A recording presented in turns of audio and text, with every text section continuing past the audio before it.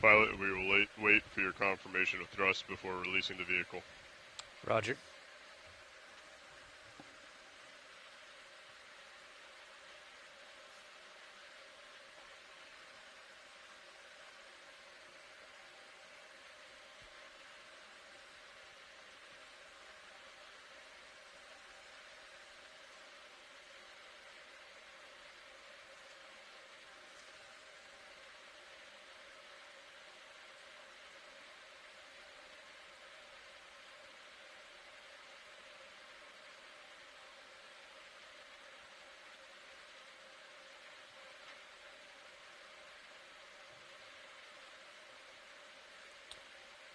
Control, pull pin. Pull the pin. Pilot, lift line is clear. Please go ahead and enable auto heading and push out. Copy.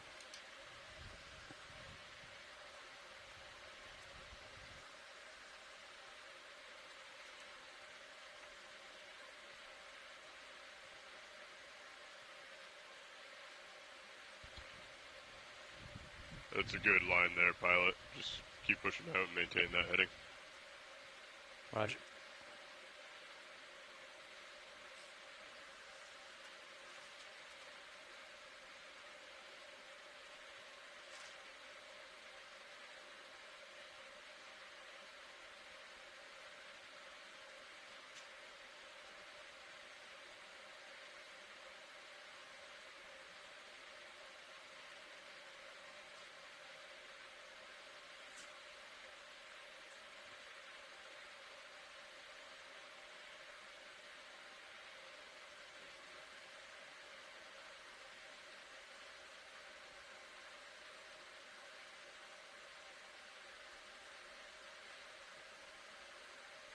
Off stick, auto head on. Good copy, pilot. That looks good. We'll bring you center line.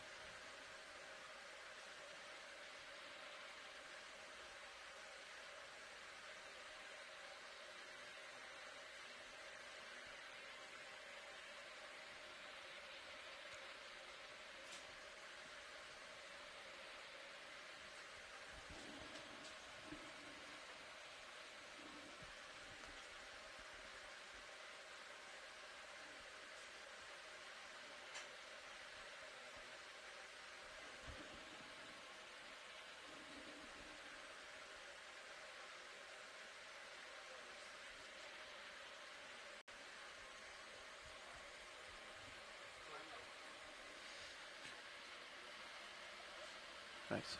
Just in case we forget.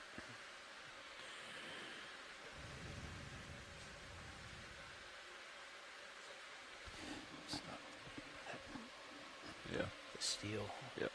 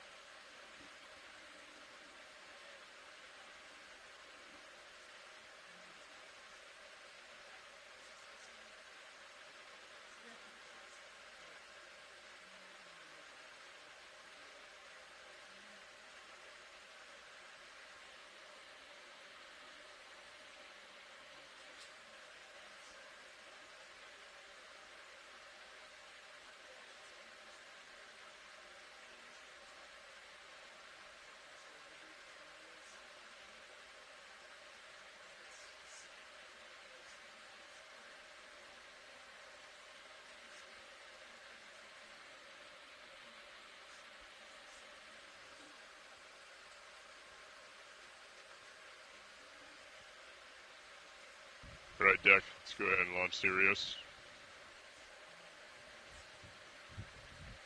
Pilot, please give us a little laugh so we can reduce the tension on the tether as Sirius comes up and over the side.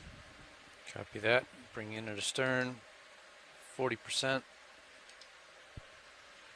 Copy that, 40%. Let me know if you go up above 60.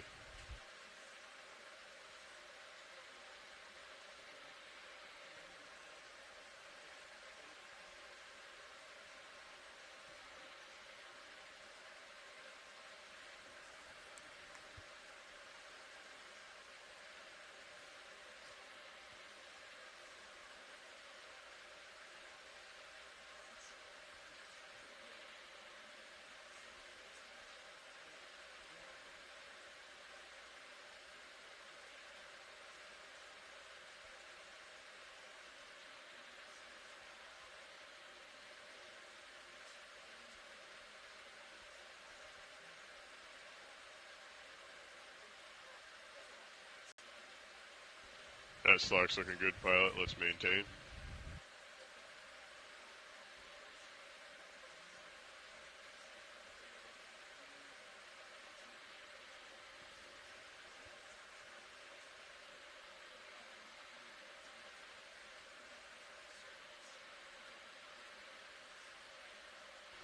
Go ahead and start easing off, pilot.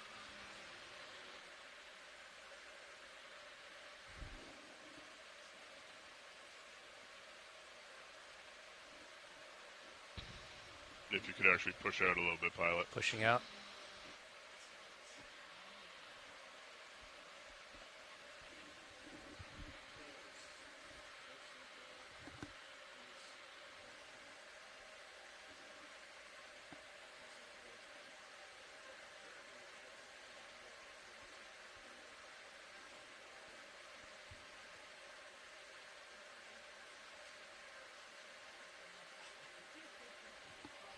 Okay, winch, 0 wraps. Pilot, 0 turns. Turn 0. Winch reset.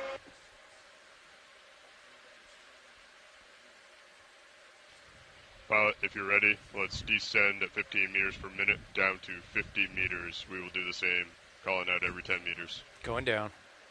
Descending.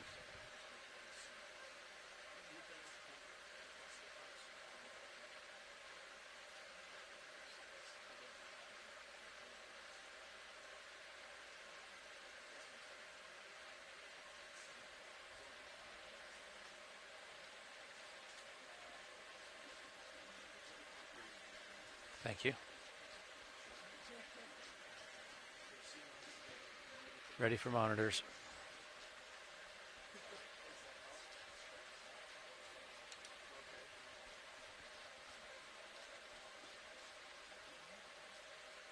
One 0 meters, wire out. 180. 18 meters. D2.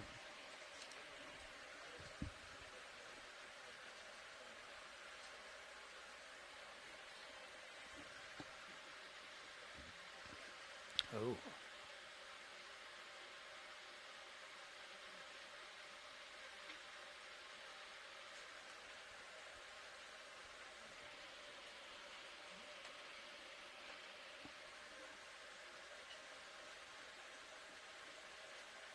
Two 0 meters, wire out. 3 meters.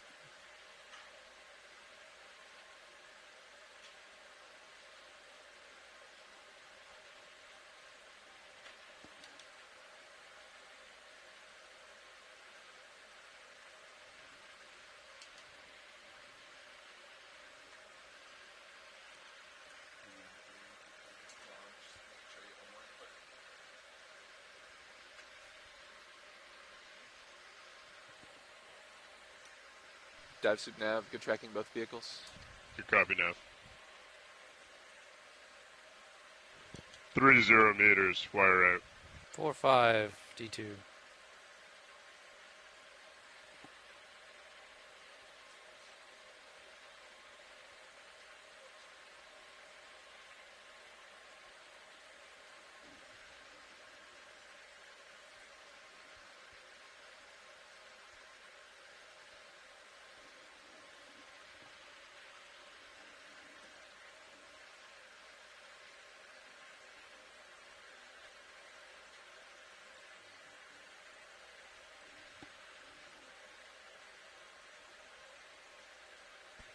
40 meters, wire out. D2 at 46.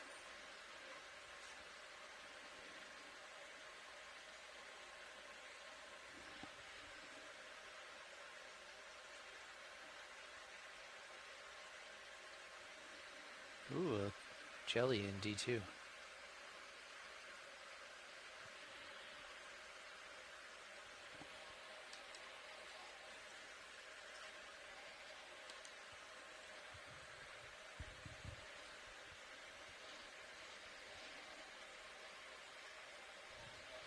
.50 meters, wire out. D2 holding 5-1. Vehicles holding 50. Co-pilot dive super. Go ahead. You ready to take control? Yeah. Winch, dive super. Go ahead. Can we pass control to the control room at this time? Control past the control room.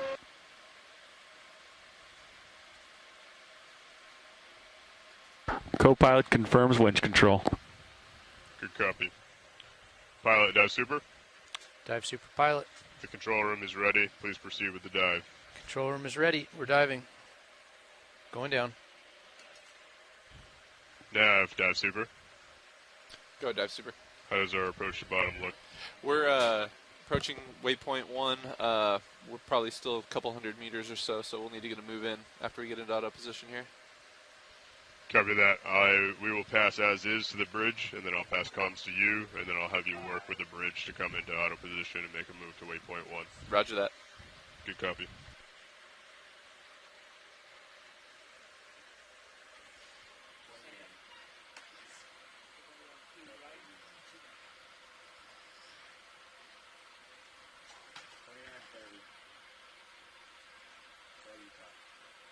Thank you.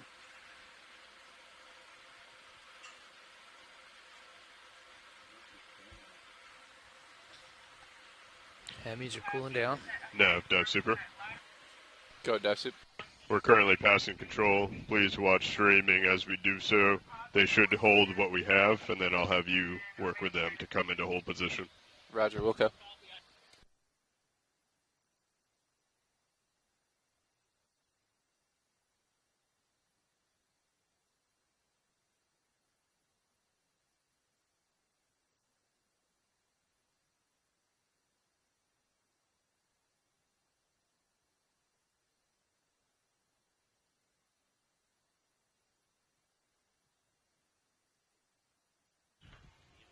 Nav, dive super. Go dive super. Bridge has good control of the ship. If you are ready, I'll pass communications to you, and I'll have you work with them. Roger that. Nav has comms. Nav has comms. Copy. Thanks. Nice launch. You as well, control room.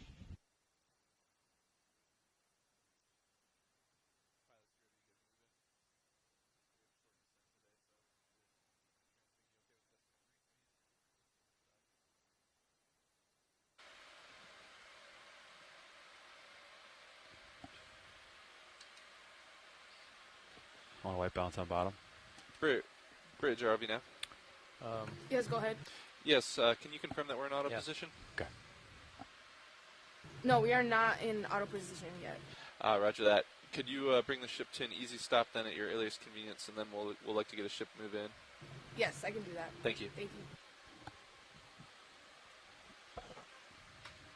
Brian, we're going to 900 meters. We're going to white balance on the bottom. Give you the most amount of time. Give you the coldest camera we can get you. Nav bridge. Go ahead, Bridge. Just wondering if we can put port prop and port rudder back again. Yes, you may engage those at this time. Thank you. All right, thanks.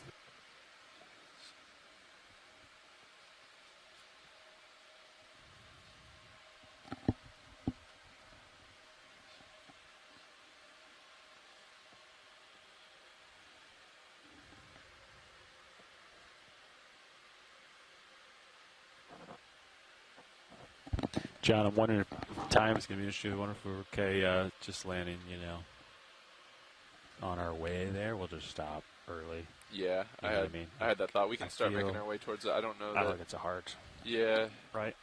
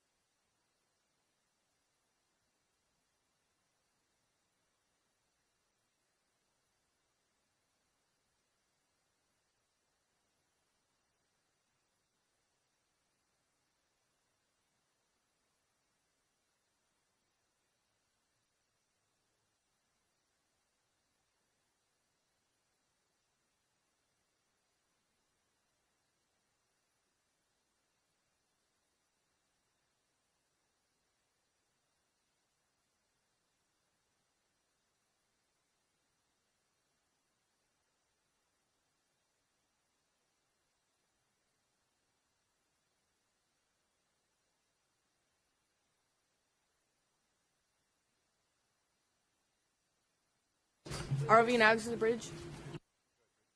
Just to let you know, we are currently in auto position, and we have the port prop and port rudder engaged. Roger that, thank you. Can you confirm the center rotation, please? Yes, it's currently on midships. Roger that. Thank you. Yes, it is. Roger that. We'd like to put in a ship move, range 210 meters, bearing 150 degrees at decimal 5 knots, please. Perfect. So we have a range of 210, a bearing of 150, and speed of 0.5 knots.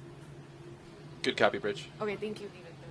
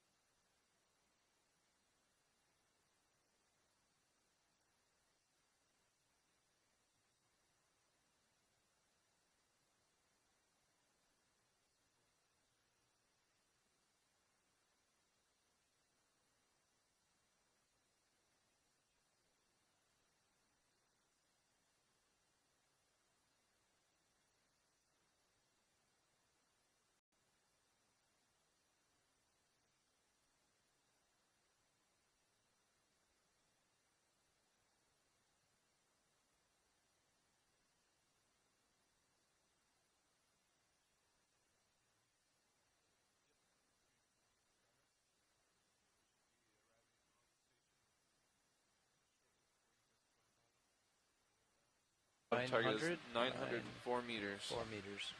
904. And yeah, pay attention to the altimeters, especially Sirius.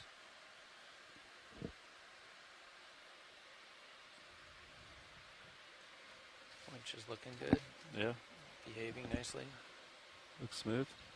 HP 2 today.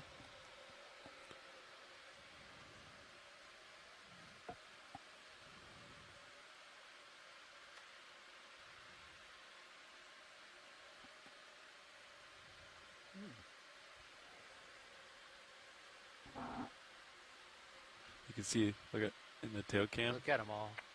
Wow. It's like a whole cluster of them. There's quite a layer here.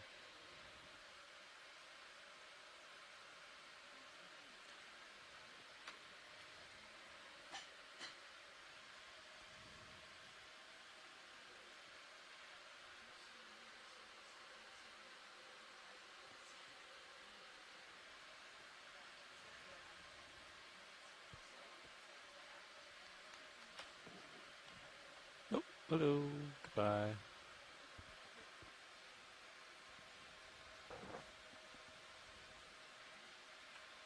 I think when we went down to 4,500 meters, our high voltage comp, the small one, the 2.5 liter, stayed at 100% all the way to 4,500 meters.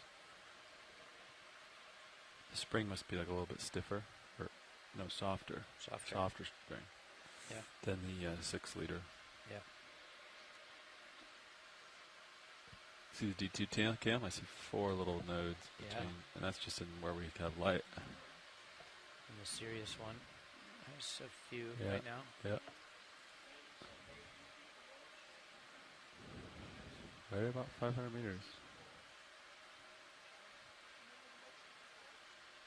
Why do they like this area?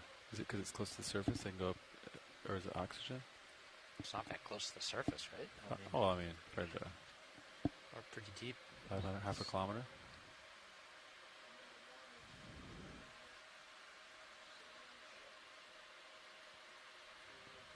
Do you ever look at an altitude sensor on an airplane, and then look down? You should do it. Why? Because it gives you a feeling for what it would be like if the water was perfectly transparent, and you can just picture a little robot down there, smaller than the size of a car, and you can see cars down there, and you look at your altitude, and you convert it to meters, and you're like, whoa, it's a long ways down there.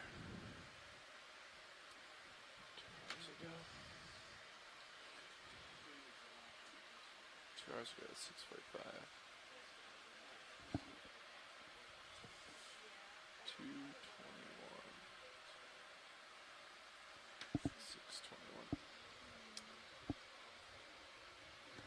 6:21. Be advised, pilots, we did get some a new bathymetry TIFF that we can put in. It looks like they stuck it in there when we were up at the drift test. If you guys want, we can change that over at some.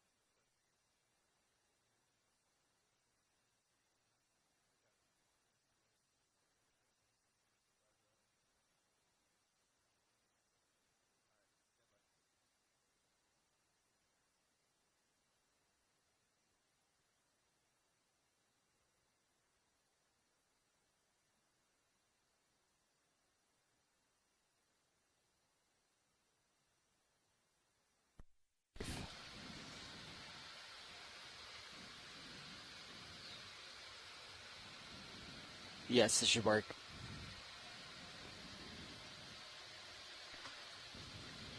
This is Okeanos video engineer Roland Bryan making a general announcement to all those on the ship and the shore.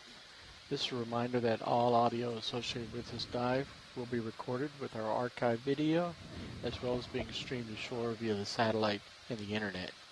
Keep that in mind as we proceed with the dive today, and enjoy the dive. Thank you. All right. Good morning from the Okeanos Explorer. We are currently descending for our third dive of this expedition, EX2306, which is the fifth expedition within our expedition series of the Seascape Alaska series. Yesterday we attempted to find a seep. While we didn't, we did see some interesting communities that were in the soft bottom on that area, just northwest of the Kodiak-Bowie Seamount. But today we're planning on diving on the Giacomini Seamount, and we're looking to go down to a depth of about 900 meters and then ascend up the ridge of the seamount and potentially, if time allows and if we don't get too distracted by sampling, kind of follow the ridgeline around and see if we can see what we can see that can tell us a little bit more about maybe the formation and the history of this seamount. My name's Sam Candio, and I'm the expedition coordinator for NOAA Ocean Exploration for this expedition. And I'll pass it over to my science leads to tell you a little bit more about where we're diving today. So with that, Jamie, would you like to talk a little bit about the geology? Sure, yeah. I'm Jamie Conrad. I'm with the U.S. Geological Survey at their Pacific Coastal and Marine Geology Science Center in Santa Cruz, California. Sam said, yeah, today's dive on the Giacomini Seamount, which is one of a chain of we believe, extinct or inactive volcanoes. It's part of the Kodiak-Bowie Seamount Chain. This is a chain of volcanoes that formed over the Bowie hotspot, which is now located just offshore Haida Gwaii in Canada. And as the Pacific Ocean crust moves over that hotspot, volcanoes form. And so we find the youngest volcanoes to the south and the oldest ones progressively moving to the north. So the oldest volcano in this chain is the Kodiak, which is about 24 million years old.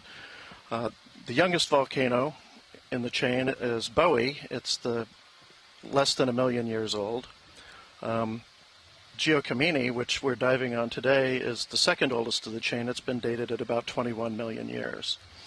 So we can expect to see today, hope to see anyway, some volcanic rocks associated with this volcano as we move up the side, and hopefully we get up on the top and explore that a little bit, and we're really not too sure what we'll see. We might find rocks, we might find a little bit of sedimentation, so it's going to be interesting.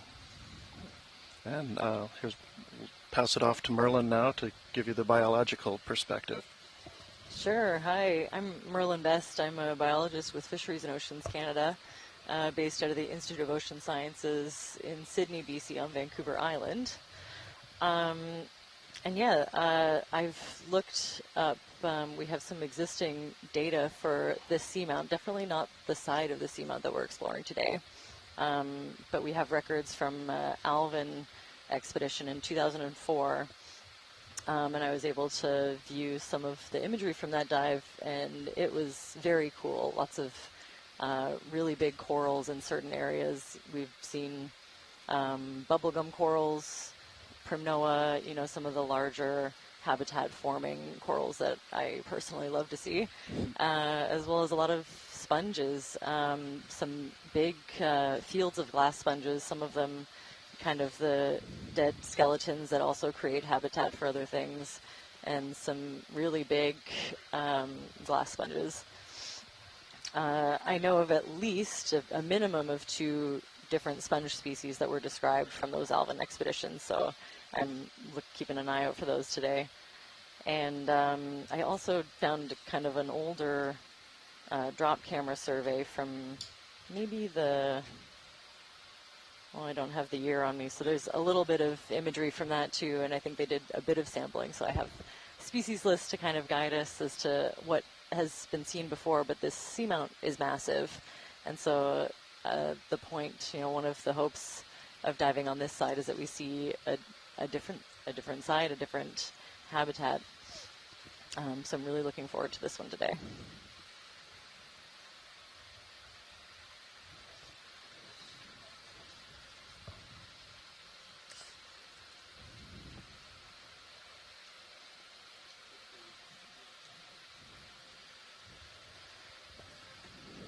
Excellent, thank you.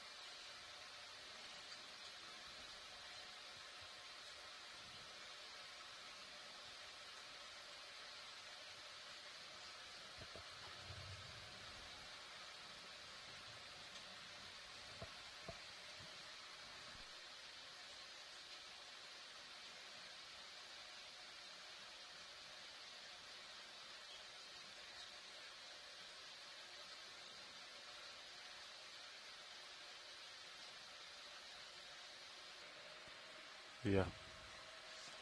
You can see how the tether's going once we get there. If I don't spin right, he's going to be upset with me, so I better do what he says. Yeah.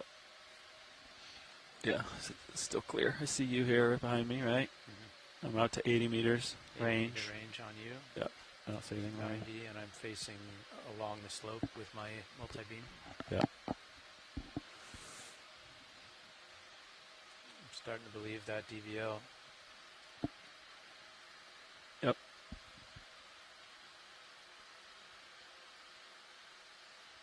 Starting to get pretty solid. Yeah, the sum is pretty close, right? Yeah. Yeah, it tickled it as much as like 170 or so. Okay. Which pretty good for a 600. Yeah. At what when do you want me to stop? Let's make sure we got at least 30 meter altitude on D2. Okay. Just to let me maneuver and white balance and approach the slope.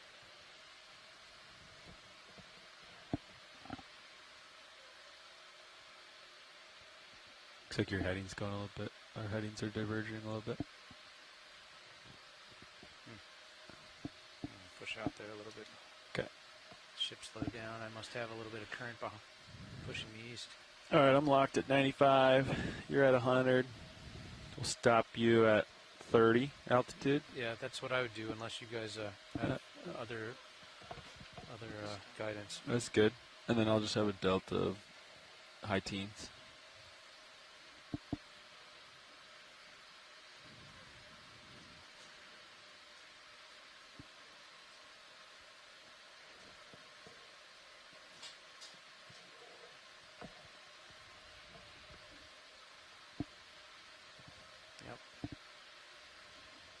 Back up, spin right, get underneath you, push toward the slope, get in marching configuration and hold. Do the arm thing and then approach bottom together. Okay.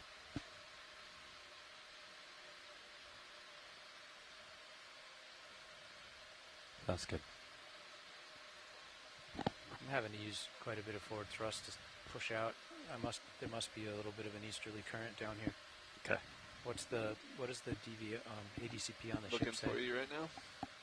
We only go down to about 700 meters or so, but it does show a strong, well, not strong, but non-negligible current to the southwest.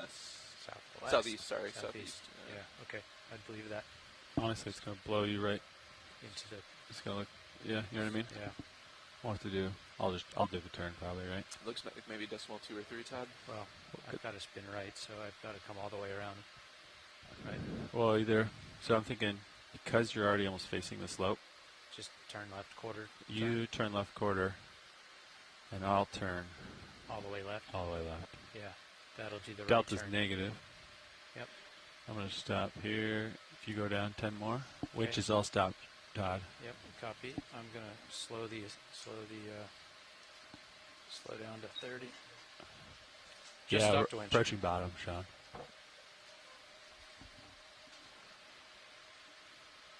Going in auto head. Your altitude's jumping around quite a bit. But there's 30, Delta 5. I'm going to hold depth there. I'm going to punch in my auto heading. Okay. Auto heading engaged. All right, I'm just going to ease back towards you. We got a nice solid, well, we'll haul in. Haul in a little bit, yeah. Yeah, creating Delta. And as I back up, I'll go into deeper water. I see you in Titan. I do have a pretty good return port side at a 25-meter range. Yeah. On my, but I'm tilted down quite a bit, so that's below us. Okay, Todd, I got a Delta 16. Is that good enough for you, or you want more? 16 is good. I'm backing up and spinning left a little bit. I see you in Titan. Matching reciprocal heads. Rotator is maxed out on the Zeus. You're a little off to my port. I see. Or my, starboard. If you wanted to push starboard, you could get closer to my center line. There you are. Yeah. All right, Okay, you spin. You spin. You want me to turn port? Yeah.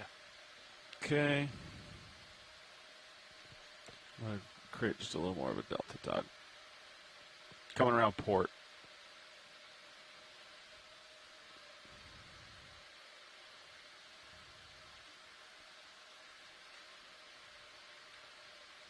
You're down here. There you are. Yep. What do you want to line up on? What heading? You want to do a strike for us? Yes, sir. Nav is going to tell us. You're off to my port. You want to start Strike with to that? waypoint 2 is 230. You got your HD down? Yep, I know. I got it. I'm just walking over slowly. Okay. And pushing forward.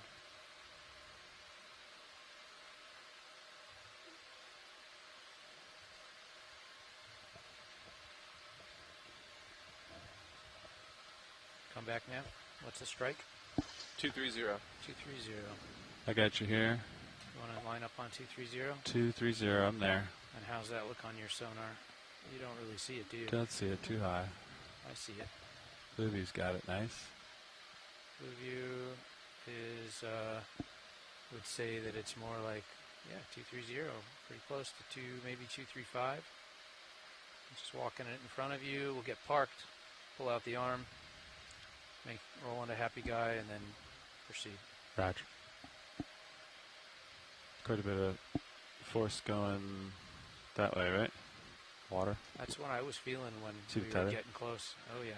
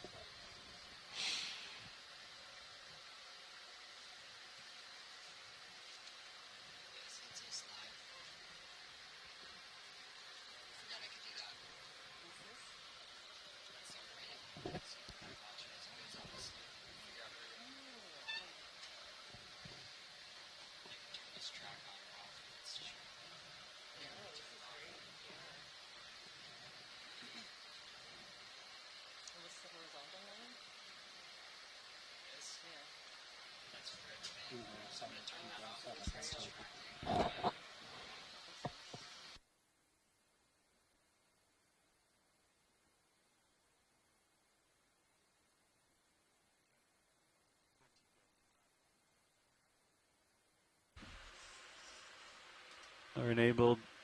That's 1,000 RPM. Are you planning to use the Teach Play pilot? No. Manual, copy.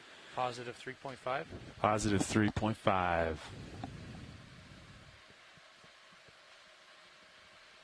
Okay, arm live.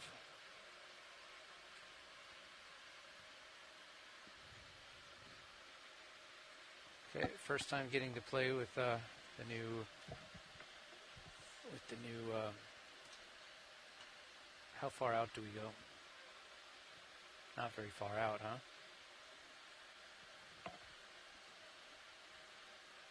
You got the, there it is. Looking on it. Is that about it, or do we bring it closer or farther from the vehicle? It's got to go a little bit up, but that's pretty good. If you want to bring the mini You can Zeus zoom in so you can see normal where to the you're at. vehicle, Go ahead. you can roll. kind of get an idea. Oh, you're really close, Todd. Just got to come up a little bit. There you go, Todd, so you can see the chip chart there in mini Zeus. Copy. Okay. Come back a little bit, Roland. Come back a little bit.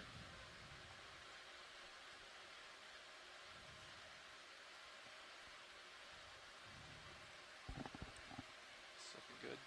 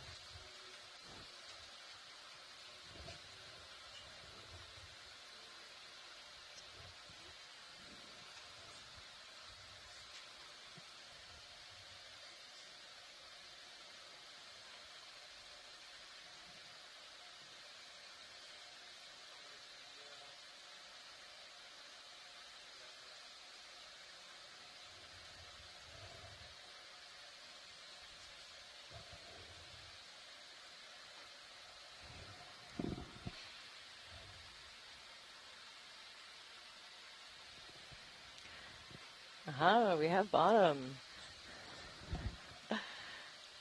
Okay, so this is, yeah, I'm seeing some of the rocky substrate that I was hoping to see when we landed. Sorry, welcome everyone. If you're just joining us, we've just touched bottom on Giacomini Seamount, and we'll be making our way up towards the peak of it today.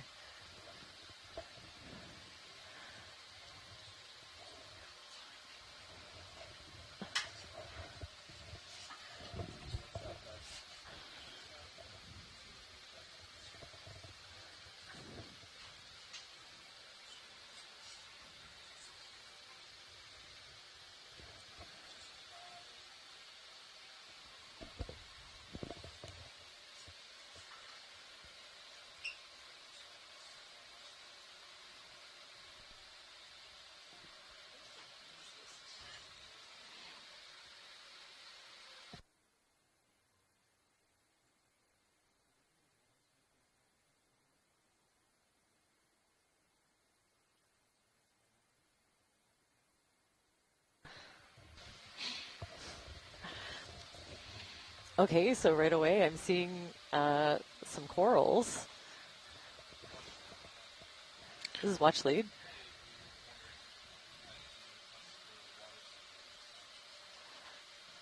You know what? Yeah, I mean, this is an interesting community right away. So yeah, let's fire the first Niskin bottle if you don't mind. Thank you.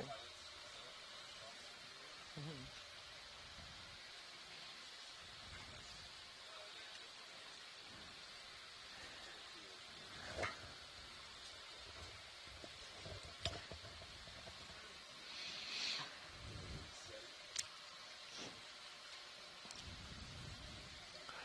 And I see lots of representative rocks.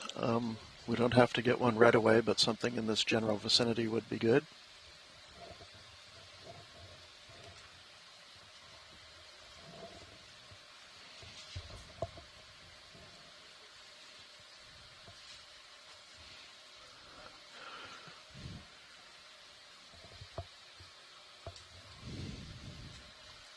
Looks like we're looking at something at kind of akin to a talus pile. That might be what this little ridge is that we're on, is kind of a pile of loose rock that's tumbling down the hill slowly. Mostly looks to be the same kind of thing, which we'll guess from here is volcanic, basaltic probably. Yeah, so these are pretty familiar to me. I feel like they remind me of other seamounts in the area. Mm-hmm. Mm-hmm. And I'm thrilled to see this one. This is a bamboo coral. One of the associated type specimens was a sample from here. This is Isidella tentaculum, and it gets its name tentaculum from those long sweeper tentacles at the base of the coral. Not all corals have those, and it's kind of an identifying feature of this one. I've seen it quite a bit, although sparsely, on some of the other dives that I've done. And yeah, I'd love to get a nice zoom of this one. So it's one of the bamboo corals, which we've seen a few of, but I would say this is one of the larger species that we see.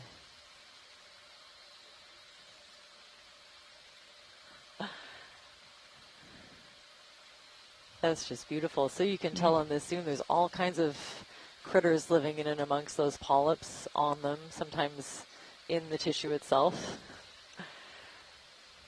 That's why they refer to corals as ecosystem engineers. They're habitat for, individual corals can be habitat for hundreds or even thousands of different organisms.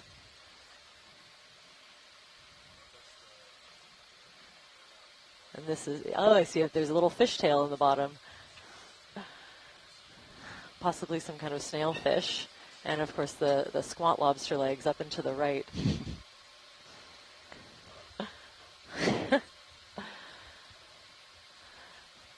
So you can imagine in the vastness of the seafloor that anything that provides a little bit of extra complexity and relief is a welcome hiding place for smaller critters. And then I think bonus points if it's elevated in the water column a little bit and you get access to all of the food and the the fresh water coming in,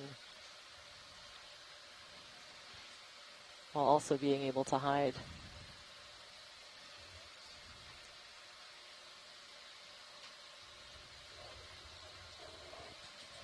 Either way is fine. I would say toe. This subject's big enough, it's not hard to frame on the still, right? So up, Full down, screen. full screen, copy. Lasers on. And you can see to the left yet. that other Bridge, ROV nav. individual with getting the full screen. Hey, super long Bridge, just tentacles. wanted to advise you Tilt that the down. vehicles are on bottom at this time. Yeah. Wanted to verify that center of rotation can be set to A-frame, and then brief on a bailout plan when ready. Hold that shot. There's a pretty good current here. Yeah, I see Great, that. thank you. Could we set back bailout video? to due east at this time? Yeah, I What'd think you a lot say? of these corals Couldn't really hear you. benefit from a fairly high current environment to bring Yes, that food we'd like in to set the and bailout to due bring east, any please. waste Look out. down at the lower section. 90. The streamers. Would say it's probably enough of a current that Bailout keep of the 090 rocks degrees. from getting covered in sediment, as it Good copy. doesn't really get a chance to settle down in there except in very thin layers that maybe we're looking at right here. Right. Oh, so this is a fantastic zoom of these sweeper tentacles. And you can see, I believe their function Flags are is a still on, defensive 50%. mechanism to keep A little bit more right. critters that might be predatory to the coral tissue from crawling up. These will all have nematocysts, so those stinging cells like you have in jellyfish, and they should act as a protective mechanism. Taking the Ox one back for a second.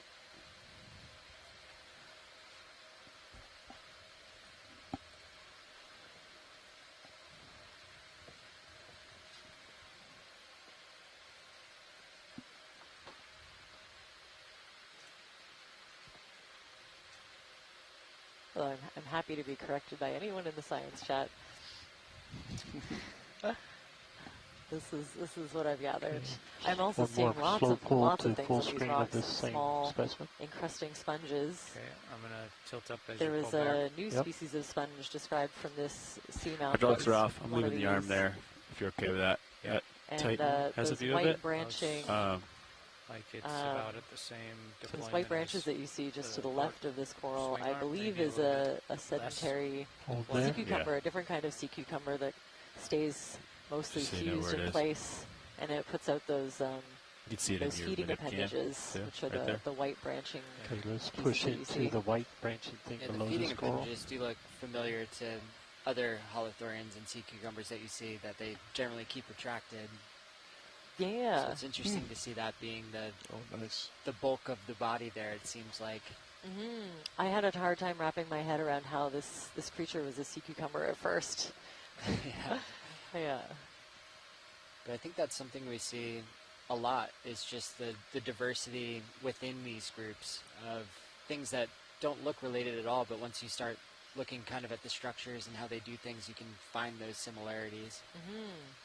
Yeah, I probably would have gone with anemone at first. I'm sure that's what I thought. But this is, I believe, this species is soulless. So partial. Sea cucumber. Definitely And Nidarian. Right? It looks very anemone-y. Yeah, Going yeah. to the central disc. And then some beautiful, these are Dema sponges, I'm pretty sure, also attached to the rock around it, which are a different class from the sort of the big, intricate glass sponges that we've been seeing.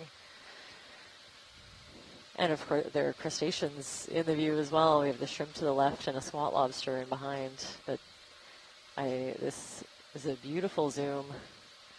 What about that mat-looking thing up in the upper right? Is that a Yeah. algal mat? It's sort of elevated above the rocks, it looks like. Yeah, this one's kind of hard to say.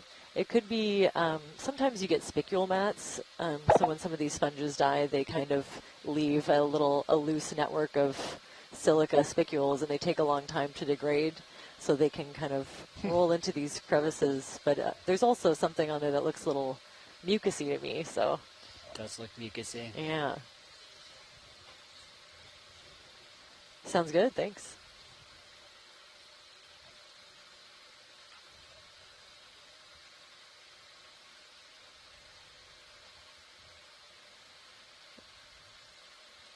I'm still blown away by the zoom on this thing, so you can go in close to something that's less than 10 centimeters and then realize that you can pan out all this way. Oh, yeah, also there's a big anemone in behind that orange organism in the background to the right is another kind of anemone with lots of tentacles.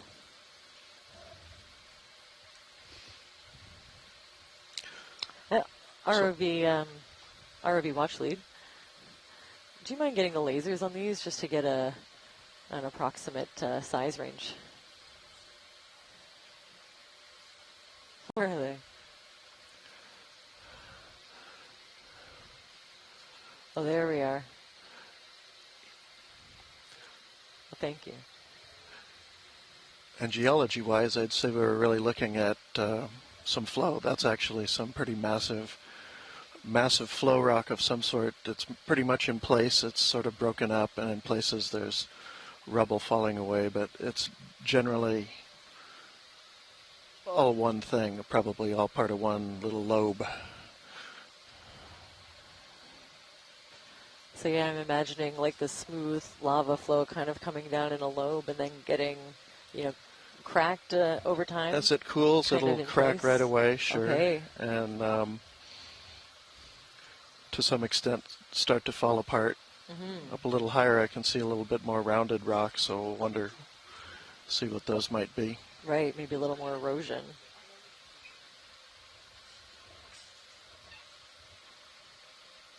This is a fantastic close-up of this anemone. I'm not familiar with this exact species. I think a lot of them are pretty understudied and even some undescribed. It wouldn't surprise me. Luckily, I'm joined by a whole team of onshore scientists, so there's always a chance that someone who's tuning in is available to, might have that expertise. I'm also very excited about the white polyps, the translucent polyps to the left. That looks like some kind of a, yes please, looks like some kind of an encrusting coral.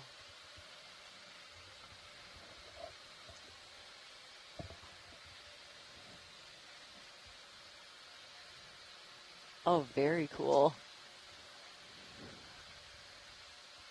So yeah, this could be one of our, I think they used to be called stoloniferous corals, and I'm not sure if that's still an accurate taxonomic group, probably not. But some of these little small corals, they can be pretty abundant, and we actually see them quite often, I think, come up in the eDNA signatures. So they are a pretty significant contribution to this ecosystem.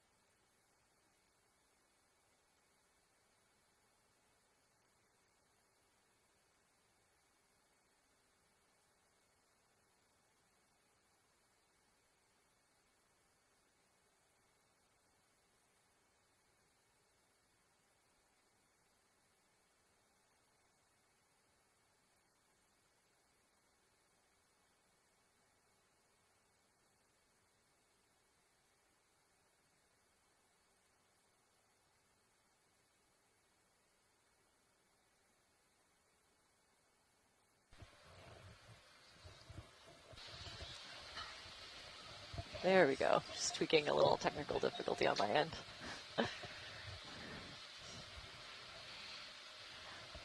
Okay, so I'm also seeing, fewer of those big corals up here, but a nice white sea star right in the middle. And also tubes of parchment worms, those kind of tube-like structures that we see that you can see on the rocks, kind of to the lower left. Those should be the home for a certain kind of a polychaete called a parchment worm. Oh, I hope they're polychaetes. And this might be a nice place to get a rock before we get too far away from this outcrop. Sure, yeah, it looks like there's lots of loose individual rocks.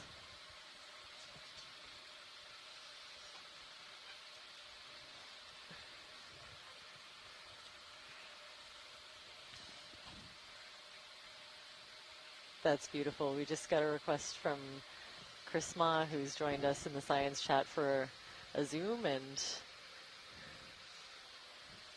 the ROV pilots read your mind. Look at this. So it's possible that the sea star is kind of in this position, kind of like like humped up in the middle, because it's feeding on something.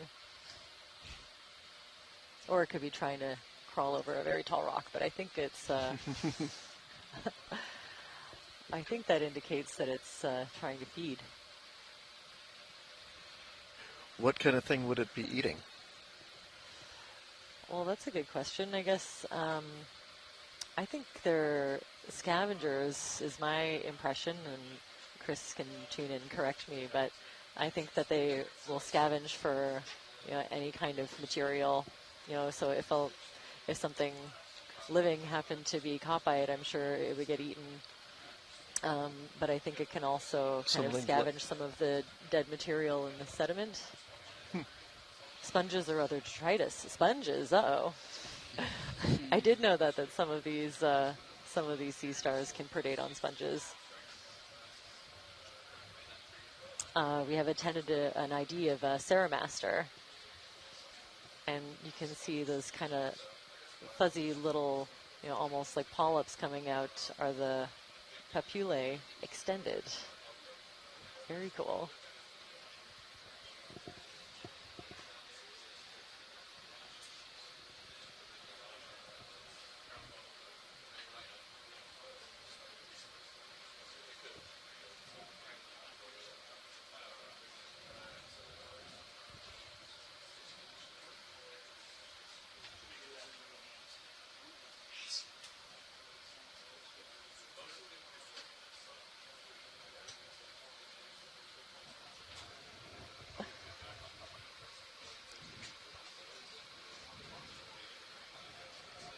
So also this is a great view. You can see the marine snow lightly falling, pretty consistently. But like Jamie said, in most of the areas that we've seen, it's the current has kind of swept it away. This is an area where it's accumulated a little bit.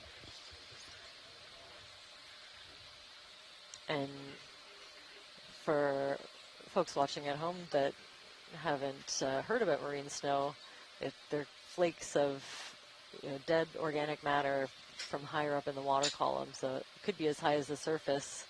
And whatever is recycled between all of that depth, can kind of stay up in the water column. But anything else will eventually make its way down here along, with all of the different critters that you see. And so it provides the main energy source that kind of fuels these complex ecosystems. And all along here in all these little crevices, you can see arms sticking out. Those orange arms are probably squat lobsters and other crustaceans, different kinds of shrimp sometimes, but yeah, seeing the smaller red, kind of at the bottom of our screen. Yeah, pilots, excuse me, yeah, Marilyn, please. I'm wondering if we could grab one of those, something over in that bottom right corner of the view right now. Yeah, I'm not hearing pilots.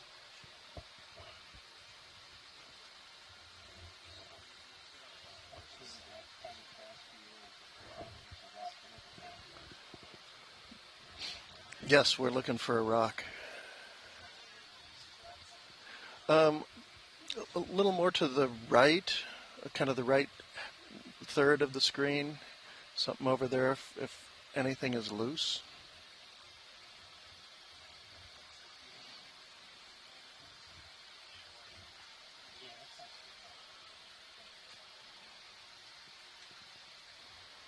So we are pausing for a rock collection. This is maybe the first time on the survey that we've seen some nice, collectible rocks. They should be fairly hard in consistency, and we can pick one in the size range that we're looking for geological analysis. Yeah, that looks good. Yeah, something like that. I wonder if we might need to move over a little more on top of it to find something that's easy to grab, or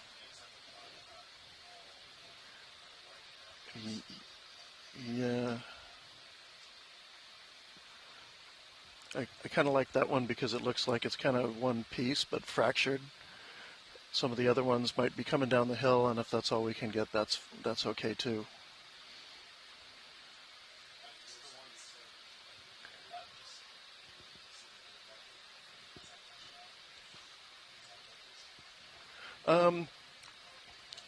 Yeah, I'm kind of interested more in the one center, just because it looks blocky and that looks like kind of an intact part of the flow. I mean, you can see that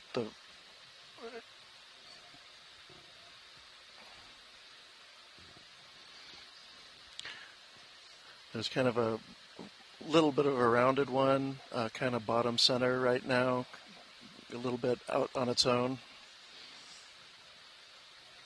in front of that bigger outcrop that's kind of right in the center of the view.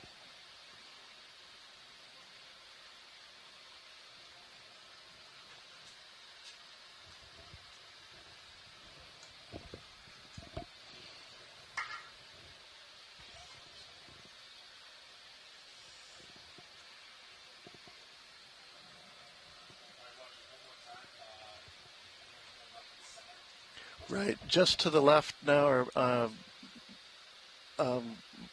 down and to the left of the lasers right now. Yeah, and so now just left, kind of right. Now a little bit upper left. You see there's sort of a rounded one kind of sitting out by its own. Now just to the left of the lasers, that first one to the left of the rock that the lasers are on. Does that look grabbable?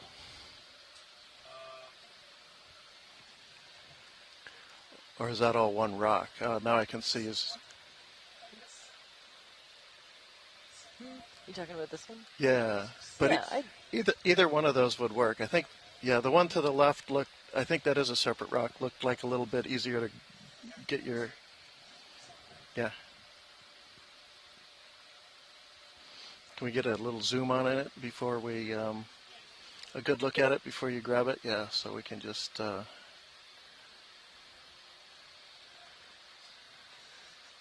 we can see some veins in it.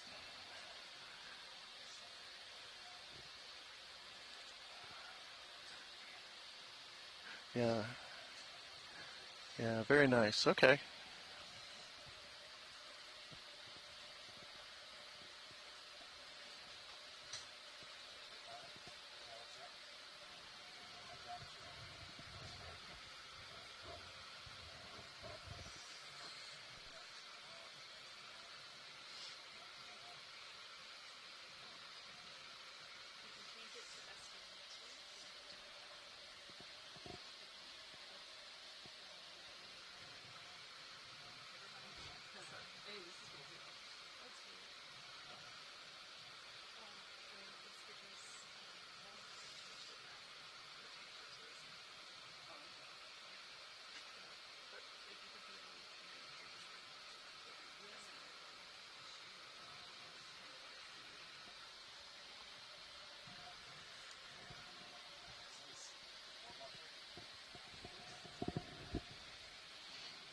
Yeah, yeah, that's great.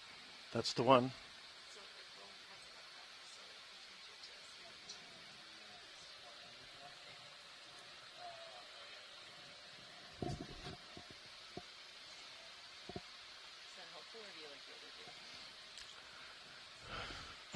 kind of like.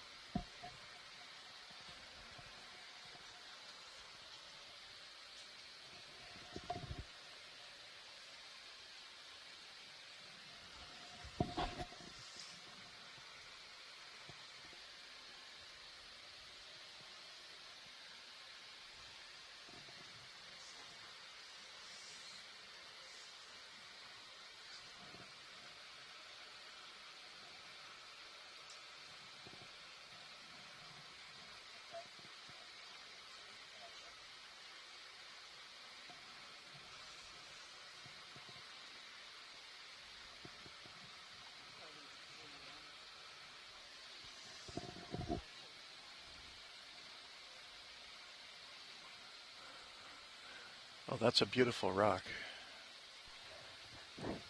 I'm happy too. We got a bonus brittle star on there.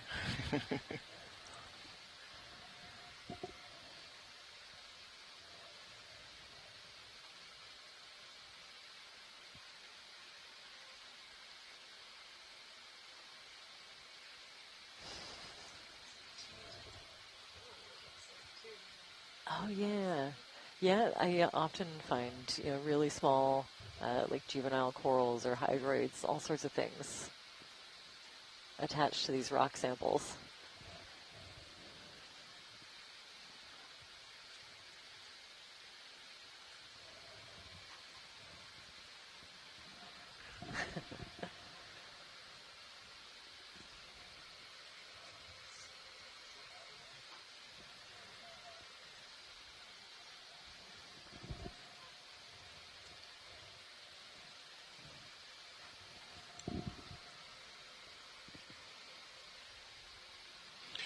So, all right, so that is sample EX2306 underscore D03 underscore 01G. I think it's 02G because we did that one water sample. Ah. Sorry. Thank you. 02G. We need our, in the port forward rock box. Yes, I'm going to grab our sample log sheet. Oh.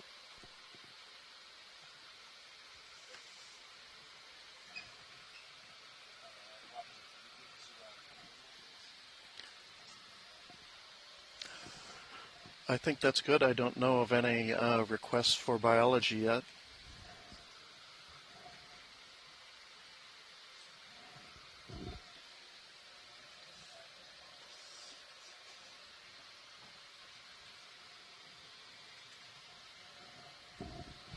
All right, very nice. Thank you.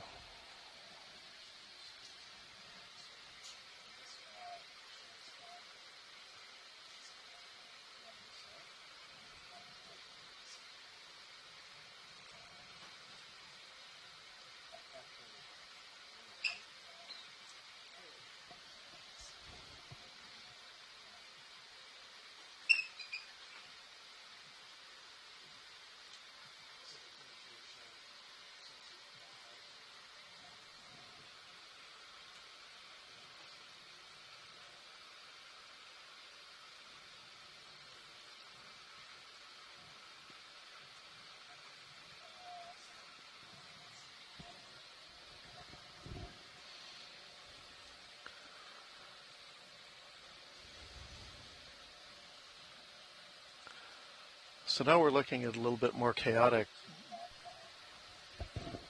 look to the rocks here. Around it and maybe even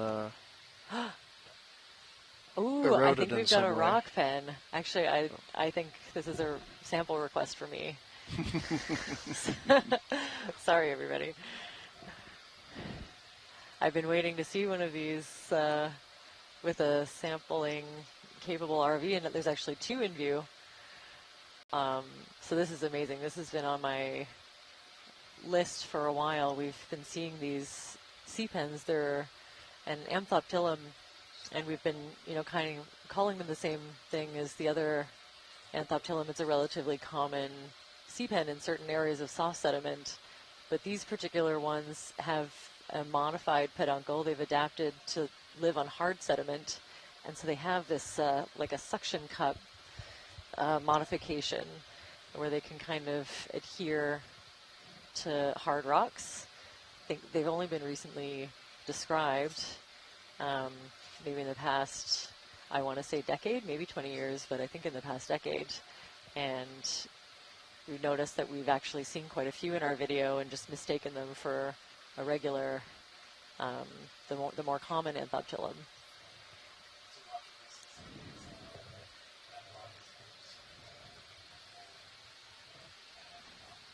Oh. That would be fantastic if you can do that. Yeah, you want to and put it in the rock box? Sure.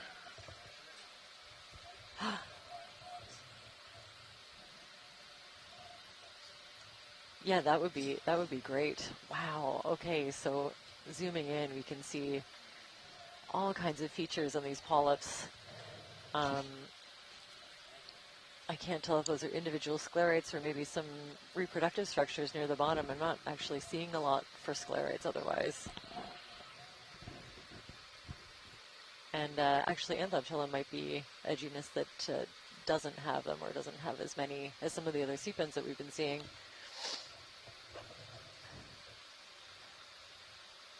But this is an amazing zoom. You can see all of those individual polyps picking out objects, some of that marine snow I was talking about from the water column.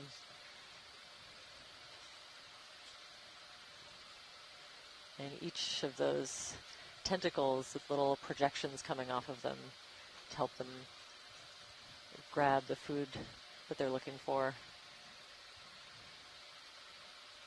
Oh, this is stunning.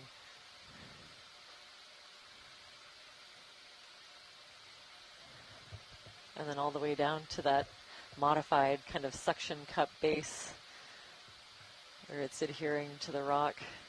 That's what makes this a rock pen.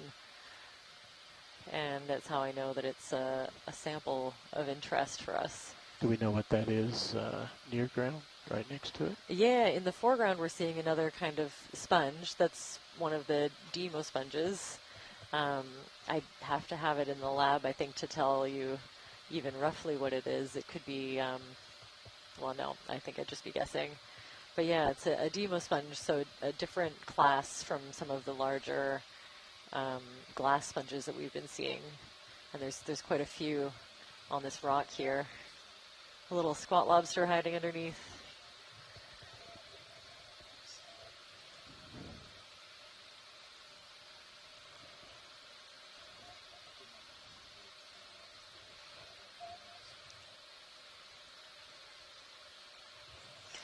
It looks like it's a little more eroded, the rock itself. It's rounded, yeah, and it's part of it's in more of a bit of a talus-y, scree-looking slope with a bunch of scattered rocks, and they are rounded, which is interesting.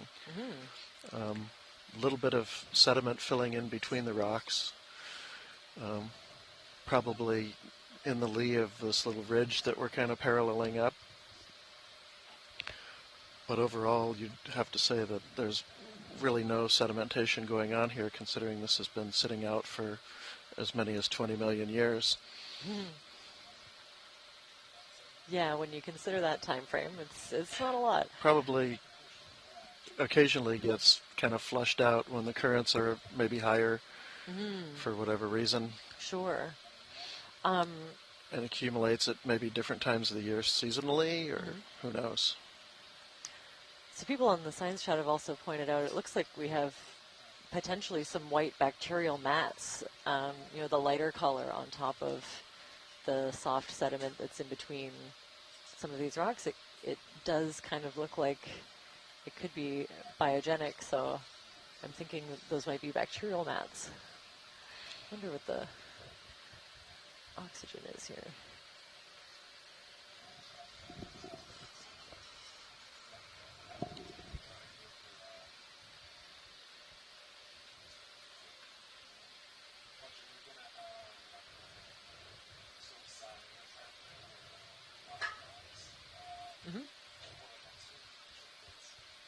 Yeah. Sounds like a good plan. Okay. Oh, thank you. Oh, okay. I get it. So we're going to do a little bit of sizing here to see if we can collect the whole rock, and if so, where we'll put it.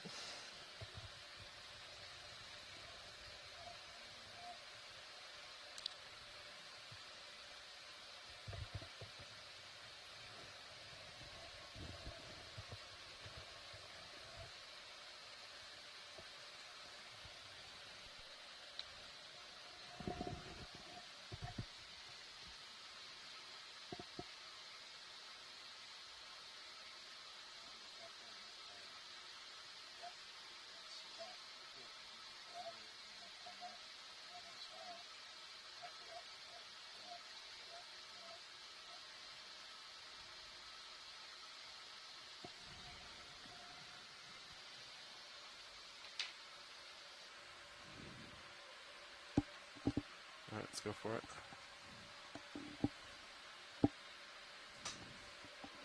Hydraulics are up?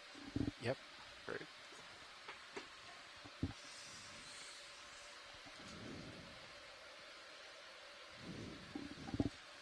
Arm coming live, 3, 2, 1. Arm is on. Good force 5. Watch these, this is Nav. Nav, go ahead. I just wanted to confirm, are we going to try to count these as two separate samples here? I was just or a wondering sample that and an myself. associate?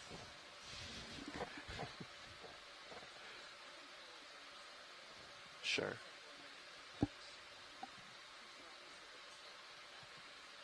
That'd be fine.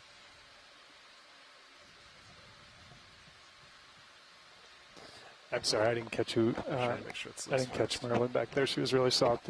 What was the decision here? Yeah, we'll count it as one. It'll be a rock sample. One plus an associate. Okay, Yes. sounds good. Okay, Thank you, watch leads.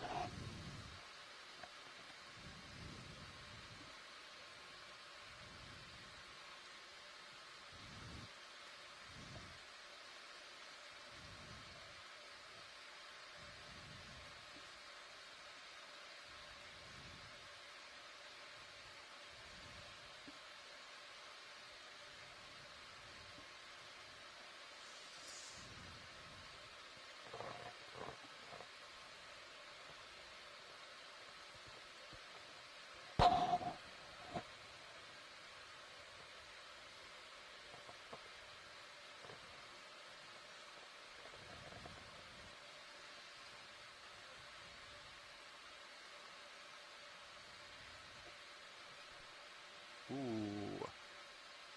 So it's knocked it loose. Stand by. We could suction it. Yeah.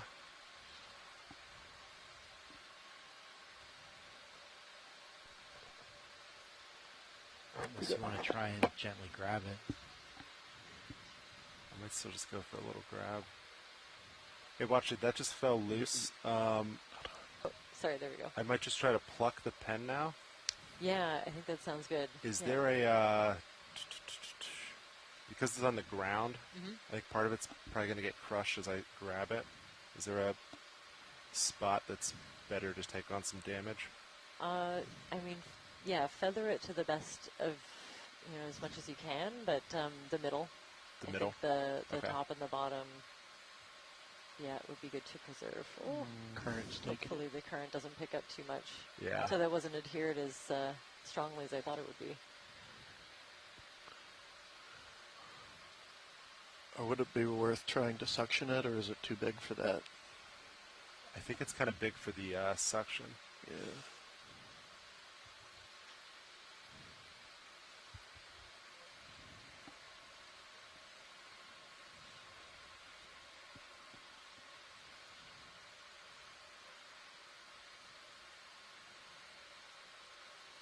Looks like it might be kind of jammed now. It'll be kind of tough to get the fingers underneath it. Yeah, it's in there. The first two.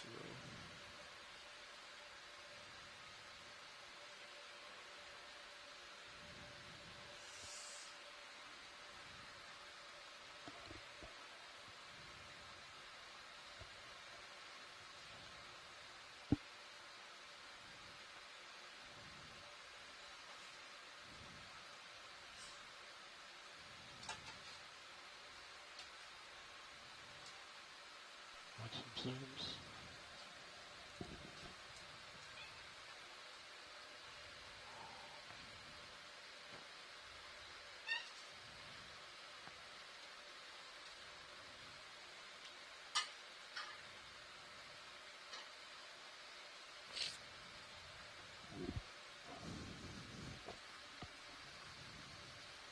Can we open drawer now? I'll try to. I think I'm going to hit, but I'll give it a shot. Copy that. Coming out.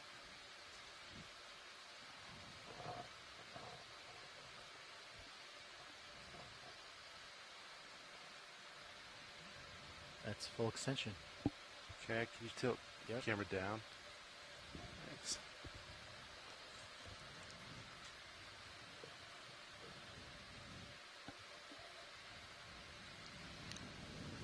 We'll make this a bio-only collection.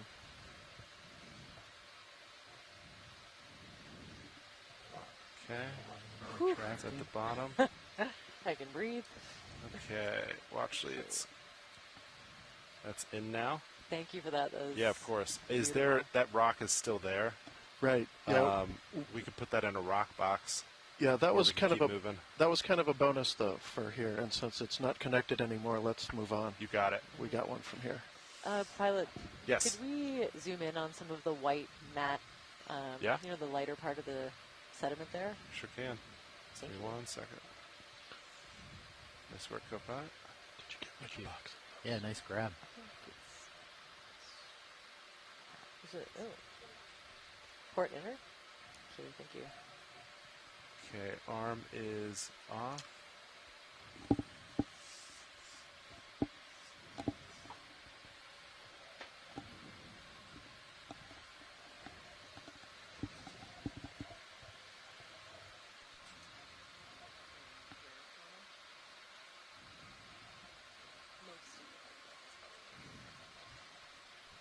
Interesting green stone directly below the lasers.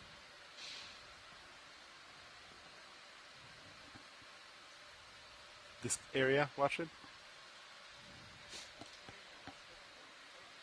Yeah, that's perfect. If you could get as tight of a zoom as we can, just to kind of see. We're wondering Copy if that. that's not a mat, like a bacterial mat. All right, Vidya, you want to come on in?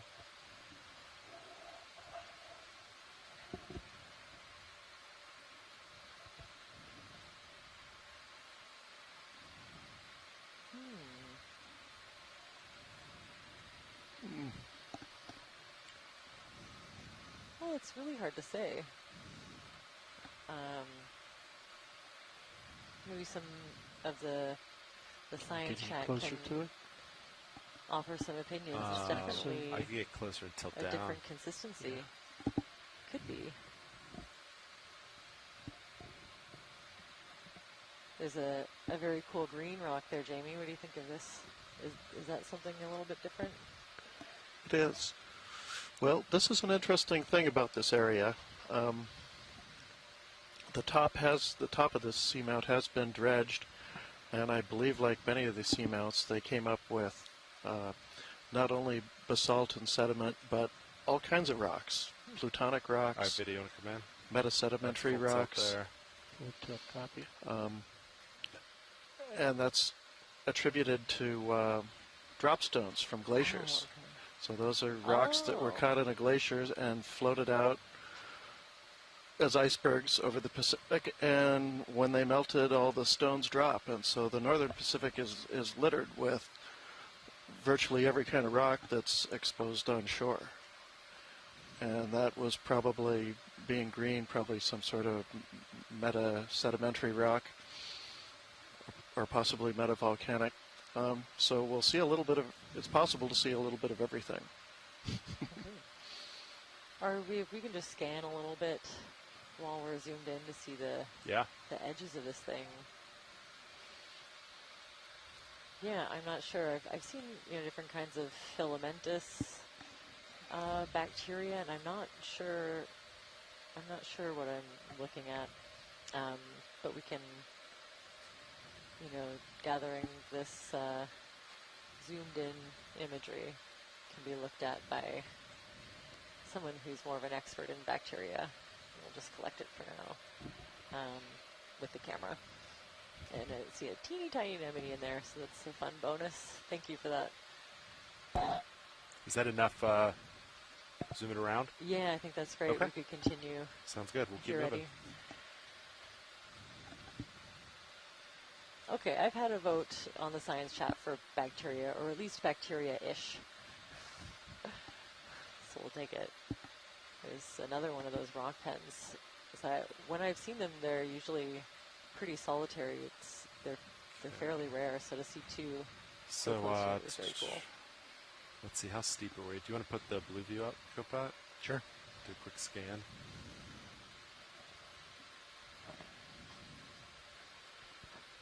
Okay, it's not too bad.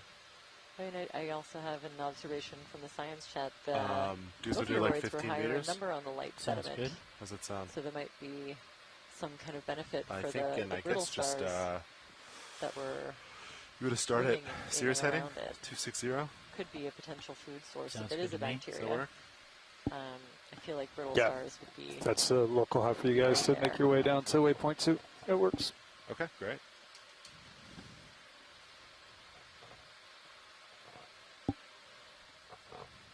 So I'm seeing more everywhere you look. You can Bridge see RV nav. two little arms sticking out.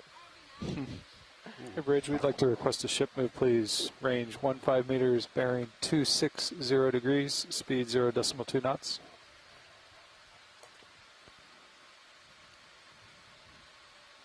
Some more of that light colored sediment, potentially more. Sure can. I'll just run it all back for you. So range 15 meters, Some bearing blocky 260 fractured degrees, outcrops. speed Looks 0.2 like knots. to the right, more or less in place.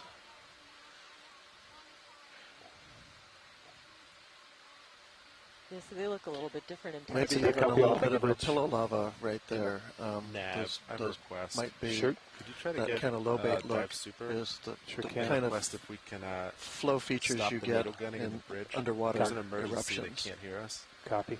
where the lava Pork comes shop. out kind Are of we down? instantly or very quickly Here, cools. got it. Hey, buddy. And those are called pillow lavas. Sean was just noting I've when I was seen talking to some the of bridge. those, Sounds like they're needle running up there, and his pillar concern is shape if we need to formations. talk Oh, to we got them in something. emergency, they can't hear us clearly. Making a bit of See if we habitat could up here. possibly stop that needle gunning while I knew there's two we're of those diving rock today. pens. Big Good copy. crabs. Oh, New we've got workshop. some crabs. Thanks, Nav. It was like like that two last of them. shift, too. Yeah.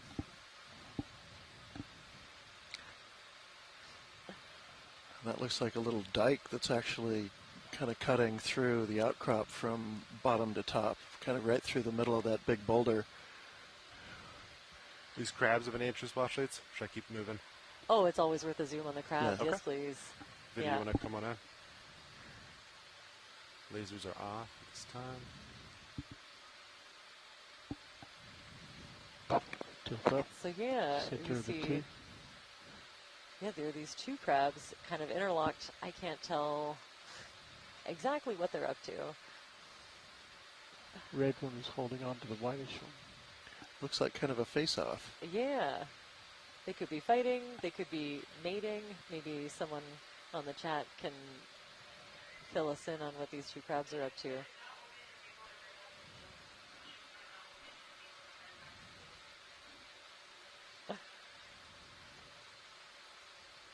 Yeah, that one's definitely got a hold on the claws of the other.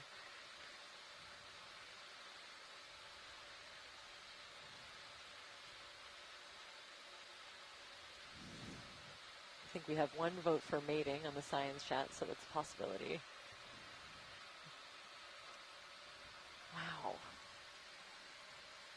see all their little feeding appendages kind of snapping at things in the water column, maybe snapping at each other. Oh, look at the texture on this shell. That's fantastic. All the little spines on the carapace and the shell and the legs. We have 2 votes for mating, so this could be a larger crab could be the male and the lighter colored crab the female, and they're just Say kind again? of Yeah, I'm just interlocked. floating in the water right now. I'm not set at all. Lots of crustaceans in this shot, actually. I'm seeing a little shrimp just below the larger crab's right foot, right leg, and squat lobster to the left. And lots of these little encrusting sponges. That's great. Thanks, RV. Sounds beautiful zoom. Yeah. It's always interesting to see. You know, it's so rare to get imagery of these deep sea crabs and creatures in their natural habitat. Seen lots of these the bamboo corals in the background Copy here. that. Feelers coming off. And a white sea cucumber. Right. And we'll just kind of explore this region a little bit. Oh, I think some of these large structures we're seeing sort of coming in from the darkness in the back are glass sponges, if not possibly the dead skeletons of one. Go ahead, Bridge. Good copy. Take a Bridge. Is that Seapan Port Enter, Sean? Yes. Yeah. Thank you. We're all stopped on the ship. Copy that.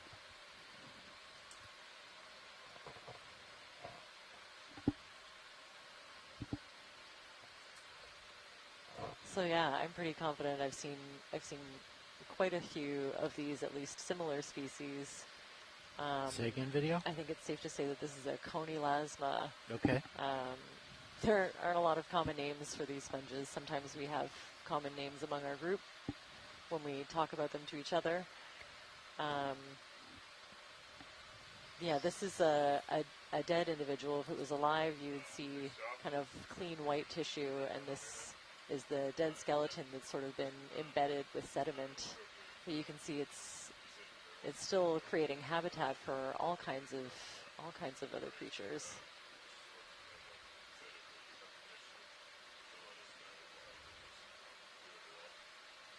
And you may have just seen our lasers pass over it. Those 2 red dots are 10 centimeters apart, so it's quite a large one. So I've seen them approach. I've seen them exceed, I think, 1 meter in diameter.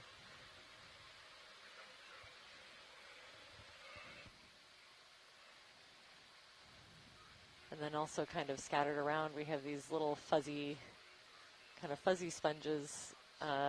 Again, there's no real common name for them because they're not commonly seen, but we call them boot sponges. So they're in the family Rosellidae. There's several different species and genera of them. Oh, I think straight ahead we have a deep sea sole. Yeah, a sole Straight of some ahead. kind, like in between the rocks, just above the lasers, slightly to the left. Yeah, lasers are almost on it now. You see the pattern there? I think so. I'll head that way. Right above the lasers. Copy that. Okay. Yeah, right there. What did I? I spent a long time looking for these. Flatfish. Yeah, so this is a flatfish. I'm pretty sure it's a deep sea sole. There's also a couple of other species, the Dover sole. Okay, lasers coming off. And we're in a different area that I normally study, but one of the deep sea flatfishes.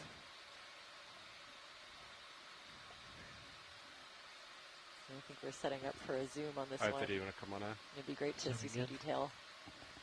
Zooming in. Actually, hold that for a second. Holding.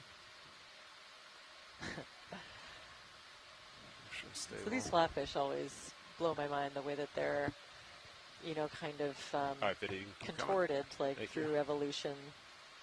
they've kind of evolved so that what we're looking at, the tops of their heads have kind of turned around. Say again. Goals just go up slope. Yeah, I think they wanted to get the top, so they wanted to try to make some tracks today if possible. But obviously, depending on how much they want to stop and look at stuff. Yeah, got it. Say eyes. Eyes. Copy.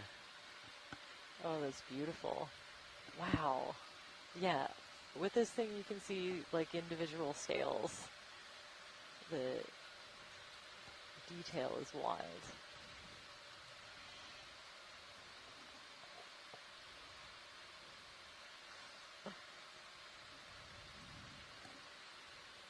And of course, we have people on the science chat tuning in and asking about the corals need a nearby. power I'll have to cycle get on a Cyril's look main as I camera. got a little distracted with this vertebrate. Pulling out on ROV. Copy that. Let me know when that's a good time for you, pilot. You could do it now while I'm stationary. Okay. Yeah. That's beautiful. And so we'll use the different, patterns. Those white splotches, I think, are kind of one of the best features that I know of to differentiate them from imagery. And yeah, actually, ROV, if you wouldn't mind zooming in on that white, kind of fuzzy encrusting coral to the upper right of the soul, that would be great. Video's clear.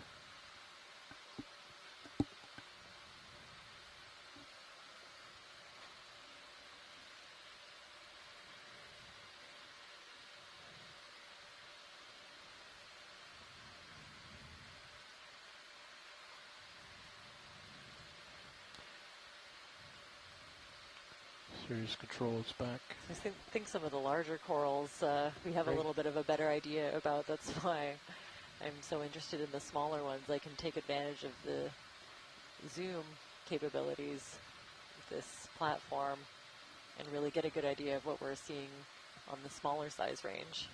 All right, Video, you want to come on in this real quick? Lasers should be on. There they are. Okay, lasers coming off. See another one of those stoloniferous corals. So you can see how there's teeny tiny versions of some of the bigger ones that we've seen. They're all connected by this, what we call a stolon at the base. It's a piece of tissue that connects each of these polyps to each other and adheres to rock.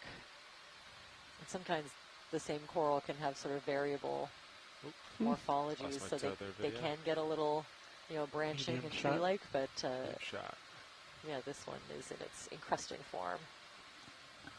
And yeah, just every inch of this rock is covered with something that looks like an old, like a base of a coral that's died, and just the basal plate and this part of the stem remain.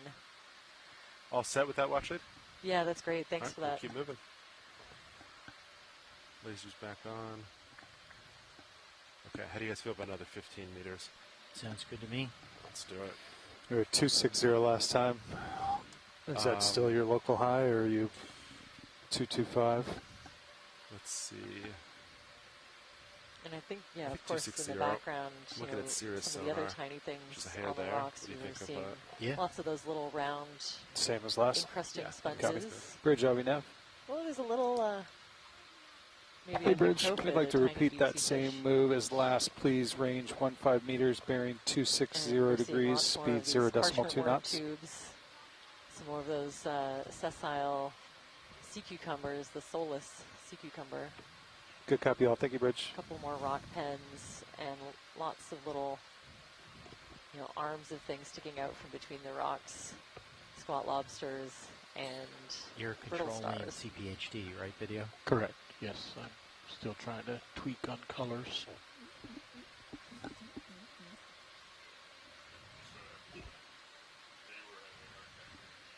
Yeah, I'm seeing lots of different kinds of sponges now. Yeah, another dead skeleton, and there's two there. There's a boot sponge and a dead skeleton beside it.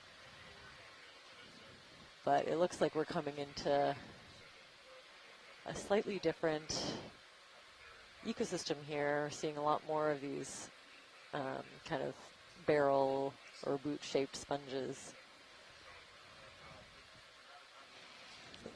Maybe we're, excuse me, a little bit more on the other side in the main of the current, where we're sort of zigzagging up this ridge. On the other side, we saw a little bit more sedimentation and even possibly bacterial mats. But the sponges like it a little better out here in the open current. Yeah, it seems that way, doesn't it? You know, the current doesn't seem maybe quite as strong. I guess it's hard to say as like the first area that we were in, where those bamboo coral super tentacles are sort of blowing in the wind. Right. Oh, this is something different. ROV, watch lead. Yes, watch it. I was wondering if we could zoom in on that orange stalked Yeah, copy that. organism. Come in center. Trying not to say thingy. Yeah, I think you got it. Copy that.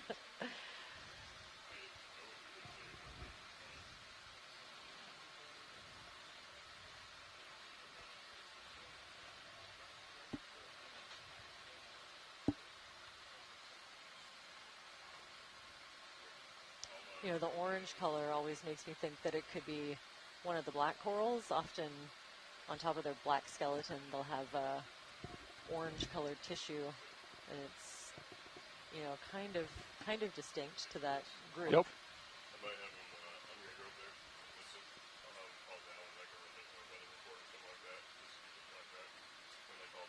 Let's see if we can get a little bit of a closer look on this one. How close can you get to it, pilot? Unbranched or sparsely branched black coral called Trying to get it. The that water I in the know background, from but it got me closer too to low, too BC. far away. Yeah, you want to go here, video? You'll often see those as Lasers kind of are a on. spiral. It's near my tilt limits. It's pretty close. Oh, okay, no, it's not a black coral. Some kind of, oh, okay. So the orange-colored polyps Looks good. kind of obscured the pinkish tissue along the stalk. I think this is a Swiftia. Let's go down to the lower of some portion kind. that's moving less. Copy, lower portion. Yeah, it looks like it's whipping around pretty And well Let's bring up the fog in lights. the water column. That's interesting. I wouldn't have expected the It's still the showing the stalk to be polyps. That's good, that Andy. color. Thank you. Still Perfect. shows some polyps. You got it. Kind of threw me off. Kind of like It that? looks more like A little more. A little more polyps? what you would think of for a black coral. Is this it? But you can see Got it. the way that the polyps are. Okay, now yeah, it's an slowly octocoral of some pan kind. up the I'd stalk say to the, all the Swiftia way is to my the best tip bet. slowly, or as slowly as you can.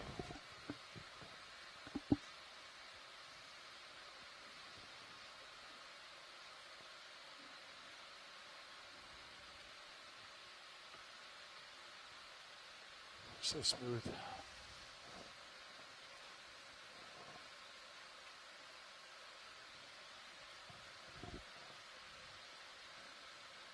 Okay, so you can see the like orange-colored polyps coming out of the pink tissue along the axis of this one.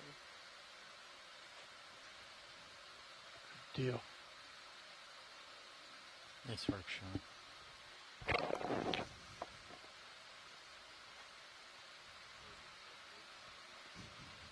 Go ahead, Bridge. And there's quite a bit of current. This is an excellent zoom.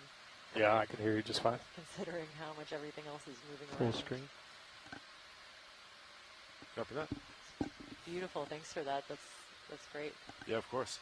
Diagonal upper left corner to lower right corner.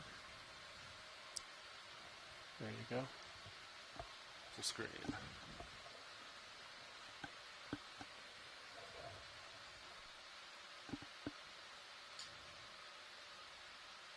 Hold that for a few seconds. Yep, hold it.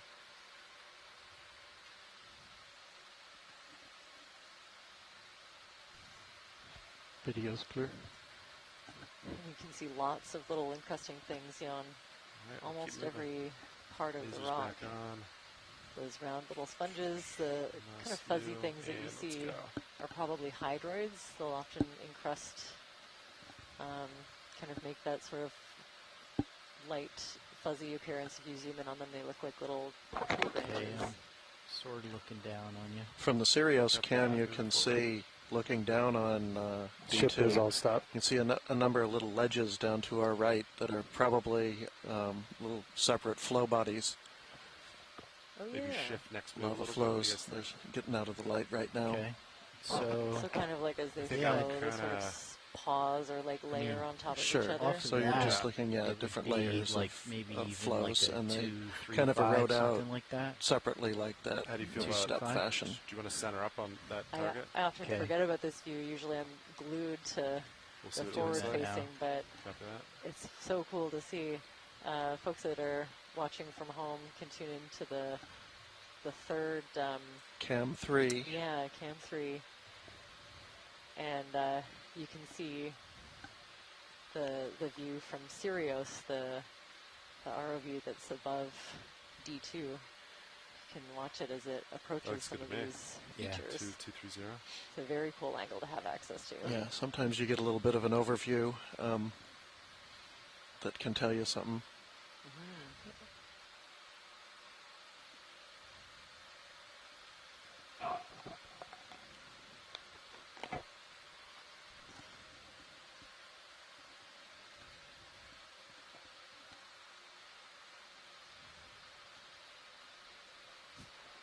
Go ahead, Bridge.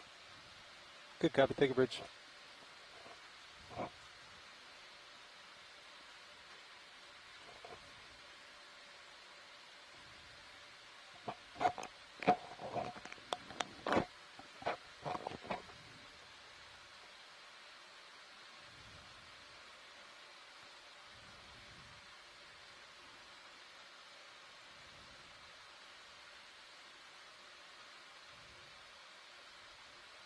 pink coral upper left of lasers, almost left center screen.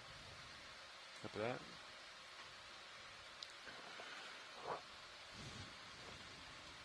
Now we're getting nice exposure here of the lava flows, basaltic probably flows. When did that move in? A few minutes ago. A few minutes ago. That are not covered by very much sediment like due another to one?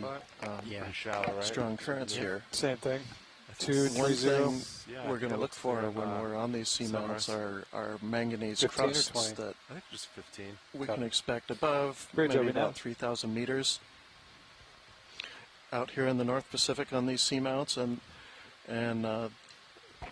because of the good rock exposure, they Bridge over can now. form. They don't form in areas with high sedimentation rates. Hey, Bridge. I'd like to The request another deposition of shipment, these please. crusts is more on Range the 1 order 5 of meters, a bearing millimeter, 230 degrees, maybe as much speed as 0 5 or 6 decimal 2 knots. millimeters per million years. So we might be able to spot them in this That's a area. good copy, but Bridge. You're really they're gonna soft, be very though. thin. They are of interest because they, in addition to they're primarily made of iron and magnesium, but Yeah, they I also can hear you carry in the minor background amounts with Chip of other talking, but it's not metals clear. that are important, such as Yeah, there we go. cobalt, Loud and clear. Thank you, Bridge. nickel, copper, and some rare earth elements. Fish. I think maybe even we have to come a little bit farther south, because you're like centered up on the, I feel like the slope Snap right on it, now. if you can. I hear you, Copilot. Yeah, that sounds good to me. Maybe on the next move. Some very angular looking rock fragments here, kind of Lasers on. a little bit different compared to what we saw just a little bit deal. down the hill where things were a little more rounded off. Lasers clear. Lasers clear. Okay, so it looks like we're looking at a different species of grenadier than the one that we had a nice zoom of yesterday. This one looks more like the Pacific grenadier. I know there were a few Pulling out. different Copy that. species known from the area.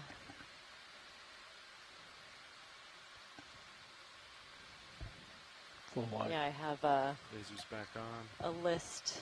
Coryphaenoides Are they still is the underway genus on name, that and move now? they have Archolepis We just and put in a new move, Pectoralis. Andy. Okay.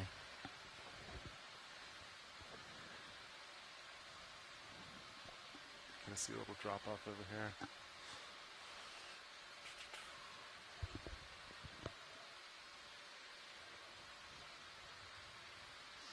Looks like they haven't put it in yet.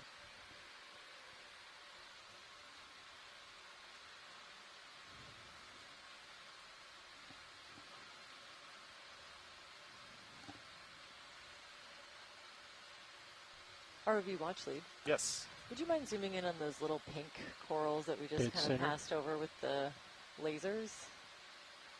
There's a red fish in between the two. Oh, we also have a little rockfish, or yeah. Copy that. Thorny head behind Is it. it center? Yes. Okay. Yeah, thanks.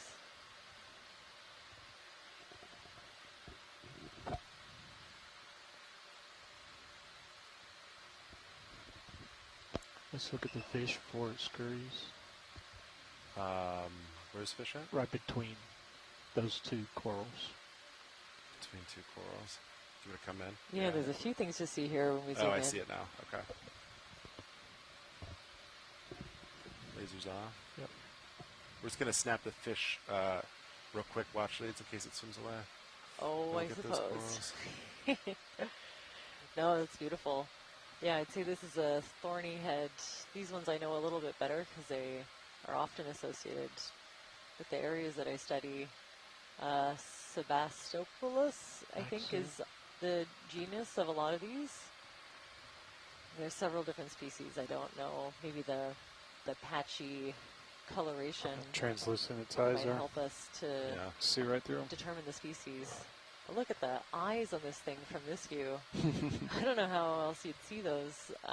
You know how big the lenses are. Okay, you can pull and go to either one of the corals. Either upper right or lower left.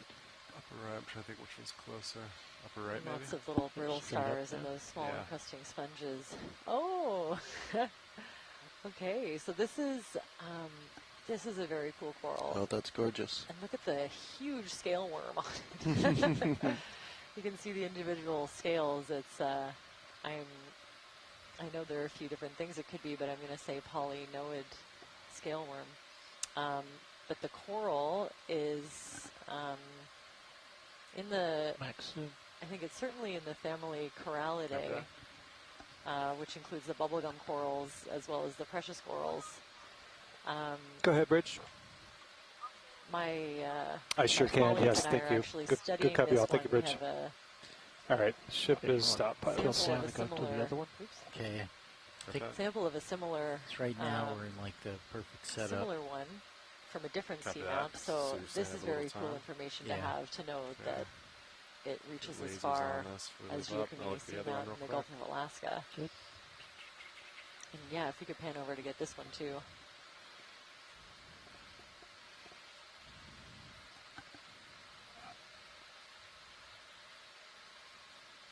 Maxim.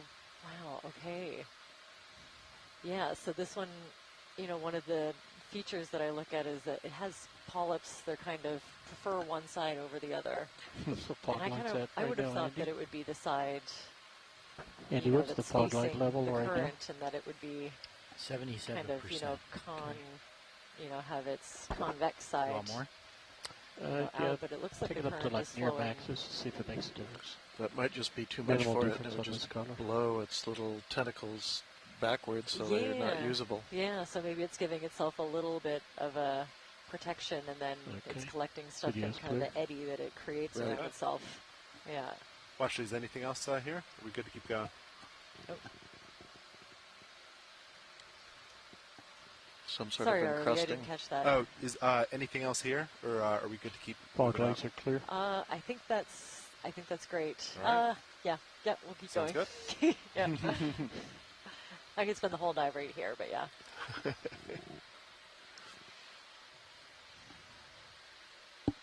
Another rock bed, and yeah, I did see. I think that's probably a really thinly encrusting sponge on that rock. Okay. The kind of patterned mat that you saw.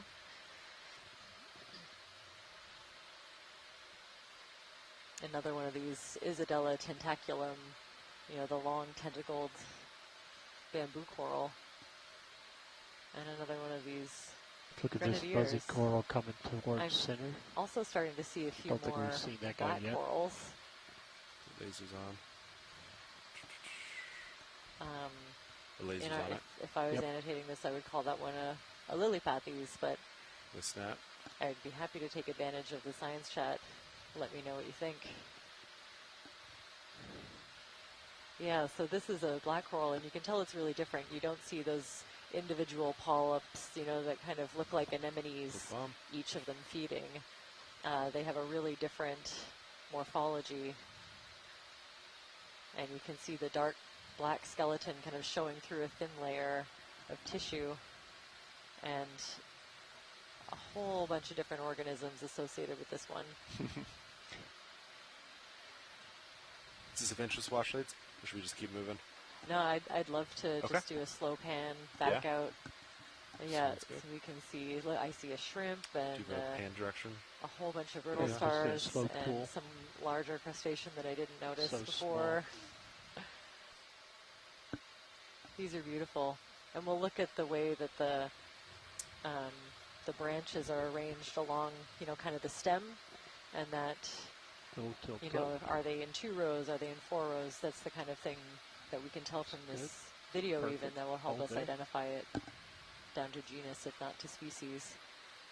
That's a good-sized crab that's hanging out up there. It's a huge one, yeah. Holding.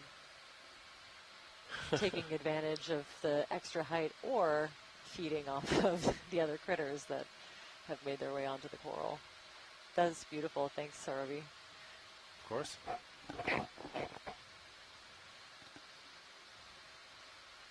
And video's clear. Copy that. We are moving. Laser's back on.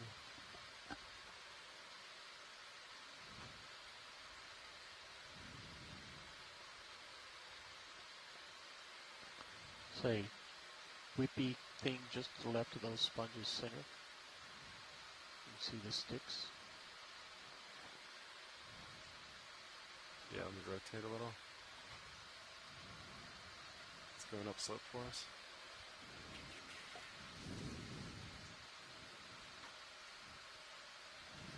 These thin items of any interest, Washlights? Dead center? Sure, yeah. We could do a snap zoom. Do a snap view? Yeah, I think this is, again, one of the Swiftias that we've seen earlier. So with the kind of orange-colored polyps and the pink stem. If I had to guess from this far away, I'd say Swiftia simplex, which just because of the sparse branching. So I think it starts out as that one, individual stick, and then it eventually will get these branches. That's great, thank you. Go full screen. Might want to keep moving up slope, Oh, Sean. we've had a request to zoom on the sea star, please. Copy that. Which sea star? Thanks I for see you. keeping us on track now. Yeah, I think we've only gone about 50 meters an hour. There's a lot of sea stars. Do you know which sea star? Let's start with the one just under the coral where we were. Copy that. You want to come back in? Thank you. Video's clear. Zooming in on lower sea star. And then if we have time, the one up above it. Just a quick zoom for a visual ID. We're getting a oh wow from Chris Moss, so it must be cool.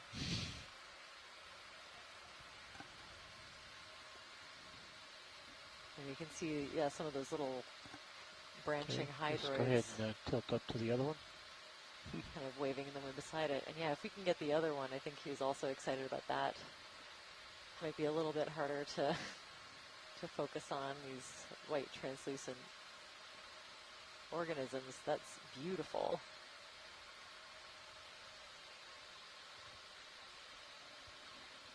Lasers on. Beautiful. Look at the texture. They're not. They are now. Oh yeah, I'm sure that we'd appreciate a measurement. Just on the screen. Teeny tiny. I think for the next move we should do like a 210. Lasers down to the bottom one. So that one we think is a terraster. It's another one of those slime stars. Bottom. Video's there. clear. All right. And this is also pretty cool as we're heading out. You have a big dead skeleton of a sponge that's been colonized by a different kind of sponge. You feel like you're centered on individuals along the outside of the cup. I think roughly centered. Okay. Based on my last pass. Because if I look, let's see. It's another sea star lower to the sponge and lots of stuff on the sponge. If you get close, they'll We're starting to get these kind of interesting chains. That's one edge, right? Yeah. kind of this linear feature. If we could stop and just look at that for a minute, kind of right in the middle of the screen feel right like now. that's centered up on it right there. Linear feature. Yeah. Well, it's Is it yeah. this? No, just to the now. It's off to the left. Off to the left. Flattish part. I It's. guess we can stay with 230. It looks like it's made of rock. Maybe that's all it is. Yeah. Let's keep going. Keep moving. Could be like a lava wave. Let's see. Well, it almost looked like So a move you talus to right cone now. or a sedimentary Pretty, like, conglomerate drop off, Yeah. drop kind of off. spilling down the All right. hill. Yep, 230 sounds good. Okay, But we'll do it's, another it's actually made up 15 more meters. of. Looks You can like see it's good made out up to of there. the same, or incorporated Copy. with the rest of the Sound good? volcanic rock. Bridge RV nav. Yep. Snap Right. on the white I mean, coral I lower can't Hey, help side. Bridge, but we'd notice like it's to also repeat that host to some same really move beautiful as last. corals. Please Is it range different, 15 that white meters, branching bearing one down there? 230 degrees, Just get speed the 0 image decimal 2 knots. Ooh, thanks, RV. I would love. How did you Laser's know clear. that I would want to zoom and just take a closer look? Good This is a copy, little all. Thank you, bit Bridge. Watch it. Sorry, there's some voices. Was there a? Did you want this? different. Yeah, please. Okay. Yep. You got it. Oh, I'm never going to say no to a zoom on a coral. All right. Video. I'm getting closer. You can start coming in. Okay. Fishing in. You got lots of time, Pilot. Copy that. Ooh, so I'm going to say a pronoid. I'm pretty sure this is a peristanella. You know, we see these in pretty high numbers in certain places. We call them fields, coral fields of peristanella. A little bouncy, settling. Yeah, I think it's safe to say.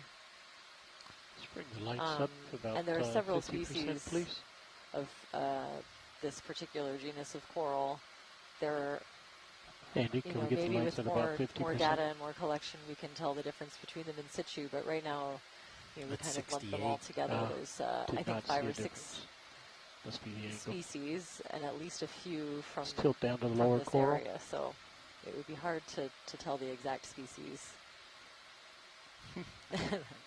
Hold there. Yeah, really big squat lobsters. That's where the light is.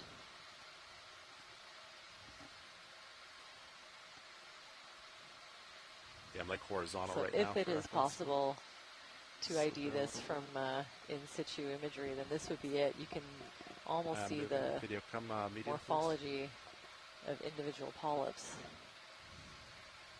Thanks for that, RV. That's great. Copy that. Lasers on again. And video's clear. Lasers and all right, we'll keep moving. Extra lights are clear. And another one of these dead sponge skeletons, I'm be kind of guessing on the species because it's dead, it's hard to tell, but it's become the host to 5 or 6 That white stuff smaller on the edge. sponges of a Looks completely interesting. different group. Oh, could we look at that stuff, the white encrusting stuff at the bottom, please? Yeah. I don't know what it is, so that makes it very cool to me.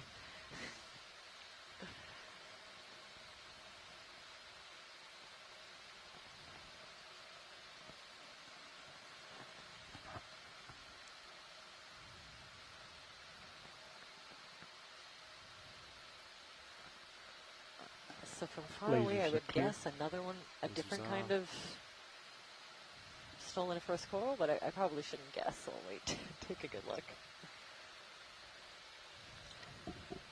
Thank you, Andy. Oh, huh. All right, video and come in.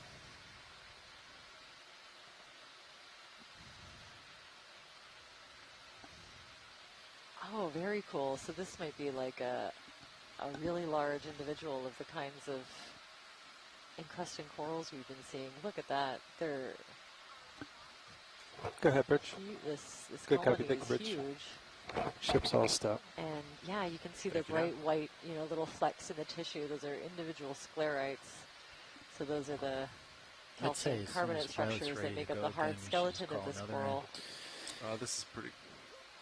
Or Let me get the ahead of you only a hard little parts, I first. should say, in the coral. Sonar looks are a these little little closer. calcium Slowly, carbonate very structures slowly tilt down. called sclerites, and they come in variety of shapes Keep and going. sizes. We use those under a compound microscope to I identify might these disputes. actually video. Can we come wide?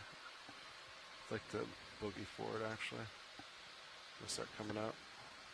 Clip that? So I spent a little bit of It's time clear. trying to identify similar samples, and I find the literature that exists a little bit confusing.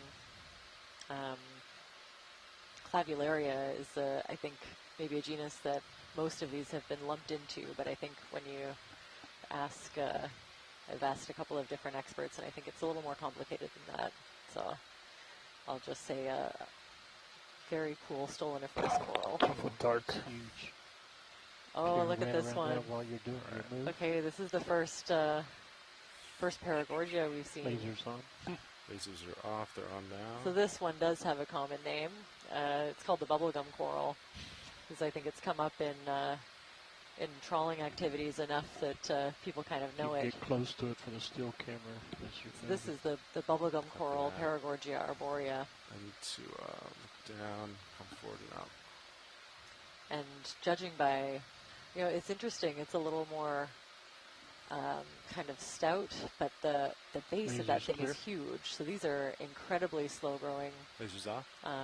Most of the corals that we've seen are very slow growing, and zoom here if you're they, stable. I am I floating, think but could I be can useful do my in the best video. geologic record. Isn't that right for judging timelines? I guess if you had a big one and you can Go down look to at the white thing. the base there, it acts like rings on What a was that tree video? and kind of keeps Said we're gonna go down to a the bit white of thing. information about what the historical conditions were like in the ocean when the rings were formed. Oh, interesting. Sure. Yeah, Yeah, you could have probably you ever- do isotope studies on those rings of various sorts, oxygen, probably others that would be important. How old would something like this be? I'd have a hard time guessing. I know What would they're. the maximum range go to then? I think over like approaching 1,000 years. Wow. Yeah. Okay. Fill the screen, I think and it's then it's do your really pirouette. hard to tell Copy without doing some of those kinds of analyses. And I That's don't a know if it's partial kind of zoom. a one-to-one for the rings or exactly what, but I know it's done. And something like this where, like the actual coral, the ones I feel like, the actual tissue is kind of smaller and compact than some of the bubblegum corals that I've seen, but the trunk of this tree is just huge. And you can see, obviously a lot of other critters are enjoying the habitat and the extra bit of height that they can get by associating with this one. So that's part of the reason why we're so If you're interested stable, I'd in like to these, zoom is that into the stalks. they create habitat for other critters Yeah, let's go who for it. then can kind of proliferate and become the base for all kinds of different, a very unique ecosystem.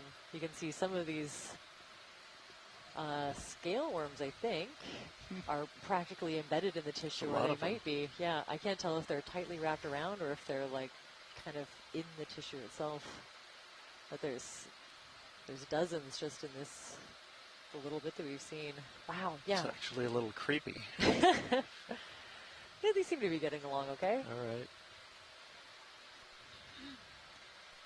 Ooh, great. Thanks, Rianne. So Paragorgia is about 1 centimeter per year, but that can't be on the trunk, maybe in like the lateral growth.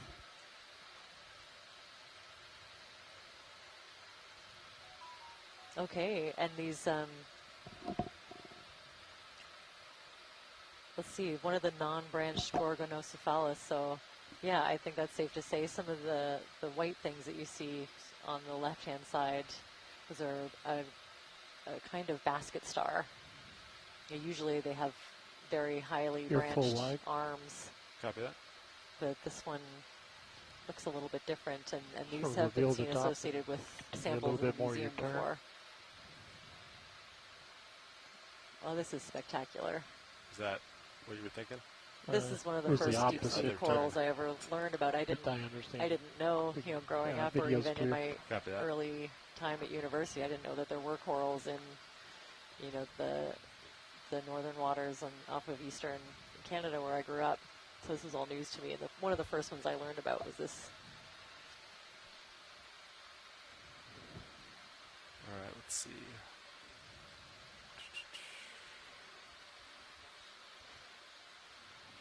So we have Astrochili laevis as the species. Here they Sean. Andy, one more. I think so. I'm ready when the pilot is. Let's do it. Copy. Bridge, RB nav. Hey, Bridge, I'd like to repeat that last ship move, please. Range 15 meters, bearing 230 degrees, speed 0.2 knots.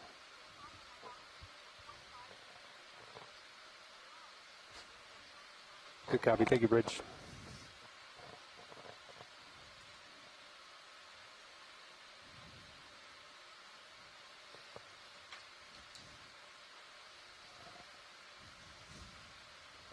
Are the fog lights clear? Thank you. And it's like, what do you guys think, 45 degree slope? Pretty close. Something like that.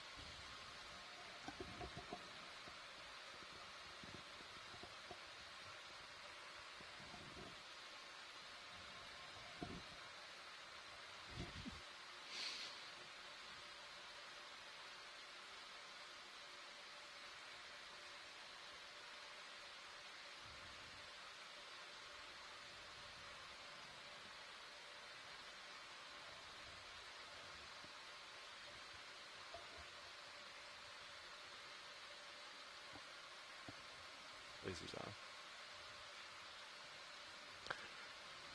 So if you're just joining us, or if you've been watching for a while, we're currently diving on Giacomini Seamount in the northern Pacific. We're at a depth of about 860 meters, which is near the summit of this seamount, which is the second oldest in the Kodiak-Bowie Chain. The seamounts in this chain are volcanoes which range in age from about 24 million years old. At Kodiak Seamount, which is just about to run into Alaska. They're forming over the Bowie hotspot,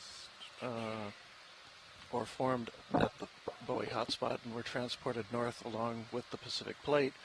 The Bowie hotspot and Bowie Seamount, the youngest volcano in the chain, which is less than 1 million years old, are off Haida-Gwaii, Canada.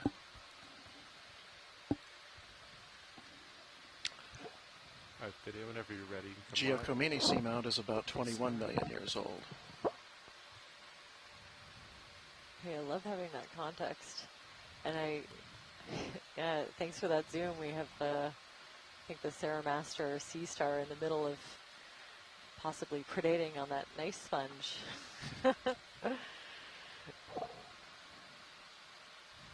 I always really love having that context. Good copy, thank you, Bridge. Star on the lower right. I'll stop pilots. You know, for the different ages of seamounts.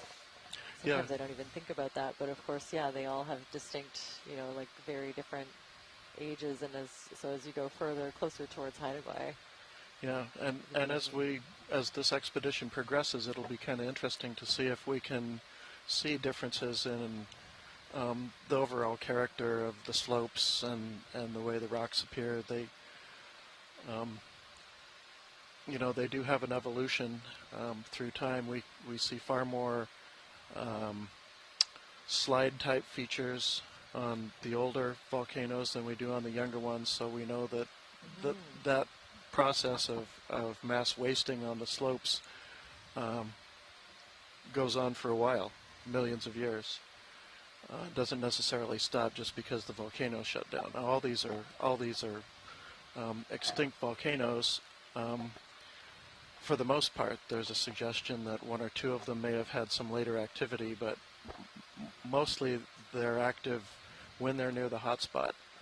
And even Bowie Seamount itself, which is just presumably just off the hotspot, is not currently active. Showing it's a bamboo. But then we have the Tuzo-Wilson seamounts that are a tiny bit, at least in some way, hydrothermally active, right? Right. Yeah. They're much closer to the ridge. They're right on the spreading ridge, or very close to. So does that mean that Tuzo-Wilson is one of the younger ones? In that case, younger than Bowie? Well, I believe it's, yeah, I think it's not part of this chain. I think it's further south.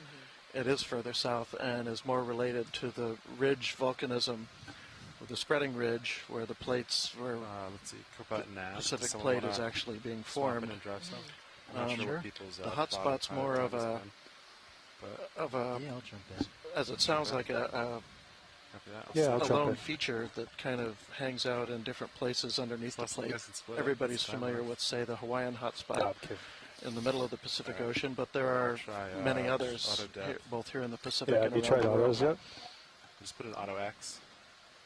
Altitude, it looks like it's been good. ROV. Just dropped out. Yep. When you have a minute, I'd love to take a look at some of these sponges. Yeah, copy I that. think we're seeing a couple of different species now. The one ahead to the left. Head to the left. Is of interest. Copy that. Yeah, it's bouncing the altitude. As soon as I said I thought it was good, It like lurched forward. That was pretty exciting. Right when I was about to switch. We'll bring that up. Some interesting objects on the bottom of that sponge. Yeah, copy that. I'll get nice and close, then I'll set and we can switch Andy. Okay. Currents come down a good bit. It still exists, but it's not as bad as when we first took. Okay, so this is definitely one of the glass Yeah, it sponges. seems like it's going to port.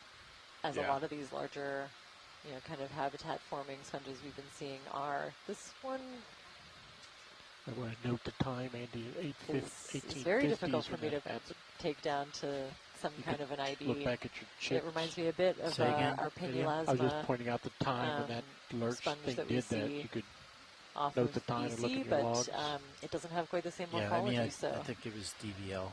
Okay. Yeah, having a zoom on some of the texture along the walls would be very helpful for ID. Raise switch. At the base, you can see kind of a lighter colored, less yellowy sponge, and that's a different species. I'd say that's a Faria of some kind.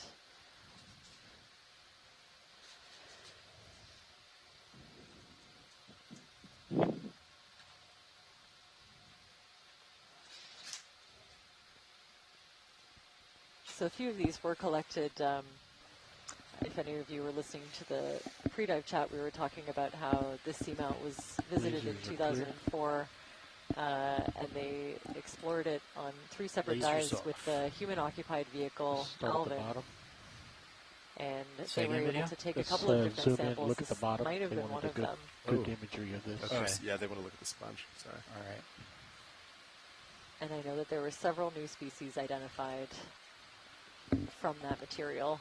This might be one of them, or it could still be sitting in a lab waiting for detailed study. The lights up to about 30%. Got it. 3-0. I know a lot of the glass sponges ended up with the glass sponge taxonomist Henry Reiswick, who lived in and around Victoria, BC. While I was living there, I had the opportunity to work with him, and I'm very grateful for that wealth of knowledge.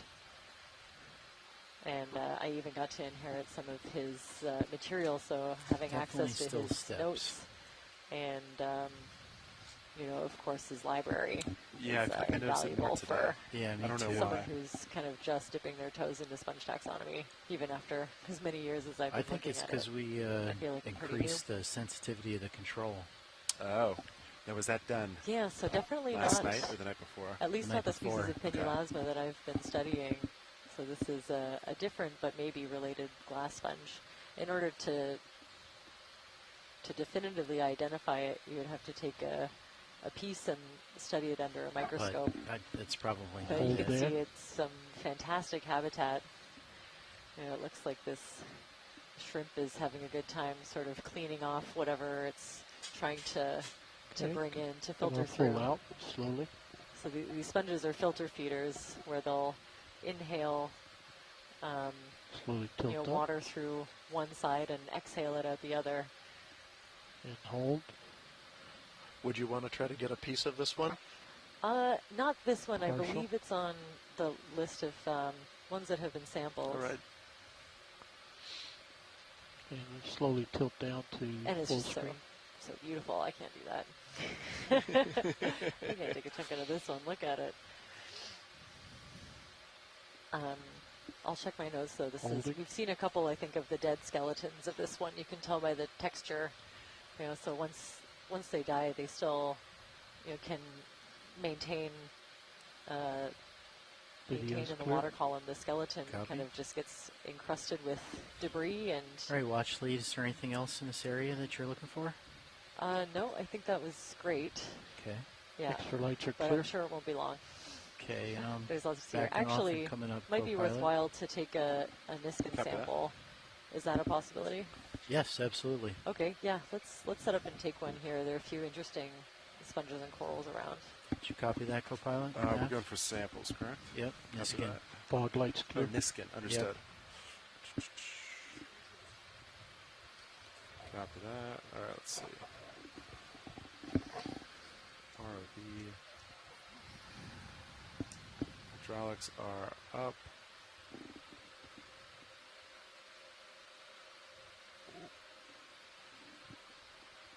Valve packs on. I'm resetting. I heard survey's good and video's good. I am firing Niskin in 3, 2, 1. Fire. Good fire, Niskin. 1855.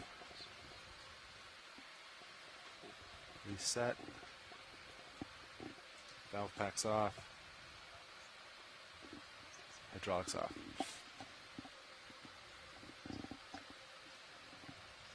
And then fog lights are off.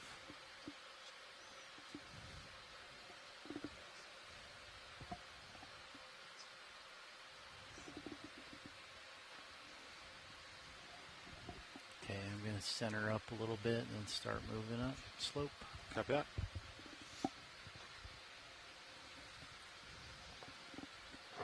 You want another 15? So Merlin, our seamounts, are they known to have kind of endemic, their own endemic species compared to Bridge every now? I don't know, along other rocky coastlines and places like that? Hi, Bridge. We'd like to request another ship I move, think that's- please. It's going I to be the think same that's as safe to say, last. like, Range there 15 are meters, common bearing species 230 degrees, among speed some 0 of decimal them. 2 knots. But yeah, it's not uncommon to do sampling on a seamount, think that you know what you're looking at, and find that it's a Good completely copy. Thank you, different Bridge. species.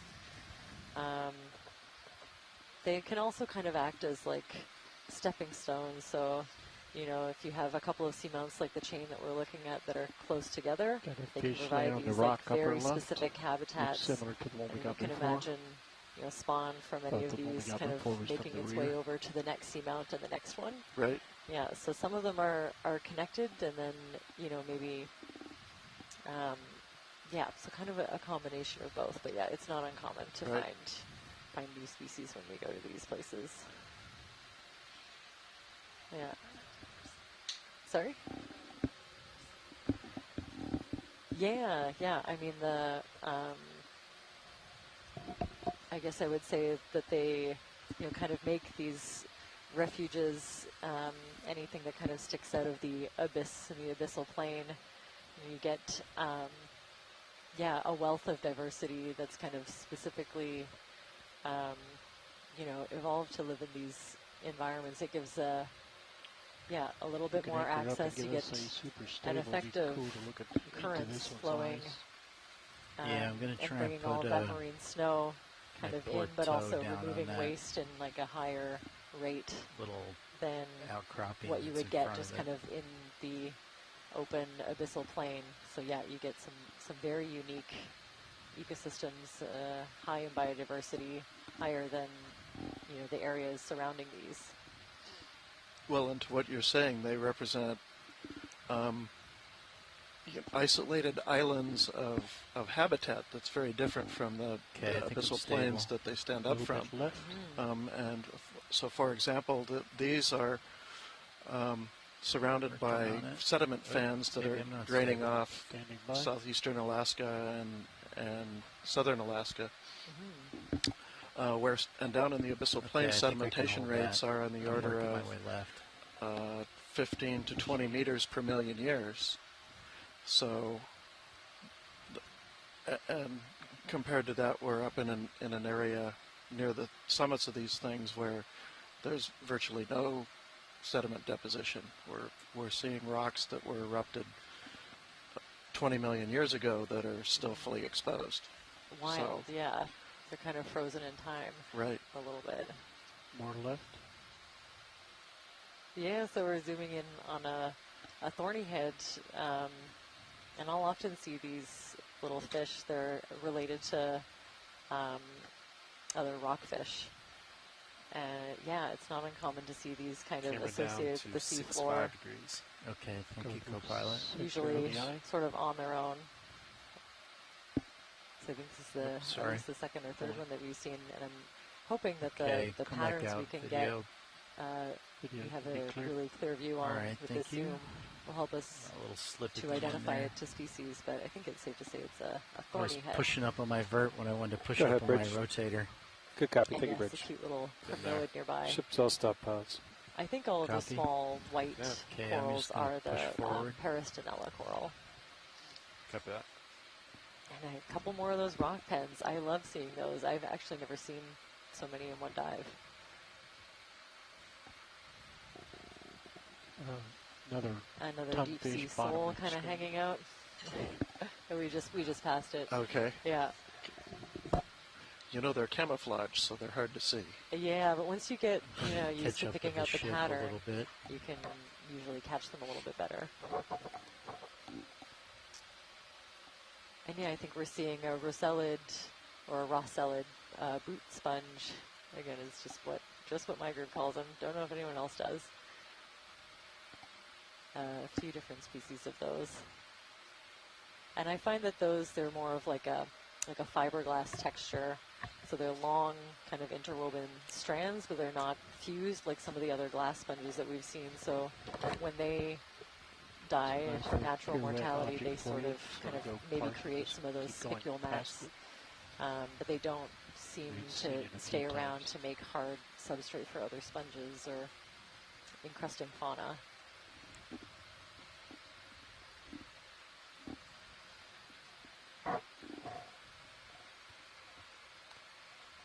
Possible big fat sea star between those two corals on the right.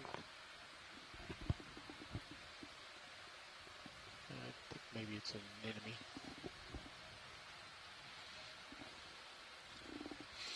So from the overhead view, I still have the sense that we're looking at layers, pretty more or less flat-lying layers that we're kind of working our way up.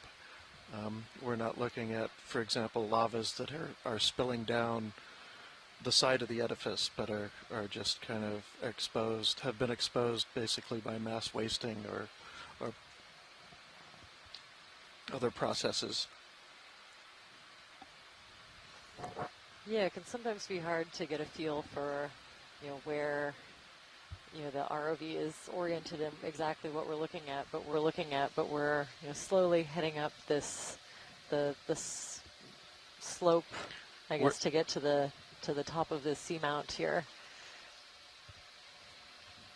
So we're kind of looking straight ahead, and you can see the higher parts that we're approaching off in the distance.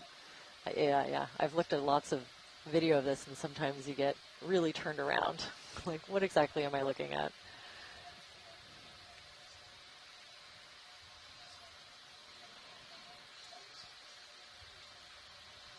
Yeah, well, it can be tough to get a context on the geology if you're just looking at the main cam all the time because it just looks like a pile of rocks, and it's hard to get a sense of what the rocks as a whole are doing.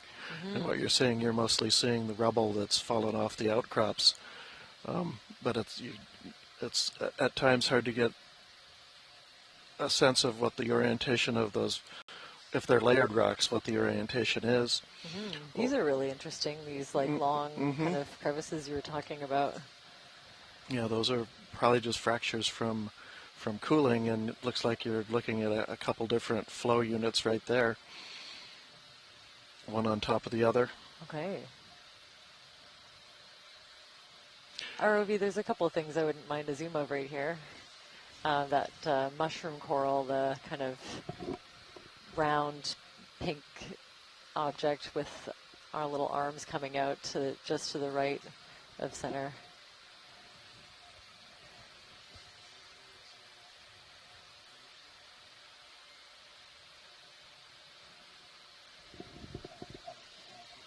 Oh.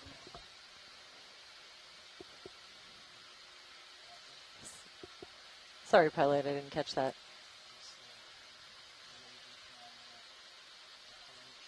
Yes, that's right. Yeah, that's it.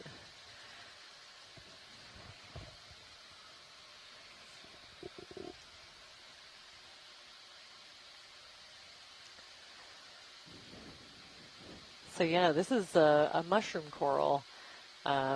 Maybe it doesn't look like it quite from this angle, but usually these will have some kind of a small stalk, and then if it gets disturbed in any way, the coral has the ability to retract those polyps tightly into the cap of the mushroom. So yeah, it might not look like it anything like it now, but when you get these in trawl samples or more traditional ways of sampling, then they definitely look very mushroomy.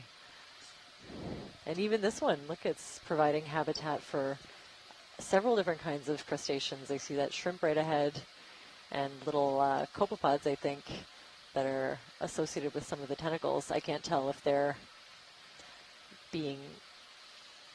caught in those tentacles and if they're being consumed, but I would imagine that's kind of exactly what this coral would be looking at for prey. Or perhaps smaller things kind of floating in the water column. That I'm sure it wouldn't pass up a copepod if it could.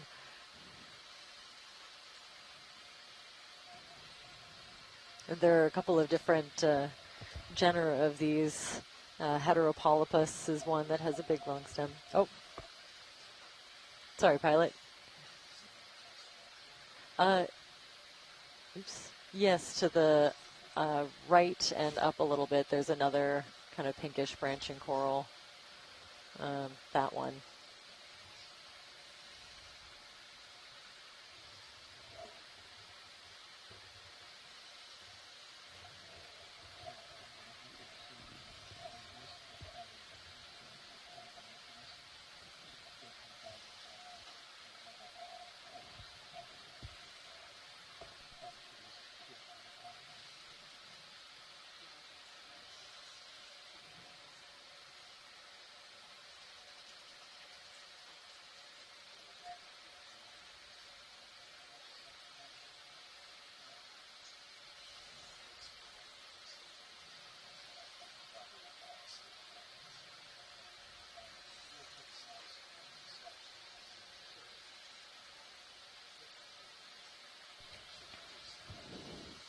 Oh, that's great. Yeah, this, wow. Okay, another corallid. Oops. I think I might have made a mistake on my mic here, but yeah, another corallid reminds me of the one that we had a nice close-up of earlier. We've had a collection request. How are we feeling about that? Yeah, for that one. Is it tough?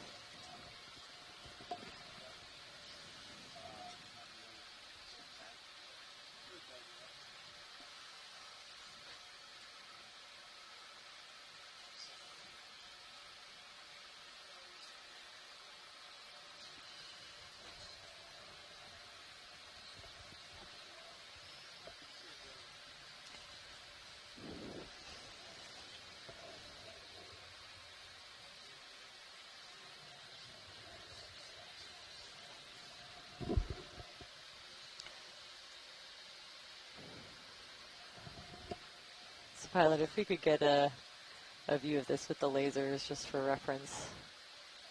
Thank you.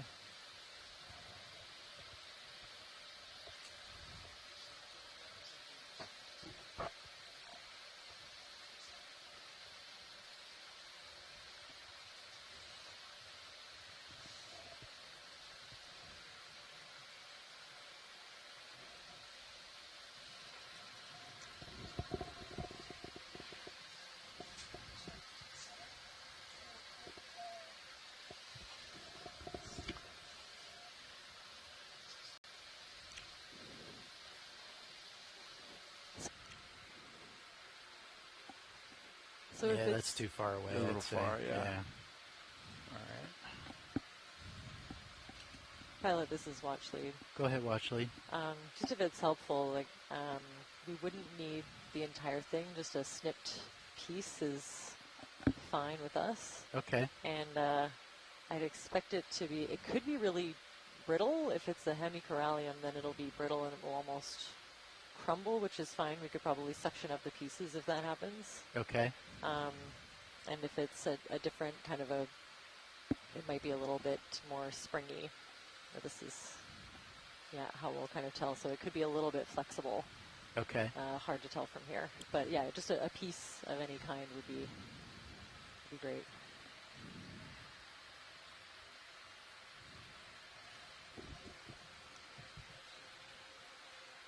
That's close enough, don't you think, co-pilot? Yeah, that looks pretty good. All right. Would you put up Yes. I'm going monitor right. and spin up hydraulics? Maybe HD2. Hydraulics are up. Do you know what box you'd like? So port inner is occupied. Yep. So Everything else outer, is good. all starboard. All right. I'll go port outer. We're going to have to come back off, though, I think. Go ahead, Rich. Okay. Good copy. Thank you, hydraulics Bridge. coming up. I'll follow you out.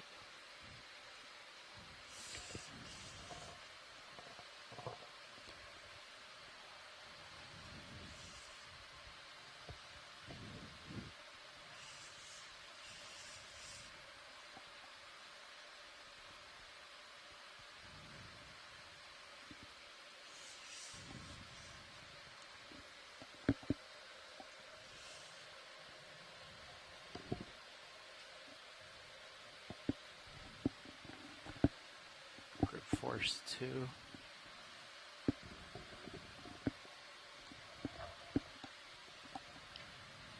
Pilot, watch lead here. Go ahead, watch lead. Can we maybe just kind of tap it a little bit to see if I can tell the consistency? It might help inform how we approach this. Okay. It's up to you.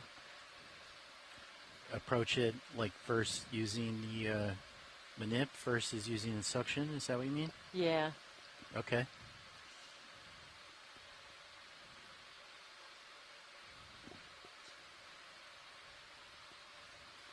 Yeah, grip force 2. I'm not getting the jaws to close.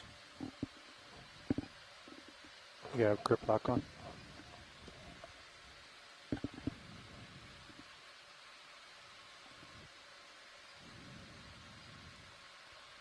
Okay, thank you.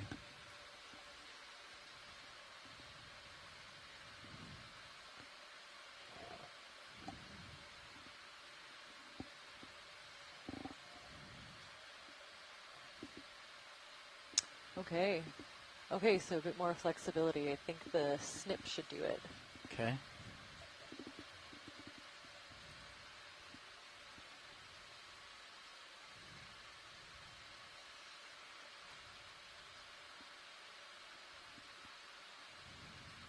Do you want to zoom on Mini Zeus at all? Yeah, that'd be great. Video zoom on Mini Zeus when you can.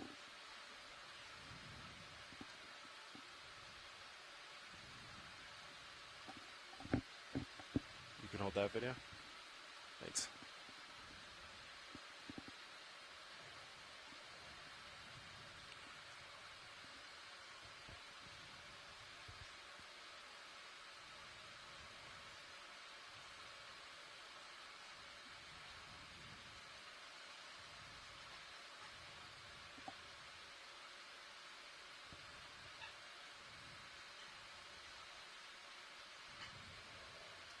Nice. Nice work. Video come wide, Menezes.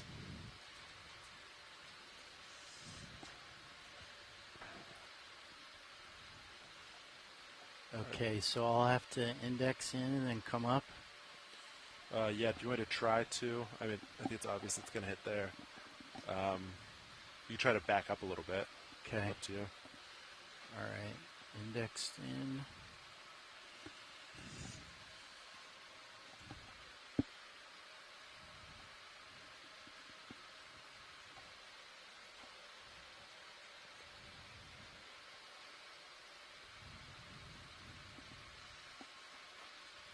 I could try there. Just floating. You could try to set. I just know that sponge would definitely hit before. Yeah. Let me try. I'm going to play dangerous and see what XY does. Copy that. I can be ready in the GUI to pop it out if it does something we don't want.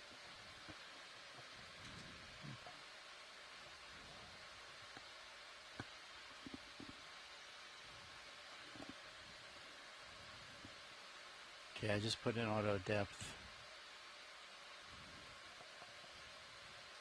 Just give it a moment. I think it'll stabilize. Well, that's looking pretty good. Yeah.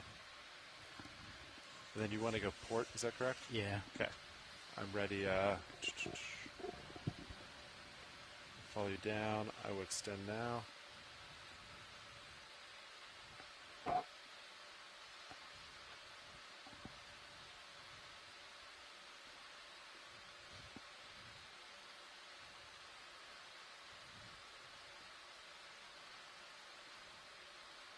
Okay, where are we moving? It's kind of settling. Okay.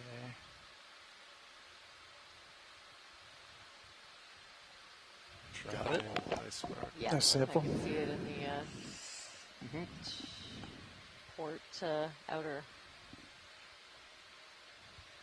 Okay, I'm taking it out of actually, XY. no. I'm going to call that one Paragorgid. No, they've changed the family on Pretty me. active sample. Corallidae. Nice work. Yeah, thanks. Corallidae. All right. So if my guess is right, I'm going to it's put a toe on a real new quick and species then we'll of stow the arm. corallid Yeah, sounds related good. to Paragorgia.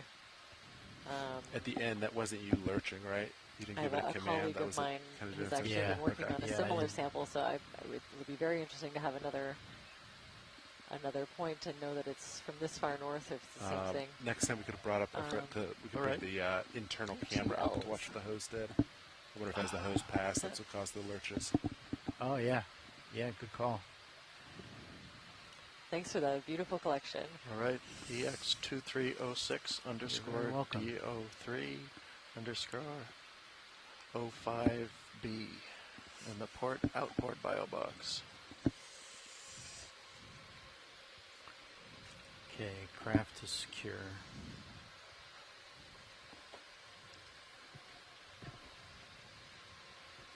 So I'm also seeing that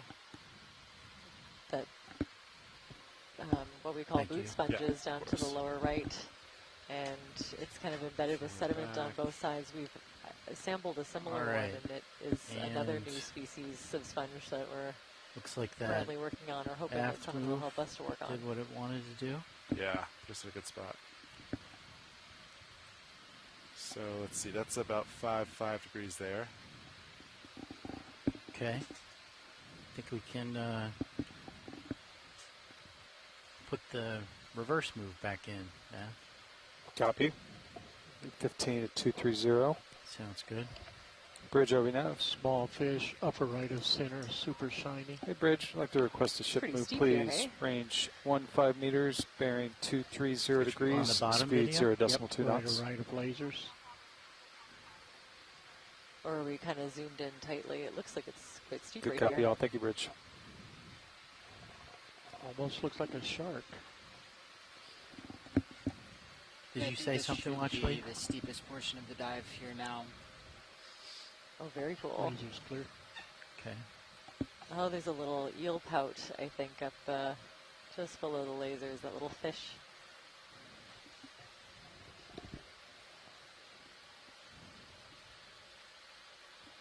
It's just turning its back to us, but I think it's getting whipped around pretty Go in well video. by the current. Oh, I love these.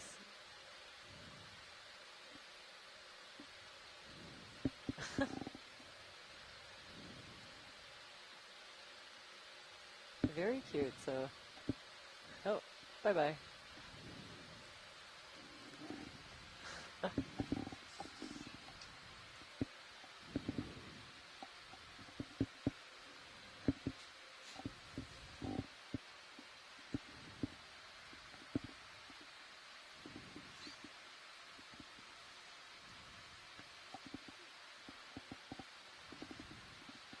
Okay, so I'm seeing more of some of the corals that we've seen from earlier.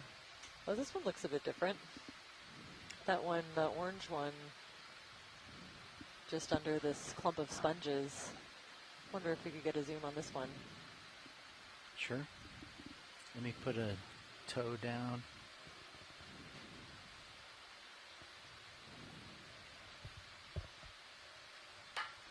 And a beautiful example of the coral that we just sampled on top of a rock in the background.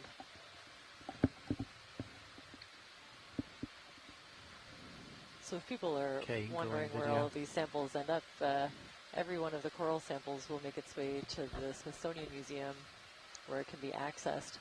Oh, you know what? This is not a coral. It's a dead coral skeleton that's been colonized by parasitic anemones.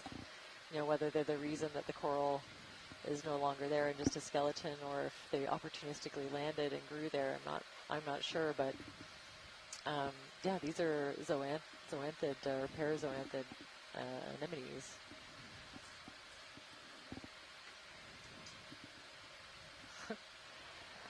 Now we sampled. I think these are fairly rare to see, and often when we sample these, they end up being new species to science.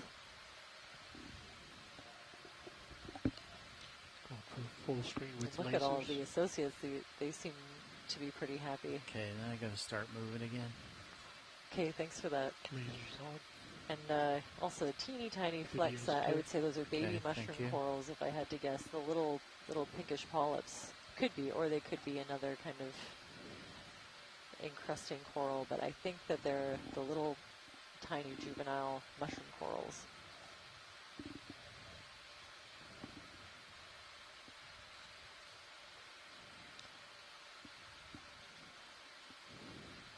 Wow, just some beautiful examples of this Isidella tentaculum with the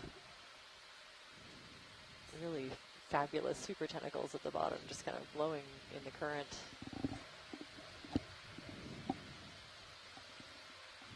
And we're starting to see a few more large anemones. You know, it looks like we have a few different morphotypes, at least. I would only be guessing as to whether they're different species or not. And some of that Parastinella coral.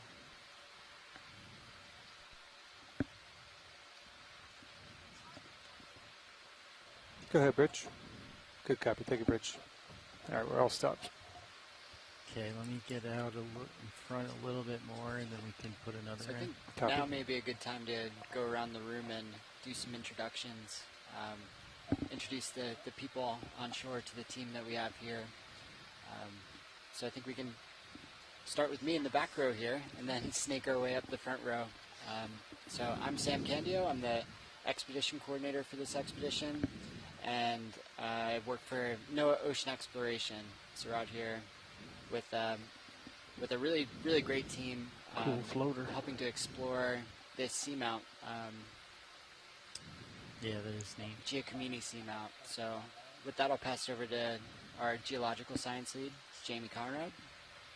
Yeah, thanks, Sam. I'm the geology lead on this cruise. I'm with the U.S. Geological Survey in Santa Cruz, California, at their Pacific Coastal and Marine Geology Center.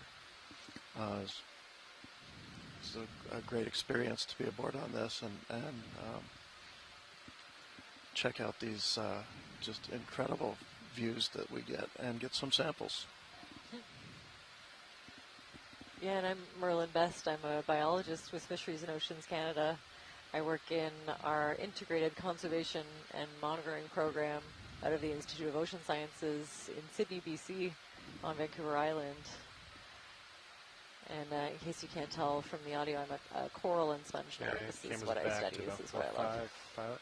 Copy, co-pilot. One more. Yep. Bridge, RV nav. Hey, Bridge, we'd like to repeat that last move, please. Range 15 meters, bearing 230 degrees, speed 0.2 knots. On the far right corner, get Roland Bryan from GFOE, Video and Satellite Engineering. Good copy, all. Thank you, Bridge.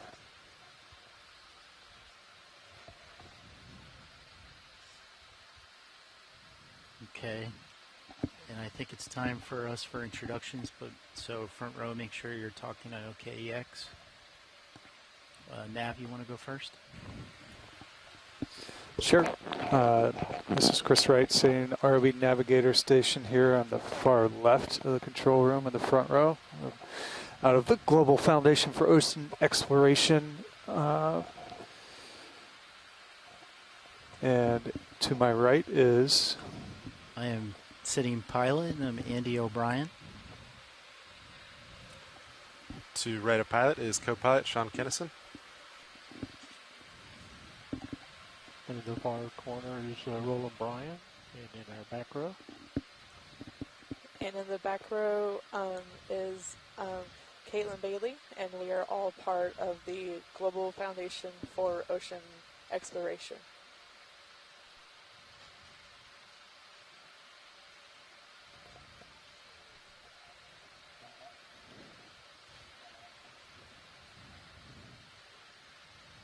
Okay, thanks. Well, we're just coming up to another, super abundant and very diverse area. I'm starting to see a couple of different organisms, different species than what we've seen before.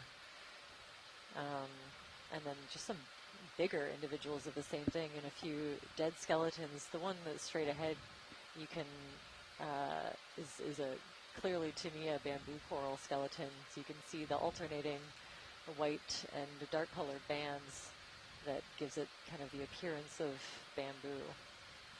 And that'll be what the skeleton looks like under some of these corals. The one, kind of the orangish pink one to the left there, is a living example.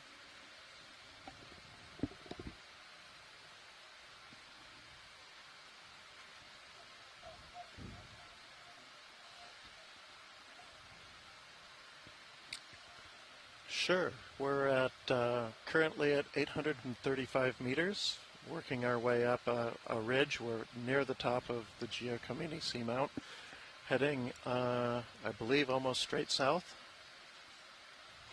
So we're coming up the northern side of this seamount.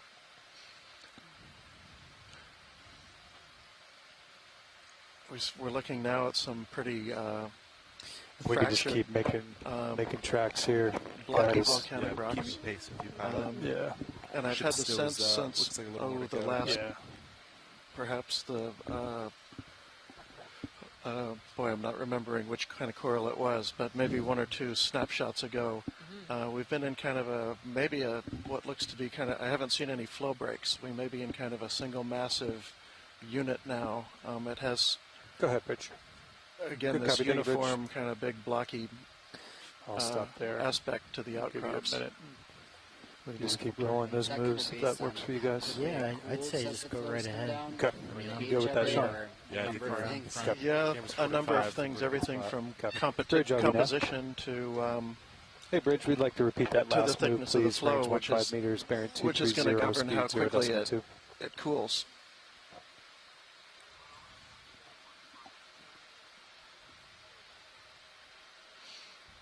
Good copy, all. Thank you, Bridge.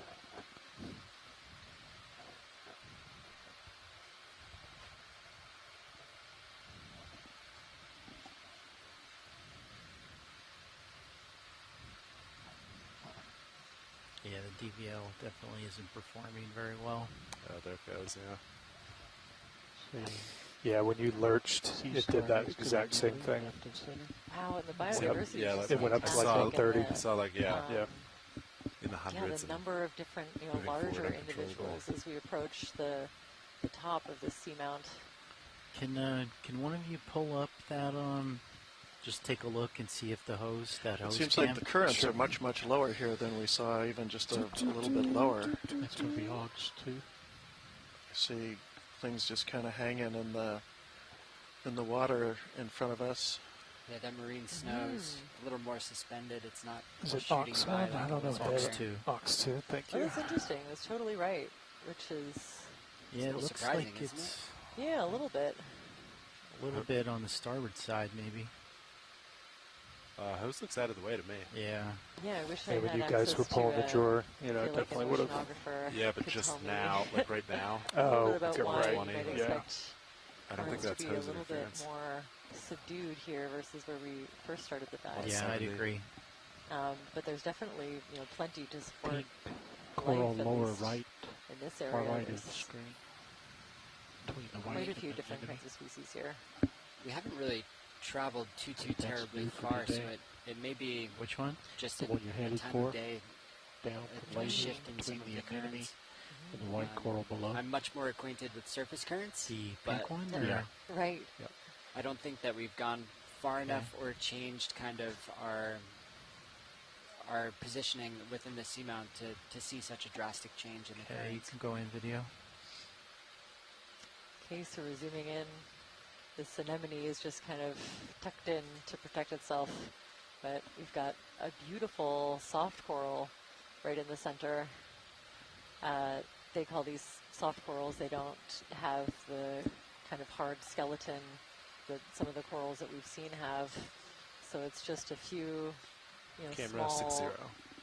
Copy. calcareous sclerites that make up any skeletal elements of this coral. I think it's safe to say it's a Drossemia, probably Drossemia marking the Julie center, Packarday is the one that we have off of BC, and Bring the fog lights up to I'll have about to check 50%. my references to see if its range Copy. often extends this far 50. into the Gulf Go ahead, of Bridge. Alaska. Good copy. Thank you, Bridge. But All we right, should be ship able to to stop, tell pilots. Thank you. pretty well from Bring this the lights up to imagery. 85%. Almost, yeah, you can see all of the individual Lights polyps, 85. little lateral appendages Well, coming I'm off at every single 75. tentacle. I'll probably is settle like kind of on top of you. an amazing Okay. view. Okay, video's clear. Lasers on. Lights are coming And on. a couple Lights even are of the stoloniferous corals, I see like single polyps sort of right beside them. Lasers right They are on. That's a beautiful one. Camera's straight down for And then reference. the Copy. white bushy Alright. coral beside it is Full wide video. likely a Parastinella, and then some more of those Beautiful sessile white. sea cucumbers you. just sort of feeding away.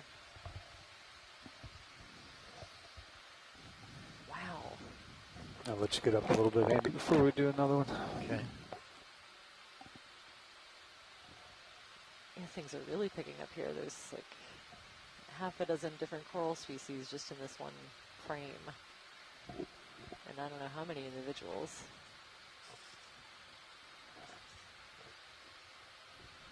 Are the lasers still on? No. Might be good for this scene for them to get the sizing of everything.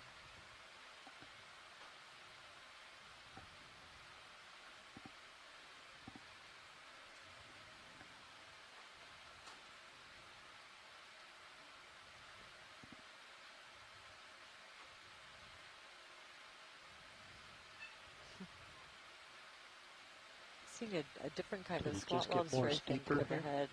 Yeah, it seems the like it. longer, thinner legs than the ones that we've seen kind of earlier. Yeah, Yeah, you can see it's blue gotten view. quite a bit steeper here. Isn't seeing out as far as it once was. Thanks for that. Yeah, we're practically looking at almost a wall. All right, tilt the camera up a hair. That's back to 8-0. So instead of making Copy. any forward moves, I'll just we're follow you up mostly as you center. Okay. largely going up. And looking at the bathymetry that we collected overnight, I think that it should remain fairly steep until we reach towards the summit, at which point, depending on how much time we have left and how distracted we get by all the biodiversity here, we should traverse along and hopefully continue to see a little bit more of the biology in the region, as well as maybe some clues as to the formation and the history of this seamount.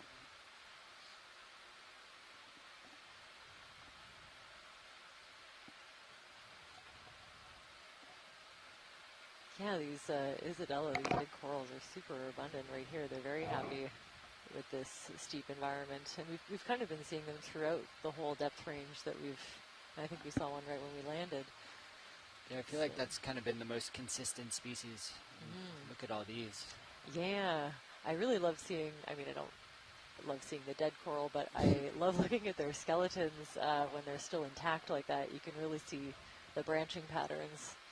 And that used to be the way that we would decide which genus and species it is, whether they're branching from those black bands, the nodes, or the white part in between, which are called the internodes. Used to be how you would get into a genus, but let me get a tiny based on bit farther out. genetic information, it turns out that's not Sure. a reliable way to differentiate species. There's a lot of crossover. If only taxonomy were so simple. Yeah, so I'm Lots eagerly of bamboo. awaiting more information on that. But there are other features that we can look at to know that this one is Isidella tentaculum. And like I said, the biggest, easiest feature are those long sweeping Looks like it tentacles. flattens out here a little bit. Yeah, you can go ahead and Wow, call I it think in. we're seeing a copy. little more Bridge, are we now? Kodiak-Bowie Arborea, the bubblegum coral, up to the Hey, right. Bridge, I'd like to repeat that same last wait, move, the one on the please. right. Range 15 meters, bearing 230 degrees, speed 0.2 knots. Yeah, I'm pretty confident on that. I don't need a zoom. Copy. Yeah, I'd love to kind of just scan around and see more. Just Good copy, I'll meander take a our way bridge. up. Yeah, up to the top of a underwater mountain. No big deal. No big deal. Maybe give us a left to right view, Andy. Just That's what I'm doing. one time to show the whole section. Yeah, so a bunch of these, kind of fiberglass like boot sponges. There's a few different genera in here. There's Rhabdocalyptus that I think some of them might be. There's Acanthascus, Starocalyptus, and a new, potentially undescribed genus based on a sample that we collected in 2018. So there's quite a diversity of those.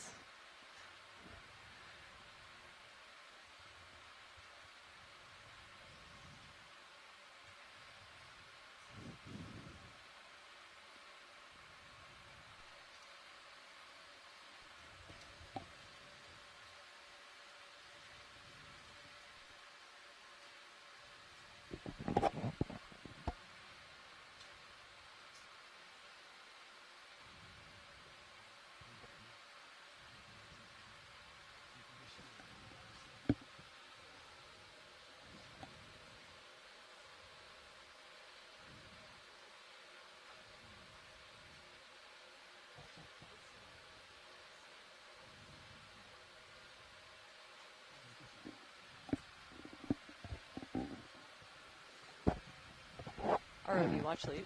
Go ahead. I'd like to take a Niskin sample here, if that's a possibility. Absolutely. HPU's on. Okay, let's see. Nav, are you ready? I am ready. For Niskin. Video, ready? Clipping, ready? All right. Another tonguefish. Or He's setting Niskin. I am firing Niskin in 3, 2, 1. Oh, yep. Good fire. Resetting. Valve packs off. Hydraulics off. And can I confirm that's Niskin number 3?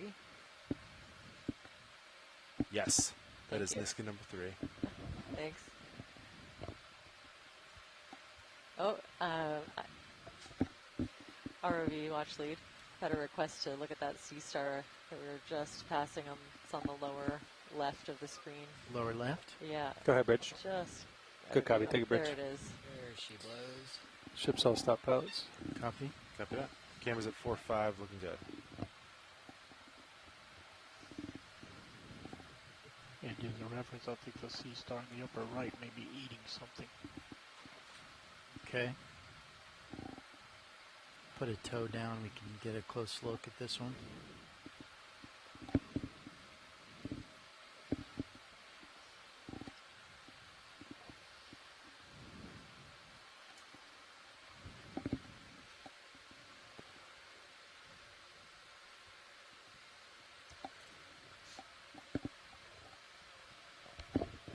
Okay, you can go in video.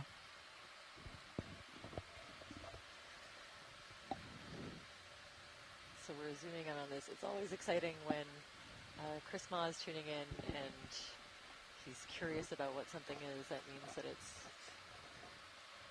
at least a little bit unknown or rare. So we'll get this nice close-up image and see if we can use some of the identifying features we see to at least roughly group it. Max zoom.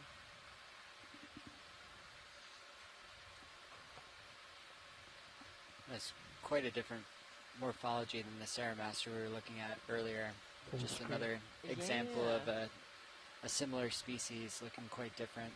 Yeah, like very, way longer legs, way more isolated, and the central kind of disc portion looks way smaller. Let's get lasers on it. And of course, that beautiful encrusting Hey sponge there, just to the this right is bit. Chris Ma. Oh, hello. Hi, Chris. Hey there, Merlin.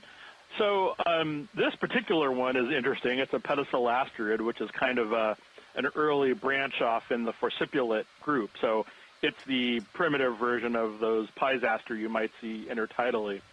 But and frankly, every one of these that we pass is probably something kind of new, because we got one that I thought was the one that looks like what it was in the book, and they shipped it to us, and I unpacked it, and it was not what I thought it was.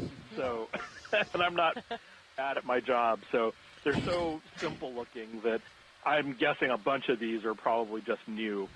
But one of the things I also wanted to point out while we were going through this area was that there's all of these Ceramaster sea stars that are feeding on these sponges, and even though it's not necessary to probably to collect them, it is noteworthy that, ecologically speaking, to see how many of them there are, because I've noticed we've passed at least 5 or 6 that I could count that are just perched on sponges, and they're right in the middle of, like they're raised on the platforms of the sponges so into the water column. behind And it by a good amount. I've read shallow water accounts of other sea stars that damage sponges enough that they will cause them to collapse.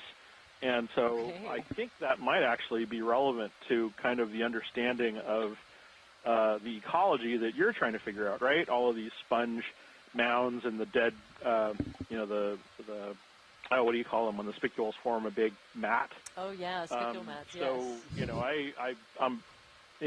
and so from an ecological perspective, if we're getting to the end of the dive and you see a big sponge with a Ceramaster on it, it might be worth collecting both of them just so we can figure out which Ceramaster it is, because, these have been coming up in dredges and other, we've seen them we've seen them in dredge halls all the time.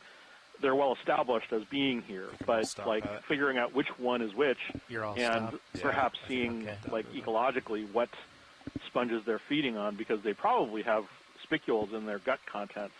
There could be something there. And is that one? Oh, and speak of the devil. So there's one off in the center of the foreground there. It's another goniasterid, which may or may not be Ceramaster, but it looks like it's about to feed on. Oh, okay. That's a master predator at work. So that is Hippisteria. that's a different sea star than we've been seeing. And it looks like it's about to take lunch on that Solus, that sea cucumber. That's not something I've ever seen before. That's very odd. Yeah, I was like, can it do that? It looks like it's pretty huge for the size of that sea star, but I wouldn't put it past him. I mean, I think the answer is yes. Yeah. There's also the possibility that there's something on that sea cucumber that that is food for that Hipposteria, because the Hipposteria that one sees on the coast feed primarily on cnidarians. They sea anemones, octocorals, that sort of thing. And I tend not to think that a physical connection like this is a coincidence. So fine. But it could be that there is some kind of other prey that is out of sight, that is underneath it, and the sea star has just kind of got its leg up, as it were, on the sea cucumber while it's pressing its mouth and its stomach onto something adjacent to the solid. Who knows? It's one of the many interesting little dramas that we observe here on the deep sea. Yeah, I would love to be able to sit but and watch is- this showdown and see how it plays out, but I think it might be at least a few hours in the making. From what other evidence has been available, it could be literally months, depending on whatever it is it might actually be feeding on. But time-lapse cameras are probably a great idea for the deep sea if we ever get a way to drop and recover. But anyway, I just wanted to chime in and mention that I thought we were seeing a lot of these sea stars feeding, and it When would you be adjust good your to. mic, would you mute it, please? I mean, it doesn't have to be long and involved, but just to get a quick zoom on them, just to see what they're feeding on, especially since you work on sponges, it might be, and you can recognize them casually. It might be interesting to see how many of them they're feeding on. Like this one coming up here, it's right at the base of one of these vase sponges. I mean, the other ones. There's to 4 or 1, 5 2. degrees. So there's 2 of these Ceramaster stars, and that's pretty unusual considering how many we typically see in a deep sea setting. So, it's interesting. I don't know what that one over to the left is, but they might those little star-shaped ones, the ones with the really elongate arms, might be more microbial or detritivores. So that is interesting from a different perspective. But who knows? Whatever we come up with next. Like I said, these Ceramaster sea stars, they can be detritivores, but they might also be determined sponge predators that I think might be important to this area. Anyway, So this is a for the people who are Ceramaster. watching. Oh, sorry. Yeah. Oh, no, I was just going to say that people may also realize that there are papula coming off of this thing, and that means that these are usually just happy because, they've got all of their bits hanging out into the water, taking advantage of, the gases and such. So there's probably something underneath there that it's either about to eat or perhaps it's moving up towards that sponge on the rock. Movement for them, their sense of time is a very different scale than what we perceive of. So this one could be about to pounce, but it'll be like a year from now. So who knows? But I appreciate your allowing me to speak for a brief period, and I will let you get back to your show. Oh, we're always so glad to have you pipe in, and teach us a little bit about some of these echinoderms that we're seeing. Thanks for calling. Thanks very much, Merlin. Have a good trip. Okay, you guys Bye-bye. ready for another move? Yeah. Camera's 4.5. You're about dead center of my screen. Yeah, works for me. Looks like it's flattened up a lot too. 20. I'd be good with 20. You good, Yeah, pilot? yeah, 20 definitely. Bridge Let's over go. now. Got another multi-arm one just right. Hey, Bridge. I'd like to request another ship move, please. Range 20 meters, bearing 230 degrees, speed 0.2 So it knots. looks like we're still slowly approaching the pinnacle, but we're kind There's of one on flattening top of the out a coral little bit more. stalk upper in the right. steeper area that we were just in. Good copy, all. Thank you, Bridge. Okay. Oh, look, Chris will be interested in this association. I see one of those sea stars he was talking about. Lasers Looks like on. it was definitely had something to do with the demise of that bamboo coral over there. You can see the big sea star perched on top of mostly dead skeleton underneath. That's it's a little suspicious. And there's a very cool multiple, let's see, 1, 2, 3, 4. I just ranged that out to 50, Sean. Be advised. That's very cool. It's something new. Actually, RV, if we could get a zoom of the kind of the sea star that has more arms at the bottom left now. Bottom left? Yeah, Okay. that's a different one than what we've been seeing. Let's see if we can count. Yeah, 8. 8 arms sea star. Have to scoot left or right to move the coral. Yeah, I'm going to go right. A little bit obscured. You want me to call that easy stop, Andy? He's pretty far out. No, I think we're okay. Okay. Thank you, Nav. So I remember I was keeping an eye out for some of these in the past. Some of the sea stars with more Laser arms than you're split. used to seeing, some more than 5. I think there's 8 on this one. Look like it perfectly centered. Are Yeah, I some think you can stars, zoom. but Can you zoom past it? I'll I think I definitely can. wait and see. Hey, I'm sorry, I'm back again. Oh, perfect. Yeah. Tell us what you see. Well, that's what I wanted to check before we... Oh, yeah. Okay. So this is actually important. So this thing that we're seeing, so I know that the immediate thought is that this might be a solasterid, but in fact, this is actually a much rarer sea star. It used to be thought of as being exceedingly rare. At one time, they were known from only maybe 6 or 7 specimens around the world, and there were 7 species. This is an asthenactid, or a mixasterid, rather. So this one might be Asthenactus. I don't know that there's one recorded from this area. Are we in any kind of position? I'm sorry for this, but No, are we it's in any stunning. kind of position to collect? These are really rare, and Yeah. I've collected these How do you feel before about from collecting Okeanos. this one? Yeah, we can give it a shot. Yeah, okay. Thank you. It sounds like we'll reposition Remember how and see big it about is? a collection.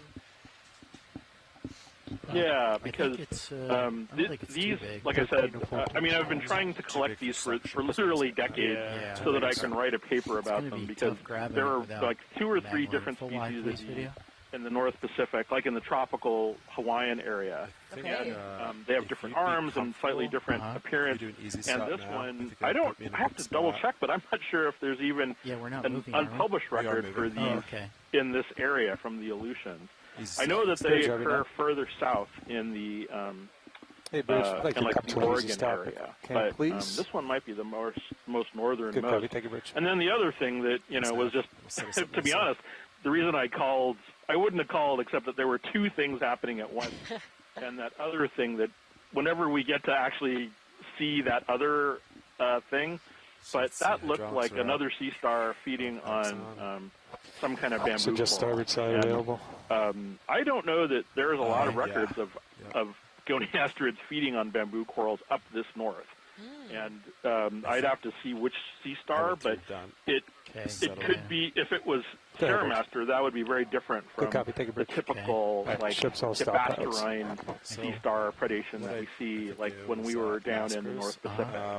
So, tip your fingers. whether just try we to, are like, glancing allay. aside with the video camera, Kinda like or we angles take a at one look tip and then just afterwards, kinda that put it in might the box be and a go like worthwhile observation. Okay, because so just try and grab it. there just were try and grab it observations with of the tentacles. That's what I Hippascuria did, yeah. eti feeding Okay. on not saying this would be the same. Primnoa but it worked. by Krieger and previous Wing, Bruce sea Wing, star. several Okay. years ago.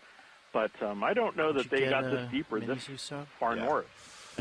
So Maybe I anyway, should there was a double coming down. header, and there was lots of interesting stuff. Yeah, I see up in the right that there's that sea star that's on that bamboo coral. Yeah, we'll definitely take a moment to I'm not zoom sure on what. it. Hydraulics coming on. Anyway, I'm sorry. It was just like that. There was just so much happening, and I Got was your like, tactical okay, cam this as well, needs Sean, to if be you're interested. like a call in. So No, I'm glad an you did. exciting day, to be sure. Forces 2. One of Yeah, the no, arms we is always I'll let appreciate you it go. all. sticking out. And, thanks. Okay, thanks. Yeah, we'll just take over the comms. I don't know if that's true, but I appreciate it. Thanks so much, and thanks to the GFOE people. Again, I appreciate everything they do. I'll talk to you guys later. Bye-bye. Okay, thanks. And so you want me to try and grab just that one? I think if you just kind of try to get, depending on size, with the tips of your fingers, try to grab a single leg. So I have a correction to make. I had a minute to fully count these, and I think I see 9 now. If it's the leg's 9 big arms enough. sea star. And Now that aside you're next from to that, it's it's a little What smaller. if you got his leg and your particularly tag unique on? for all of the reasons that Chris I Mom think was with the just tag talking on there with about. the blades, so it'd So snip we're it. targeting this one I for can flex. try and flip it over. Try that too. Just kind of nooked in there. I'm a little bit too far away. I don't have any more shoulder. So I'll have to do forearm. And Chris is no longer on the line, but I'm assuming he's still listening and watching this collection with bated breath. We also observed the Hipposteria heathi or heathi predating on Paristonella coral. I have a really nice observation up on iNaturalist from 2018 on one of the BC seamounts.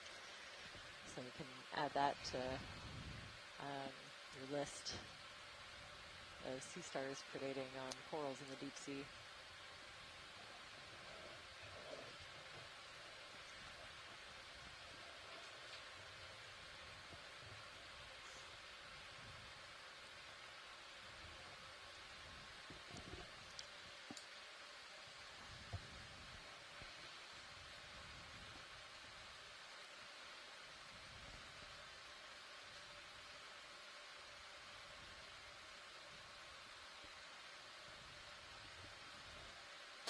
Oh, I wish I had more shoulder.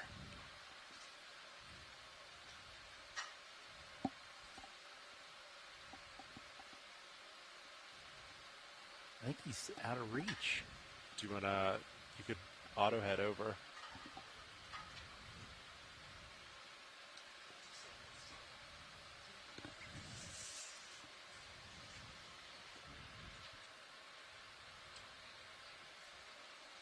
Yeah. Thank you, Sean. Yeah, of course.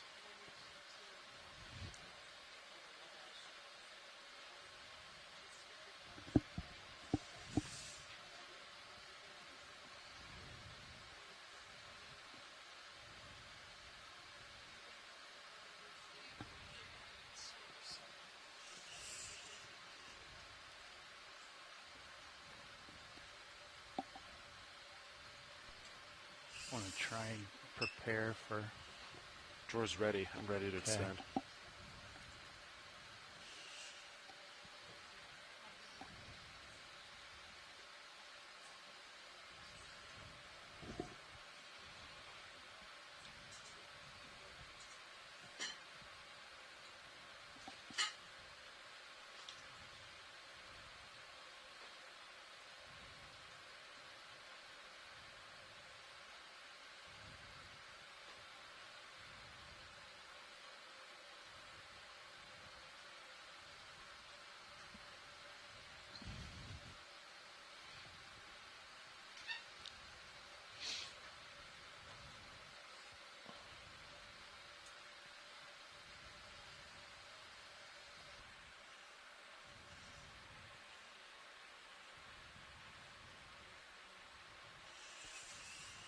Ooh.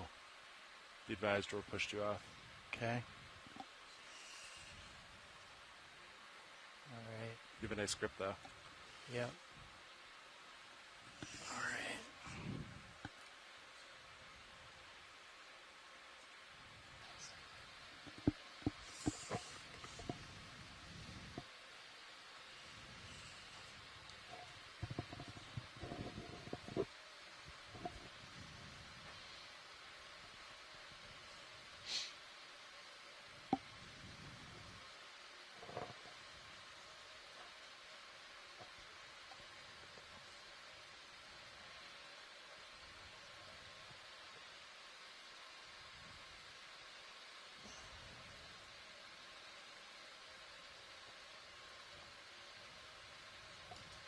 It's okay.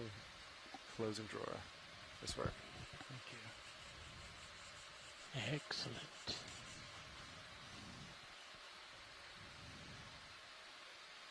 You're Oh, up. Plates out. Yeah. All right, thanks. Whew. Okay, we can all exhale. That was beautiful. Nice work, Pat. According to Chris, just checking his records, this is the first record of this taxon from the area. And while we're here, pilots, these are some beautiful looking volcanic rocks. Before we get out of this particular unit, if you see something in front of you you can get your hands on, we'd like a sample. Okay. Something maybe up in the center of the screen or just to the left of center. A couple of those loose guys. And I think Chris Maul also wanted a good shot of that Looks coral. like maybe one bottom star. left could be small and loose. Yeah. You see that one? Yeah, just below that Exactly. coral, I want to call Or it. sponge. Sponge. Thank you. Mm-hmm. You'd think I would have learned a little bit by now. You had a 50-50 Oh, beneath shot. it, that small one.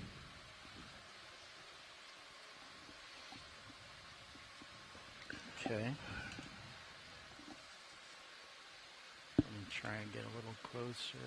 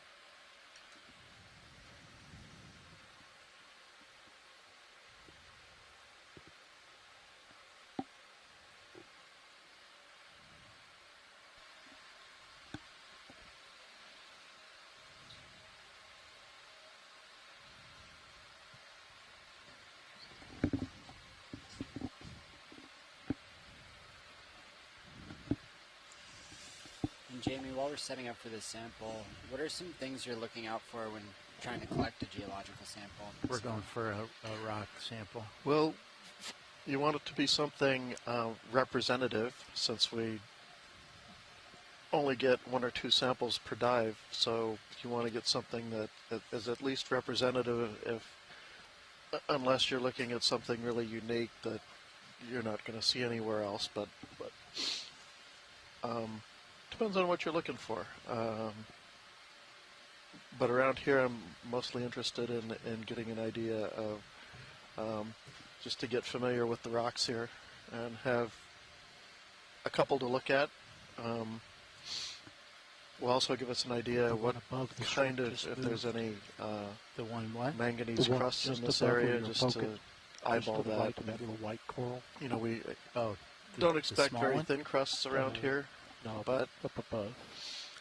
That one to your left. there's a potential that they're present. That So one moved. Ah, okay, I see what you're saying. Here, let me try again. I think you're going to get out of reach in a second. and for me, it's always hard to tell at first what we're seeing exactly in on the video. It's a lot different from picking up a rock in the field and giving it a good look with a hand lens. And so I find myself guessing a lot more at what we're seeing here, and just having a few samples in hand is real helpful. Kind of calibrates my eye.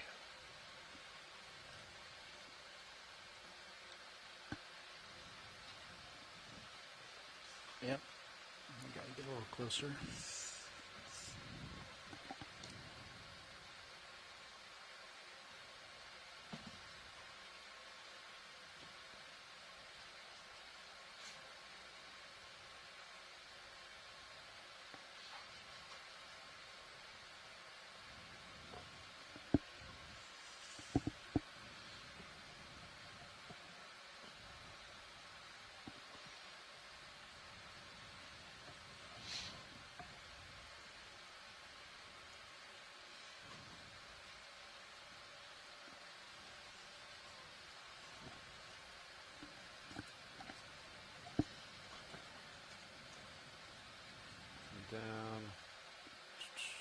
box, wing aim board.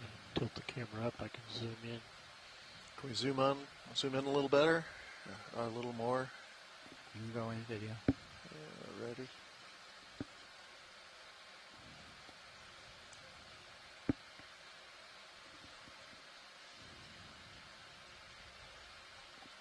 All right. Yeah. All right, looks good. Yeah, it's nicely encrusted with things that Merlin might like.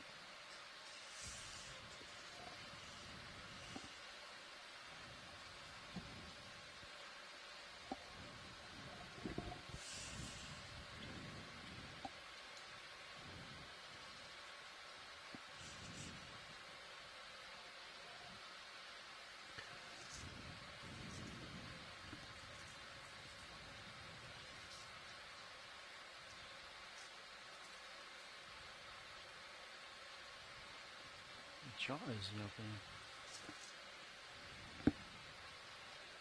There we go. That one joint looks real close to the camera.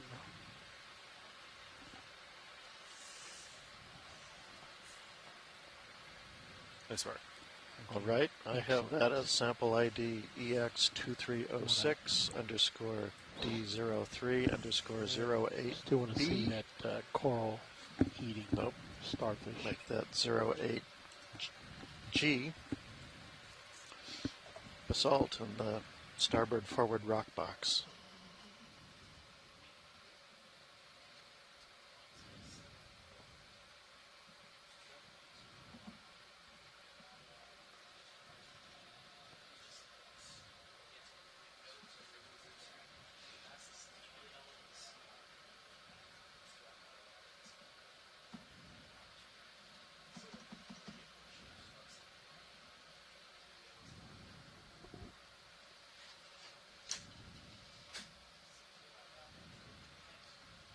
So we're just doing a shift change of the ROV team right now, and then I think the next stop is to Watch lead pilot. check out this sea star. Watch lead, go ahead. Okay, we're all stopped. Yes, it was passed off that there's a coral in view you want to look at.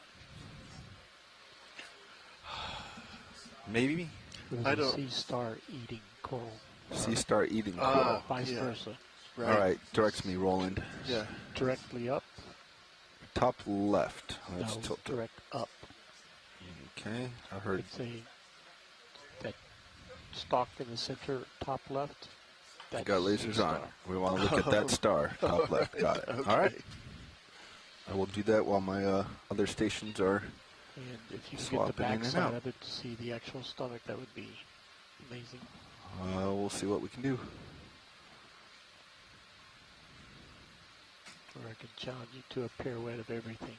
It's slope with tall corals around, so that's not really going to work.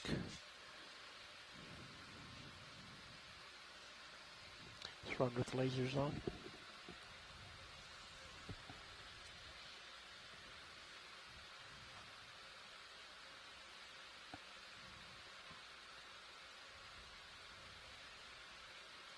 That's quite an interesting feeding posture. Bridge, isn't it? We just swapped down here. I believe we're holding station currently, Big correct? right here. There it is. Okay. Got a fair amount of space. All right, Roland, coming back left. I had to clear where my vehicle's about to go. Yep. So we're just repositioning around this bamboo coral and the sea star that's feeding on it to get a look at the business end.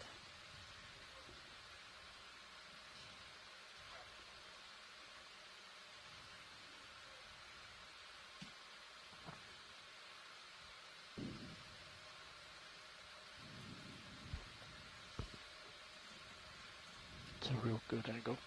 You like this? Okay. Yep. Let's try to gently sit down here then.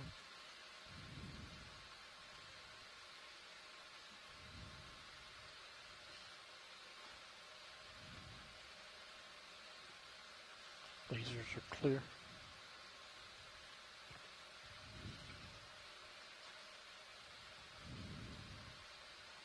Okay, go ahead, Roland.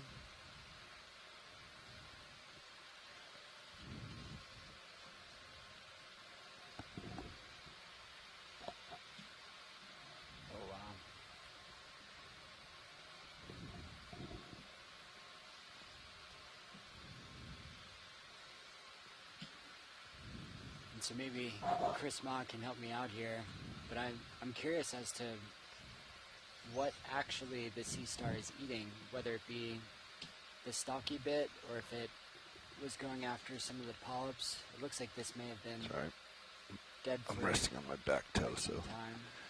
just took me a moment to stabilize.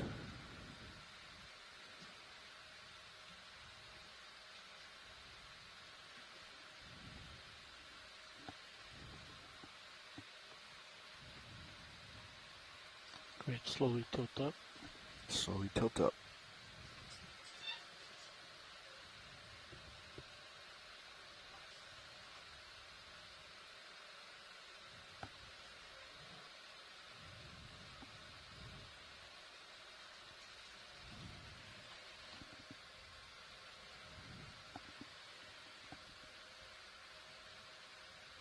Holding there. Okay. Yeah, you want to change out, tighten maybe. Full Yeah. screen.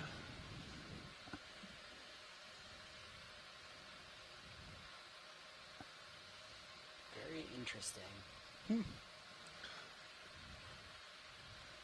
So it looks like he's cleaned that one off, but he's got a couple more to finish up. Yeah.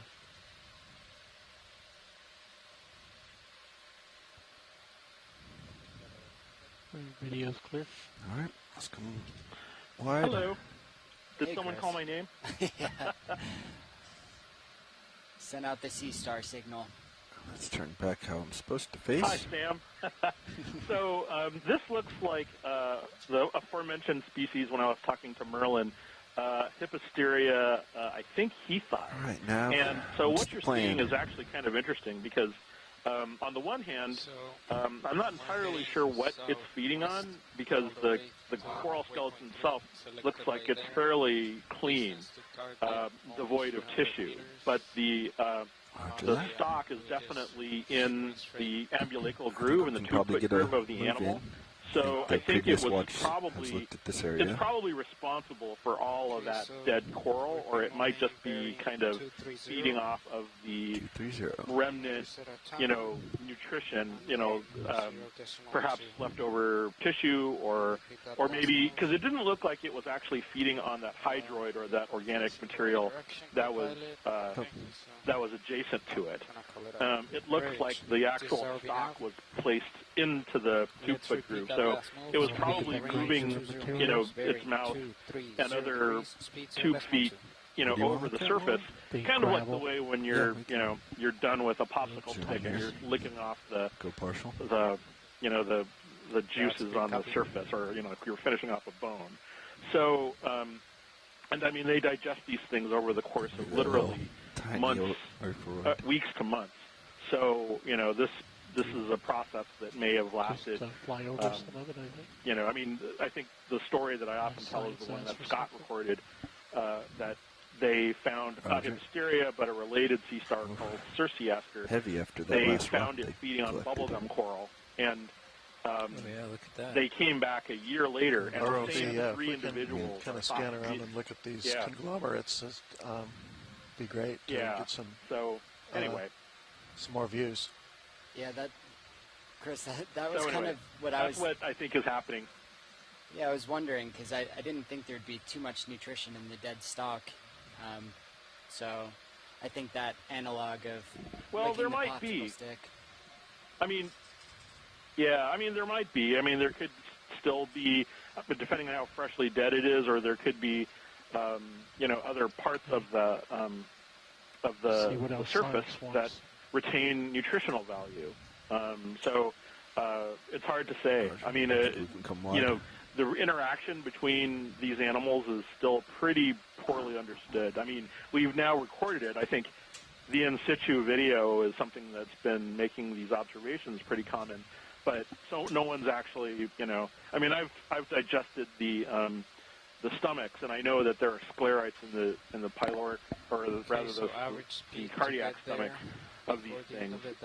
But beyond that, looking at the nutritional value, looking at the duration, looking at what it is they actually derive from them, and why they prefer to eat bamboo corals, that's still largely something that is unknown.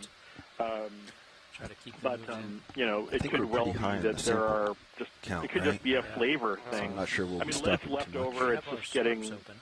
relictual nutrition. far, 8, So I don't know. You know, I mean, it's speculation, but the fact that it was Hyposteria was at least reassuring because that's all at the least canisters are something that free. should be doing that because we've seen all sorts of goniasterid scavenging, you know, when we were in the North Pacific. Dave Wright, you know, hilariously called this one time we saw a Ceramaster on a crinoid stock, you know, the wobbling chicken or the headless wobbling chicken, and that's because there was this, you know, Ceramaster wide right perched now on until the we edge of on the tip of this. Here's something, or you see something we Crinoid, haven't the stock imaged crinoid yet. that didn't have a head, that didn't have the cup, and there was wobbling in the current, and it was just the craziest thing. So, so yeah, there's lots of stuff like that which could be the case. Anyway, I'll let you get back to it. I appreciate it, but you're tolerating my presence every time I call in, especially today since it's been so. Thanks, Chris. Tolerating is definitely an Frequent. understatement. And apologies to Jamie for interrupting his thing. So, thanks again to everybody. Bye-bye. Thank you, Chris. Survey 2 a little bit. So you probably noticed while we were talking to Chris that the bottom has changed quite dramatically, and we're not looking at big blocks of basalt. Yep. But instead we saw back to kind of center. a cobble conglomerate, loose cobble conglomerate that reminds me very much of a shoreline. So we might be starting to see some sort of near shore deposits, which is one thing you might expect at the top of one of these seamounts. Often these seamounts with these flat tops, the flat tops are happen because the volcano emerged above sea level and through time was ultimately eroded down by waves and general weathering. And so the Hawaiian volcanoes are a perfect example of that. The largest volcano, Mauna Loa, on the Big Island of Hawaii is well above sea level and 13,000 feet above sea level, if I remember right. But as you move your way northwest along that chain, as the volcanoes get older and older, they become smaller and smaller and ultimately become underwater seamounts with flat tops. A bit of a wall. And that may be just the sort of thing we're seeing right here as we get near the top of the flat top of the seamount.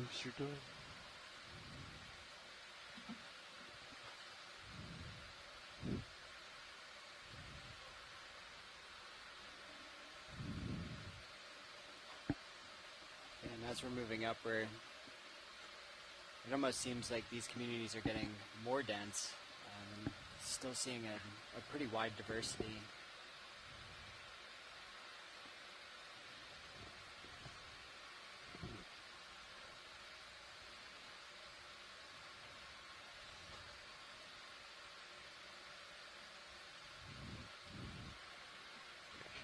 Ready for the next move?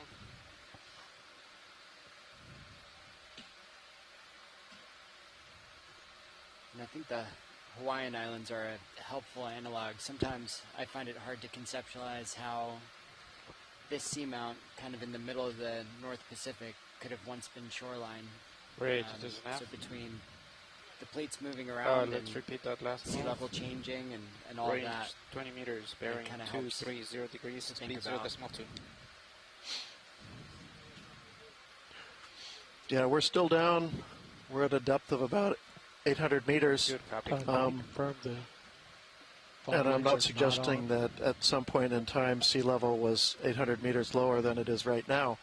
But one thing that happens to these volcanoes, Can you confirm the fog lights are not on? first of all, when they erupt, they're on very warm, hot crust and fresher oceanic crust, and the hot spot itself is sort of makes itself sort of a thermal high. And the volcano itself is hot, and as it moves away from the hot spot, it cools and contracts a little bit. And in addition, the added weight of this big massive volcano. These are, on the order of about 8,000 feet high and maybe have we gotten any 20, 30 miles corals across. with black background? That will push down on the crust. Background. And so the oceanic crust that it's sitting on will, over time, start to sag a little bit. And so the tops of these volcanoes that were once planed off at sea level are now hundreds of meters below sea level. You got plenty of time, Bobby. Yeah, that's kind of why I stopped. In tropical areas like the Hawaiian chain, the coral reefs can take over, and you get atolls that can keep up with the subsidence that the island mass is undergoing. But out here, these were probably never able to support a limestone or a coral reef that would be able to kind of keep up with the sea level for any length of time. Go ahead and slowly pan down. Show the branches. Okay, and I'm just coming back with this beautiful shot of the squat lobster on this bamboo coral. Something's a little bit different about this one. The polyps don't look quite as happy as some of the other ones that we've seen. They're all droopy and closed, so it's not actively feeding. I wonder if it's working on something else, or if it was damaged and disturbed in some way. But this is stunning. Oh, sorry. Just with the dark ocean in the background, it looks like we could be in outer space. So we're getting, again, almost zero current here. Is it possible they've just decided to sleep because nothing's blowing by particularly? Do you want to try again, Well, I don't Roland? know. I'm seeing Discover that the one polyps that's and the corals lower behind center, it the look like polyps they're are open. and actively Lower center, trying, yeah. so I'm not sure. My toe moved. That'll give a contrast of open and closed.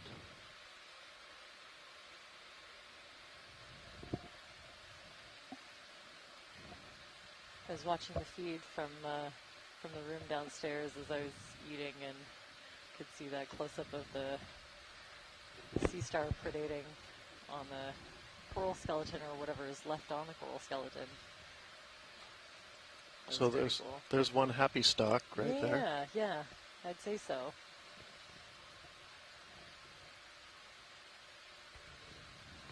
Good, slowly pan the up. ones on this Okay, really we're going to try large real individual are slow just on our kinda new. Do you want to touch your droopy and fogs? look a little bit sadder to not me. like this. But I wonder, I don't know what these corals do when they're gestating and concentrating on, spawning and all that kind of stuff. So there's a number of different things that this coral could be up to instead of actively feeding. I think that's about as slow as I can get it. That's good speed. Hold that. Hold it. Dark in the background. You should Hold be it. about to stop, co-pilot. Yeah, okay. I'm almost directly above D2.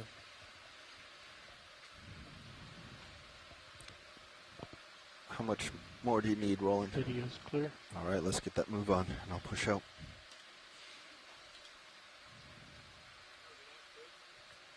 Go ahead, Bridge. Copy, move complete.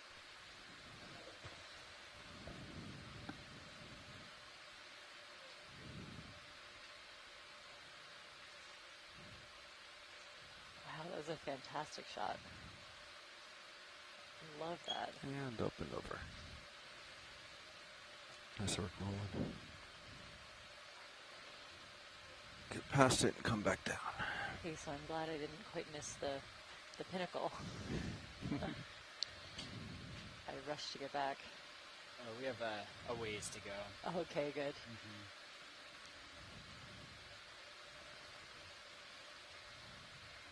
Yeah, so seeing a lot more of this, I would say a different species or Are the lasers genus on?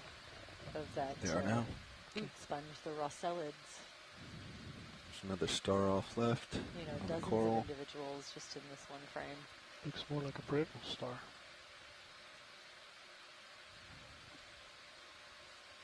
I Pacific grenadier kind of floating in the background. These white corals, I think, are still that Peristanella that we examined a bit earlier. I think I saw us imaging the black coral. Yeah, black coral down at the bottom, covered in those squat lobsters with the really long arms. Different to the species that we're kind of seeing scuttling in and out of the rocks. Okay, I'm gonna call the next one. Beautiful bubblegum coral.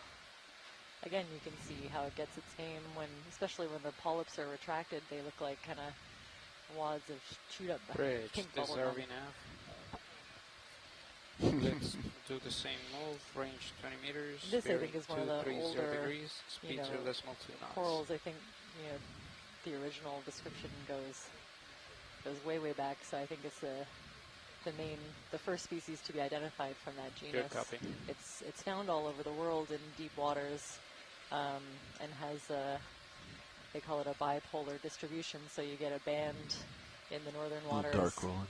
Around, slowly bring it up north of the planet, and then no records from kind of the middle near the equator, and then you see them again in the deep water in the southern hemisphere, getting closer to the pole in the south.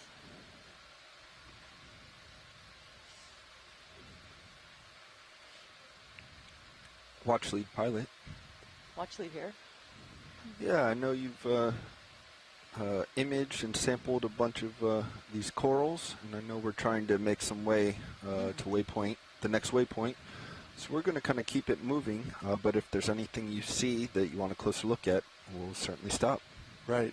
As we work our way up, can we kind of move ourselves to one side or the other, maybe, well, to starboard looks good. No, that looks more rocky. I see like a little bit more sedimented area off to the left. Okay. Port side. It'd be interesting to see what's down in there in that little depression. Looks like we're seeing more of the sediments.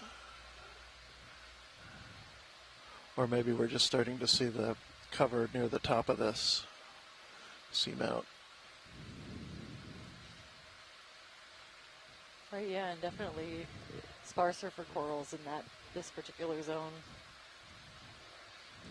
I think once they get covered with sediment, it's hard for a coral to kind of set up and find a part of the rocky substrate to grow on. And then as soon as you get back to the bare rock, you get back to more corals. So what does that, the smaller sedimented area indicate to you? Well, we were talking about this while you were eating, and it looks to me like it's perhaps near-shore deposits of some sort, either shallow marine or perhaps beach or get around this and come back towards you. Subtidal. Yeah, they're definite rounded pebbles and conglomerates, pebbles and even cobbles. Keep you in the sediment I couldn't fully hear. Yeah. Yeah, and wow, it's so like an ancient come up beach and over that coral and then back towards you. Okay. Right. I think that's what we're looking at. Oh, that's wild.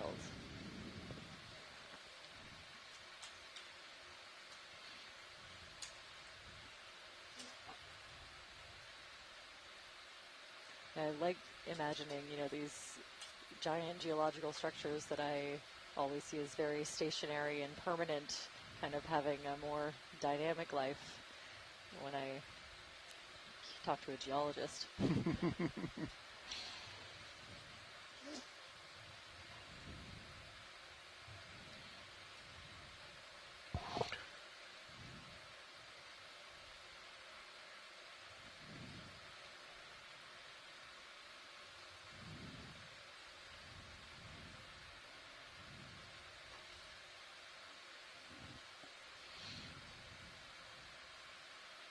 Yeah, it's an interesting spine we've been heading up almost the whole time. That if I hadn't go ahead, Rich, been watching it on the way up, I would have thought maybe it was a dike, a vertical dike that had intruded. But it definitely seemed to have some layering, either flat or maybe dipping slightly downslope. That makes me think it was was more flows. So we're still having these little interfluvial areas, or inter-ridge areas that are sedimented now like this as we get up higher. I don't think they were that way down low. Ledge, the whitish stuff. No, I don't remember an area quite like this. Let's see what that little pavement is. Yeah, you're zooming in on. Oh. Partial. Yeah, I'm not sure what to make of that. Yeah, that almost reminds me of kind of carbonate Come structures. down a little rolling. It does. It almost, yeah. It actually looks kind of like the carbonate crusts, the orthogenic carbonates that form. So try to get it as you go by, so it wouldn't around slow down seeps. much. Just rock right and show the Yeah, contrast. can we zoom in a little more on that? Yeah, those right, kind of right in that area and to the left. Try to get an idea of the grain size. Yeah, it looks like it's yeah, maybe sandy, pebbly, sandy deposits. Pretty far off rolling. I can get us closer if we'd like. No, that's kind of a good distance. And it looks like it has pebbles incorporated in it. Something maybe kind of a deltaic type deposit, or foresets off a beach, or off an edge of a shelf, something like that. Yeah, it looks like concrete with all of those Just little rotate right and get the contrast between this and that some dark. biologic structures. Yeah, it sounded like you wanted this cemented in area. there. Yeah. Let's come a little bit wider. Yeah. As I creep in.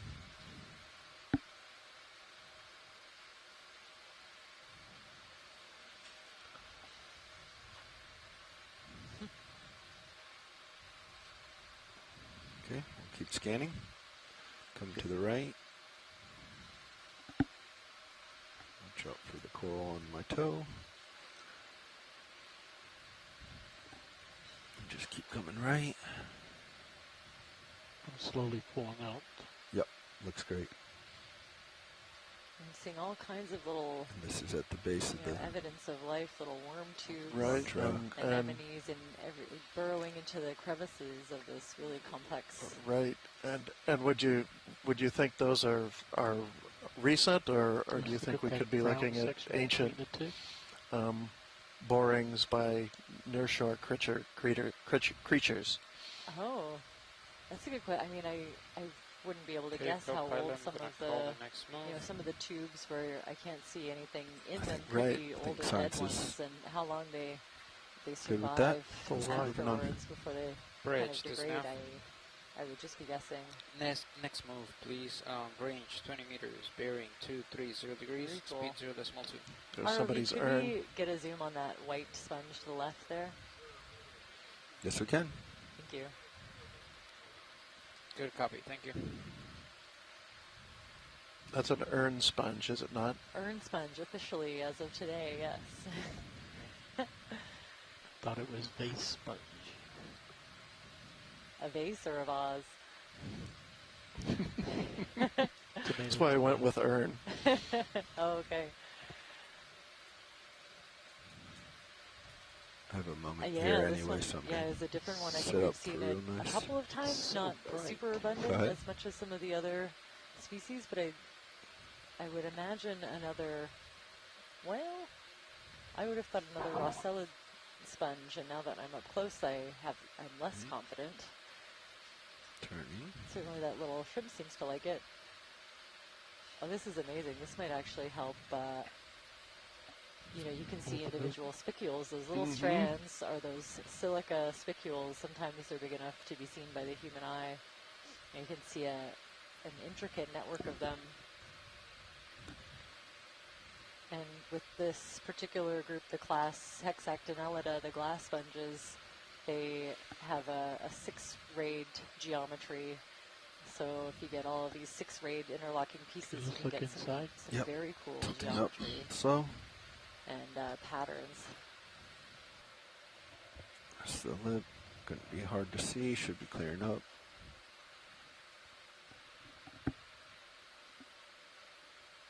Hold there.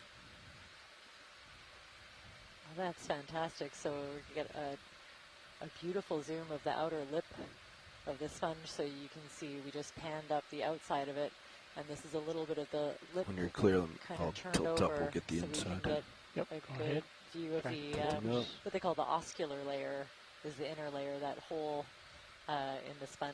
It's called the osculum. Pulling out slow.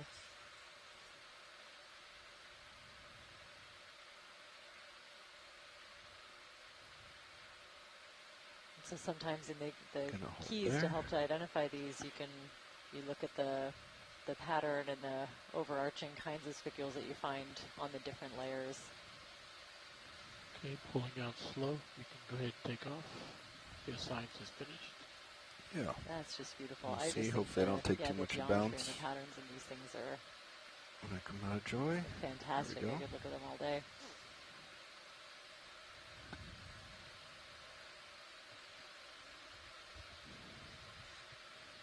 A little bit of tilt down.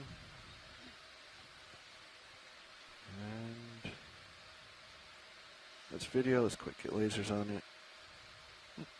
Good job. There we go. There's lasers. And moving on. Thanks for that overview. That was beautiful.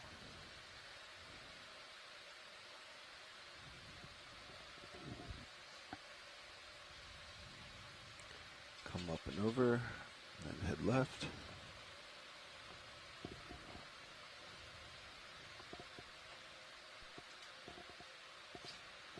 So yeah, maybe again not as Anything fast on of a your current as you were sonars? seeing kind of closer to the bottom. You can see the long tendrils on the Nothing huge. Isadella corals just kind of hanging instead of being swept in the current. So still lots of marine snow, lots of available Go ahead, Rich. food for this ecosystem. Copy, move complete. There's a little less movement. Yeah, what are you seeing in the geology here? Oh, well, actually, I was looking at this forest. Yeah, This is stunning. just gorgeous. Okay. Yeah. Yeah, just huge. Just gonna keep the shot. Oh, this might be the top. Is it? Yeah, it might be Ah, coming to a little flat spot. Definitely We're a not way at the above the main ledge. summit, Yeah. but we're on a little bit of a All right. ledge off the main. We can turn around and come back, watch leads. That we're just doing a little maneuver there for the video editors. But we can come perfect. back and look at this ridge now closer and these corals. Oh, Yeah, I'd be happy. You got a happy to good see view that. on Sirius there. Oh, cool. Yeah, it's really worthwhile if you're tuning in from home and want to switch to some of the other feeds that we have available. Feed Patience number at the 3 coral. should have the view from Sirius One on and the right. just see D2 hovering over some of these beautiful corals. Mostly the bamboo corals that we've been seeing, but some paragorgia as well. I wouldn't mind a zoom in, sorry, ROV. Yeah, go ahead. A zoom of the kind of whitish coral next to the pink one, just to the lower left of the lasers. Lasers on them? Or the one to the left? The one to the left. You got it. I think. I'm having a hard time finding the lasers. There we go. Yes, that one. Stand by one.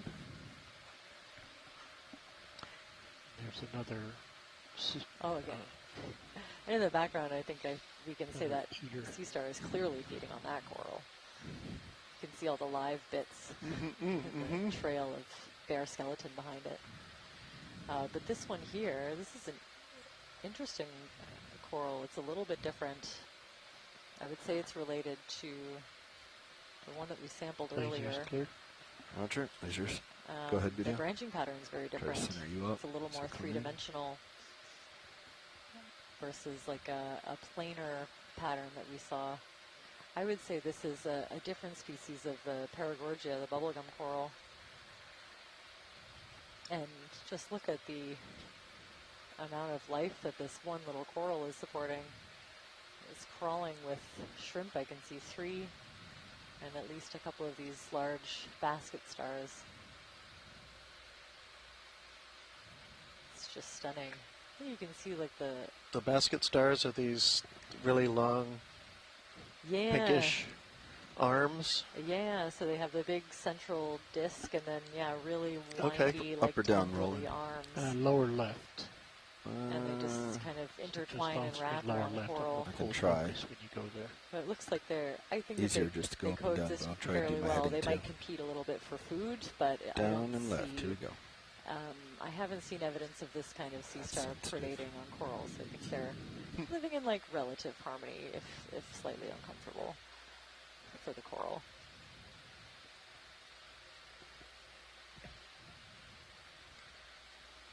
So we think Astrochelys levi, same family as Gorgonocephalus, but Say again? unbranched arms. Continue down. Down.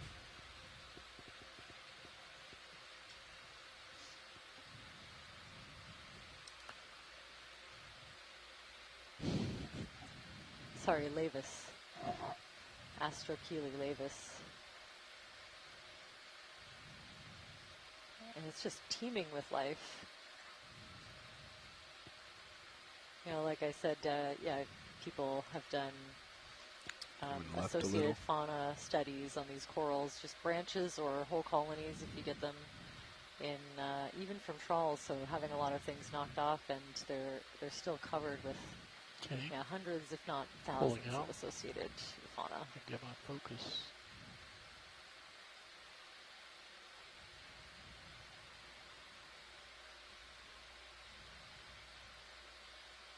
That's just beautiful. Marshall. Coming back right to frame up towards the coral top. behind it also, another kind of corallid.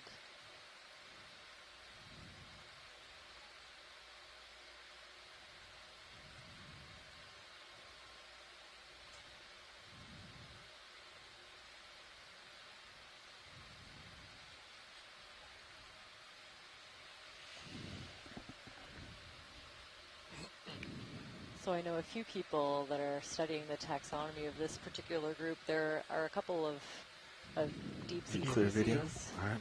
that it could be. So I won't venture a guess. I think studies are ongoing. But yeah, I'd love a view of this sea star predating on this coral. I think compared to the other one that we looked at earlier, this one's very clearly eating it. Roger. The lower left one. Yeah. So Bringing my right toe around. Yeah, there's one on the upper right as well. So you can see the dead skeleton to the right that's been colonized by all kinds of different hydroids, I would say, for the most part. But then this one on the left, everything, towards the end and the tips of the coral still has living tissue on it, just out there acting like a regular coral, and then you have this hungry-looking sea star and a conspicuous trail of bare skeleton left behind it. How long does it take these corals to lay down that skeleton? How old do you think this might be? Ooh, bamboo corals, I don't know. I would just be guessing. I wonder if someone from the science chat has any idea on deep sea bamboo coral growth rates. Kind of down. I know that they away do deposit below me. Hard I don't know if the fogs will material help. that can be, kind of forms these rings that can be dated in a similar way. It's back soon.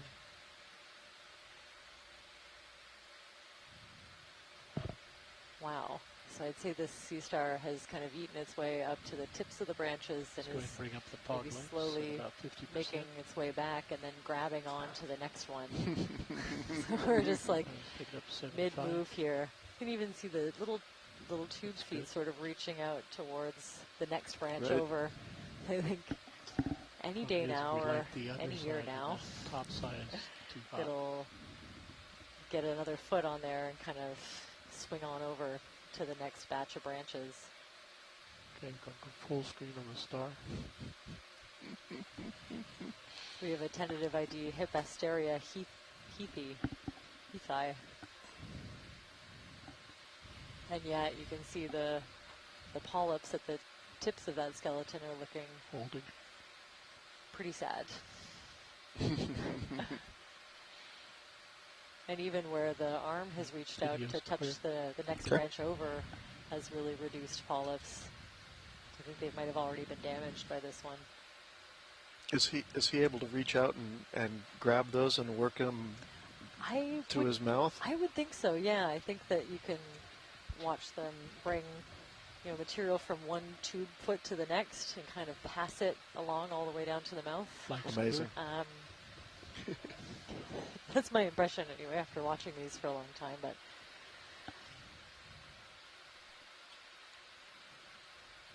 wow, so just more of these really big Isidella tentaculum bamboo corals. Lasers on. I think if I had to pick one representative species for the dive, that would be it.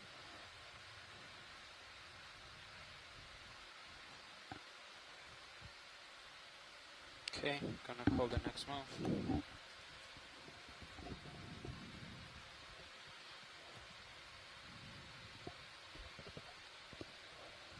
Bridge to nav. Same move, please. Range 20 meters, bearing 230 degrees, speed 0.2 knots.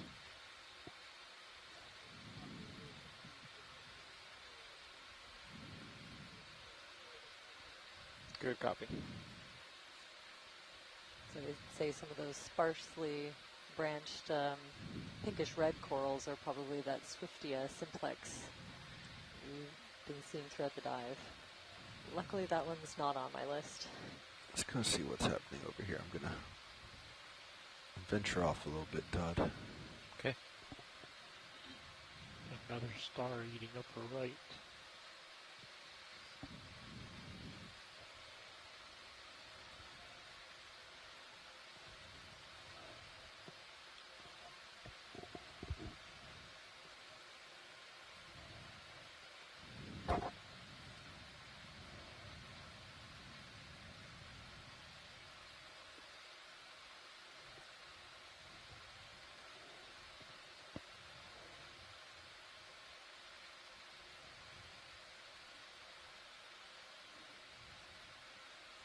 Yeah, kind of just drops off over here.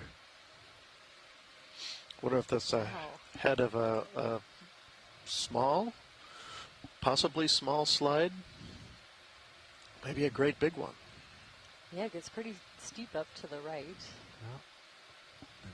Looking over to the right.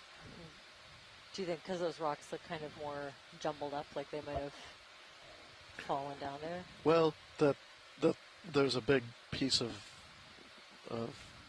island missing. That there's just a big drop off suggests that something fell away from there. Oh, I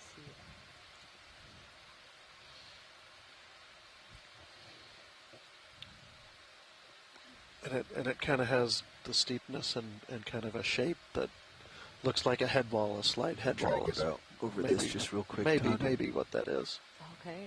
Okay, getting pretty far out there, Bobby. Yep.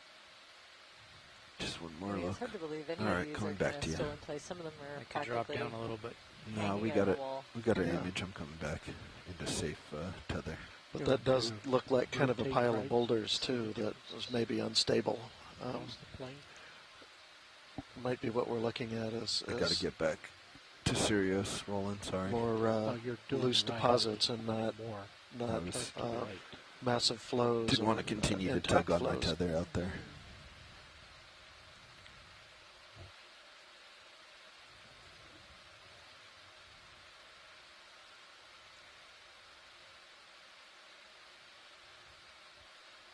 Thanks for the extra leash there, Todd.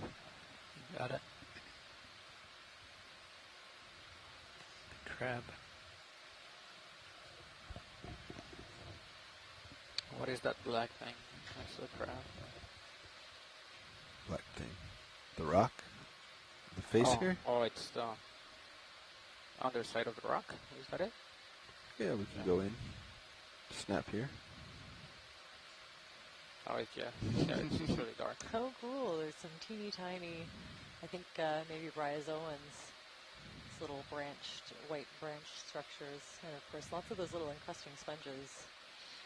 See these rounded pebbles really strike me as they must be water worked. Possibly along a shoreline. That is so cool.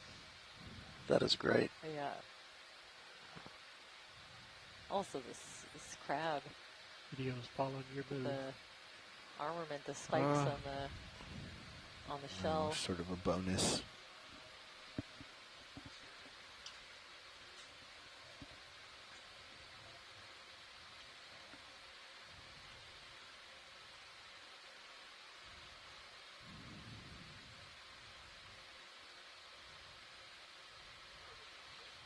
Wow. He looks like he's missing a claw. Yeah, something's definitely happening. Or one claw is way bigger than the other. Oh, yeah. Yeah. Oh. Isn't uncommon. Finally hit my toe. That was a nice move. Nice shot. That was great. And another one of those sea stars kind of in like an Line arched back up. position. Looks like it. You were so smooth, it made it look feeding like on the crab something. was doing it. Good job, Bobby. He was helping me a little bit. He turned about 90. All right, continuing on. Now Sirius is doing a good job at lighting up the ground where everything's not quite so hot from just the ROV's lights.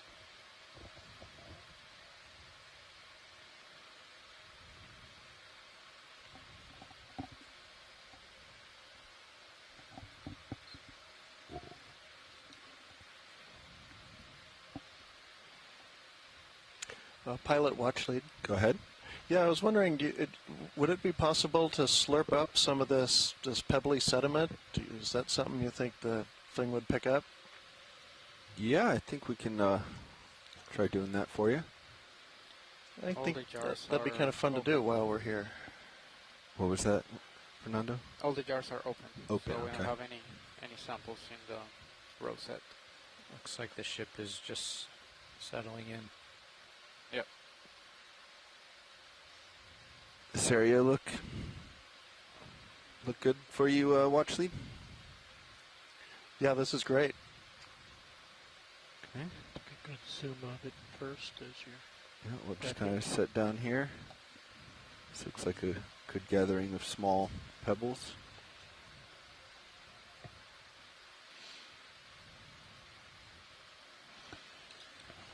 Tilting down. Samples are usually good for both of us. There's often something biologic in the mix. Right.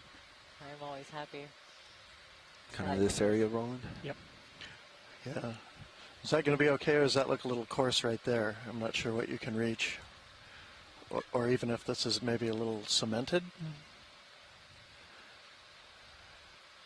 I think you'll get some of this.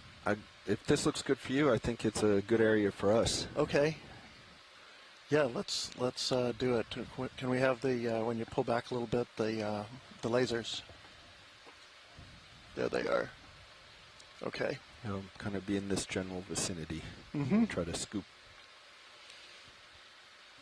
All right, let's come wide. Now I mentioned before, although these islands are formed mainly volcanically, live. the dredges from the summit have gotta be a suction. returned all kinds of things that are the result of glaciers, drop stones from glaciers that have floated out in the Pacific Can't hear you, Roland. Can we get the jar and light on? melted in the vicinity, and where they melt, the stones fall where they fall. Ready for And chore? So the tops of these Ready? You ready? seamounts are one place we see them. Just square up the mini Zeus. Okay, you ready? Yep. Right, that makes sense that they would be kind of the first point of contact move for out scraping back, something sorry. like that. There you go. Yeah. So which do you think some of these, the bigger rocks that we're seeing in the background might be those drop stones? I didn't see anything unusual there, but that's one reason I'd like to get a sample of this, is to see if this is all fairly locally derived, or if there are things that look like they're from somewhere else.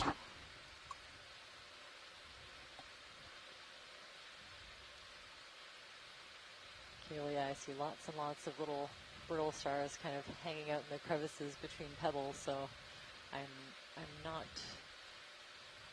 worried. I think it's a pretty safe bet that we'll catch one. The auxiliary count Drawer also in. shows you where you are. Yeah. We're just vacuuming up pebbles from an ancient beach. No big deal. Suction sampler. That's why we like our jobs. Let's go in partial video, please. HD1. All right, Todd, I think kind of Okay. whenever you're ready, I'm just going to go in this area. All right, I'm yeah, there's slurping. just I'm going to give you a little more juice than the Dozens normal of teeny tiny biological little sample. stars.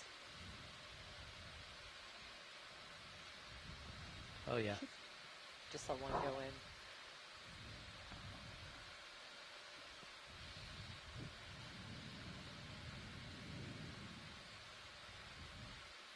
Let's do another one.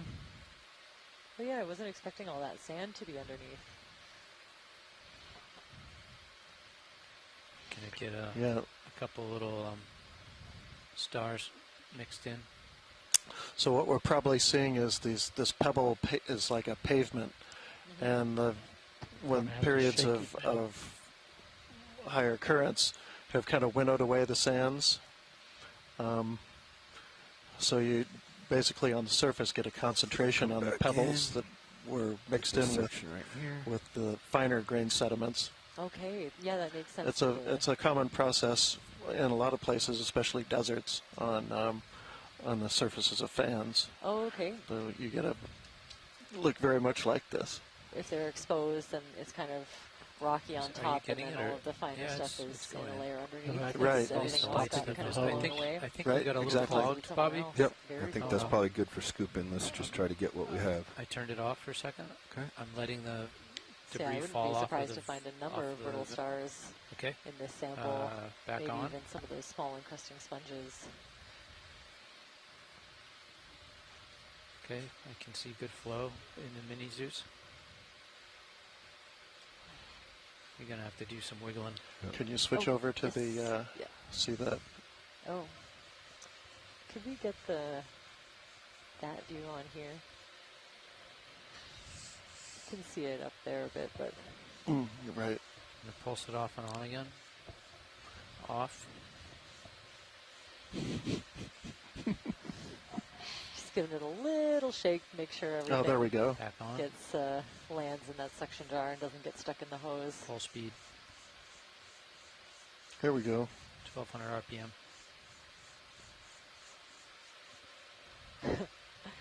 Like, can I hear it from up here? It sounds like I can hear it. Yes, you can if you listen to your auxiliary, your Not quite that. hydrophone. I've seen a lot in the Right? jar there. I think we scooped a fair amount. Yeah, I know. I'm concerned there's a bunch of stuff in the hose. It's running. On your intercom panels, if you look for HYD 1 and 2, those turn are it off. hydrophones on the vehicle. Maybe it keeps Oh, I clogging. didn't know we had access to those. I don't see it on my... Oh. Back on. There's some stuff floating around in there.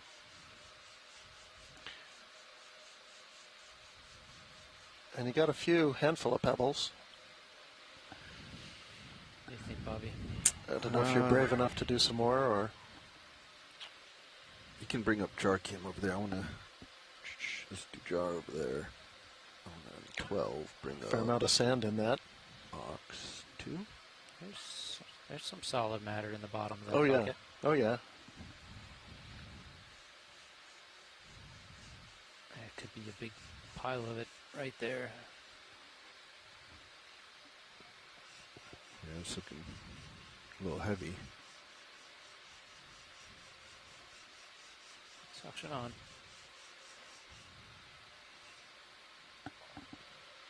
Let's go all the way in, all the way out, like a big. Oh, There's the yellow. There's in.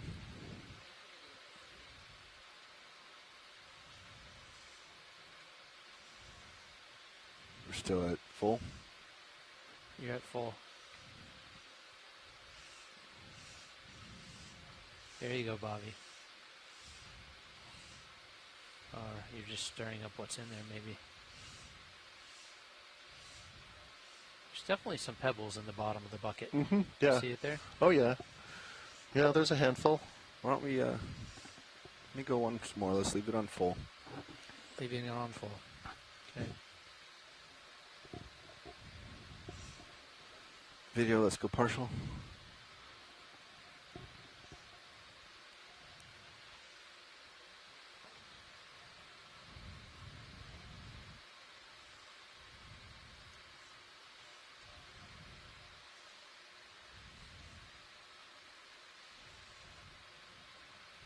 So that should go right in. We're Yep. getting- That should tell us if we're clogged or not. yeah. You're definitely getting the sediment, but I don't know about any more pebbles. Let's come wide HD1, please. Oh, we got another There's the ultravoid. little. So he made it through. Oh, there's some pebbles in there. Yeah, no, you got stuff. Watch leads, are you happy with what you see in the jar? Should we keep trying to suck up some more?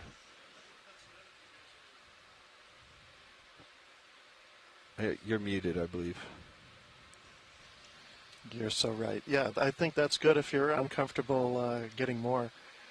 We can try to skip some more if you would like. Well, that's looking pretty good. I just saw we got another big jolt. It's So just a matter of that's the pump. scooping. Yeah. No, I think that'll be sufficient. All Let's right. go with that. Let's come back to HD2 then, and we'll stow. Let's go to... Oh, you got to blow it out, Yeah, that's don't yeah. you? Yeah, but I don't need a jar cam for that.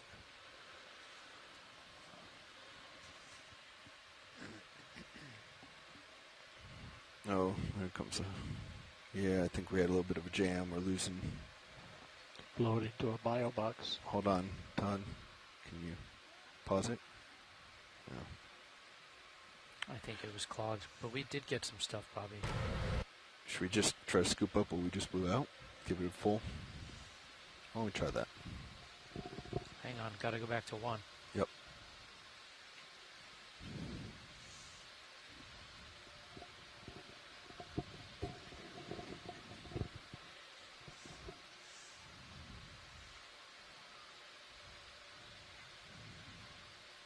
Thank you, Workshop. Let's go partial video.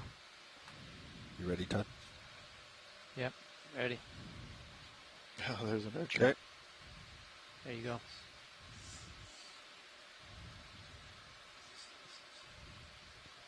Yeah. Okay.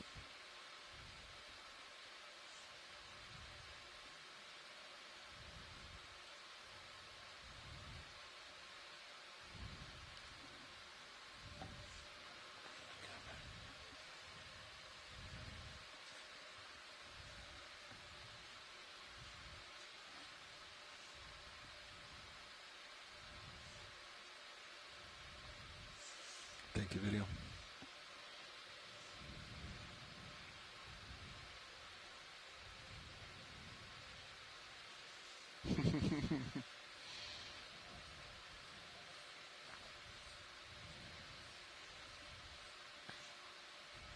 Wow.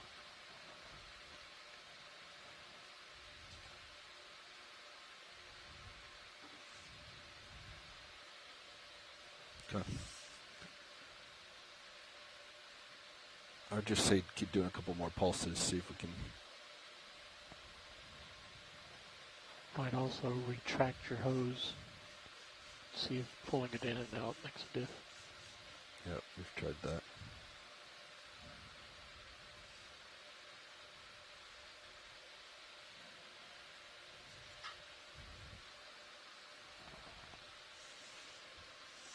If you look at multi-viewer, you've got the auxiliary cameras in this jar.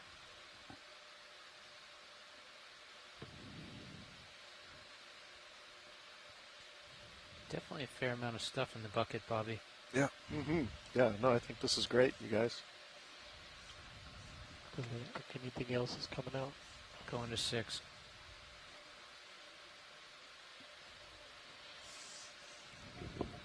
So that was sample ID EX2306 underscore D03 underscore 09G.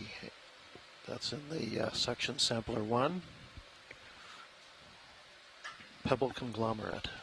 You're blowing on 6. Blowing on 6. Okay. All right. No, Not seeing anything come out. Pulsing.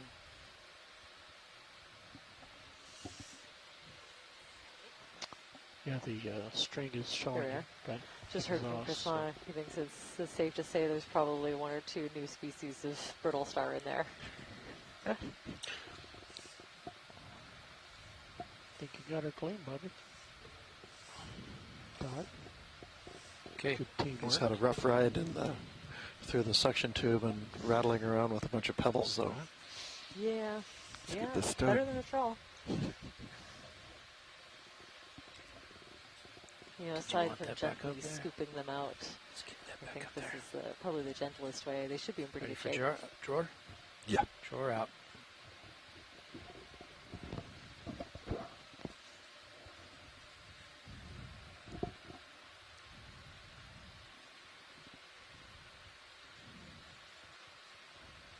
Drawer in. Hose looks good. Dexterity that you guys have with those arms and tools, you know, as far away as that vehicle is from the ship, and the umbilical and everything is amazing. Secure.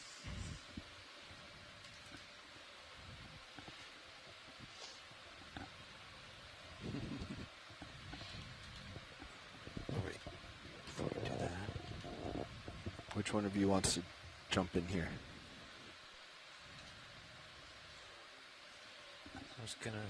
I was gonna call Levi up here for a minute. I know he's listening. Spell me for a second. Sure. Who wants to be in the seat? I can jump in. All right. I got him. He replied. Why don't you and I switch then?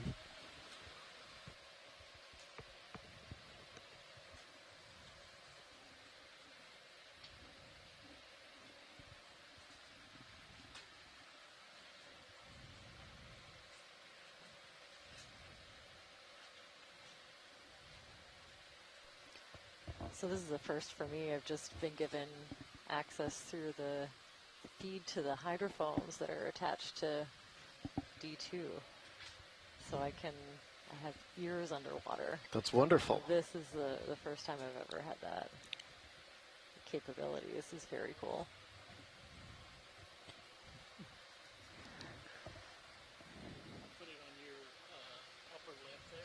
Who knows what we'll be able to hear? I've never had ears on the deep sea. This is fantastic. Right now I just hear a little bit of whirring and clicking. I assume are some of the thrusters or instruments on the Watch RV. lead nav. Watch watch. lead, yeah. Yeah, the snapping that you're hearing, that's our USBL. That's our locator device that gives us our HIPAC screen and our position on the bottom. And then you can kind of hear that whirring sound, which will kind of increase its volume and pitch. There you go. Vroom, vroom. That is the thrusters that you're listening to.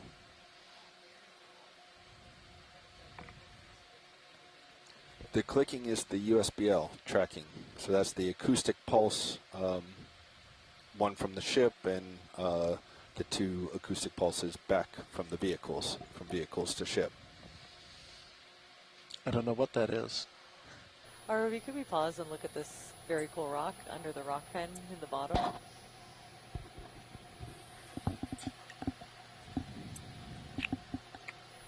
This one right here, the yellow Yeah, one? the kind of sharp, lighter colored one. Yep, that one. Copy. Partial in video. Just when I hear a geologist say, I don't know what that is, you gotta stop and look. No, it's a broken face. It's And- interesting. It's a very different color. I was gonna say, yeah. Probably some sort of vein filling And obviously, that happened before the thing Are split. we moving or are we stationary? We're holding station. Copy. How are we doing now? Oh, sorry, video. Hello. Let's come out partial. Okay. Let me settle right there. Okay. and then of course a It's beautiful coming rock partial. pen. For folks that haven't been watching since the very beginning, we sampled one of these earlier in the dive. It's a special kind of sea pen that's been modified to attach to hard substrate instead of being anchored in the soft substrate. All right, I think we're good right here. That's great, thank you. Okay, let's come out video.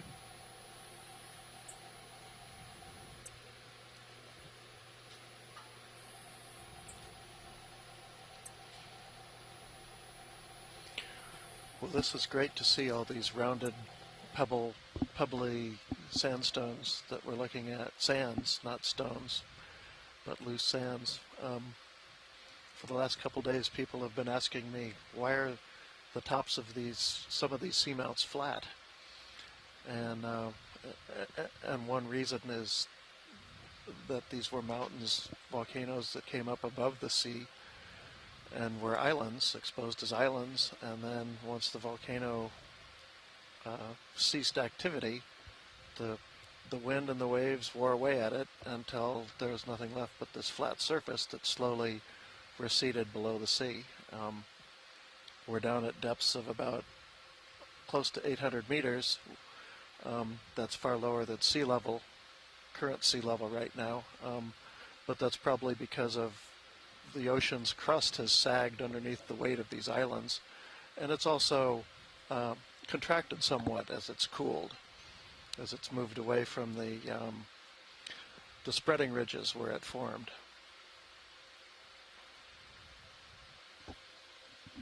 But so this is really neat to see that we can find evidence of these old shorelines on the sides of these, and keep in mind these must be millions of years old. This volcano formed probably 21 million years ago. Ready for a move? Same as the last? Sure. Millions, yep. On the order of just a few millions of years after that. Yeah, 230. 20 meters. It would be eroding down, much as you see. Bridge, RV nav. The Hawaiian Islands getting worn down. Can I get a ship move, please? Same as the last. 20 meters, 230.2. Below sea level, but the chain actually extends all the way up to the Aleutians. Good copy. Thank you, Bridge. Yeah, that's wild to imagine, but that is what this looks like to me, kind of like a beach. Mm-hmm. Yeah, and these aren't, wouldn't normally be preserved except that we went below sea level. We didn't get up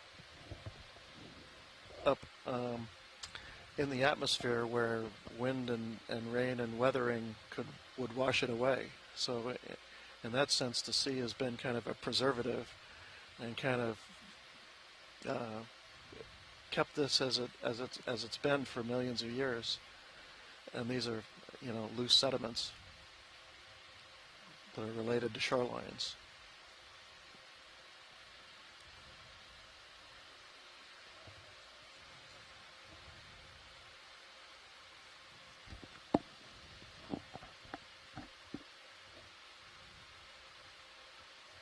I don't have hydrophone 2. What's hydrophone 2? Right, left, and right channel?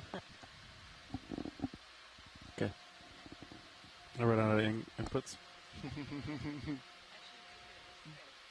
I think they sound the same, right?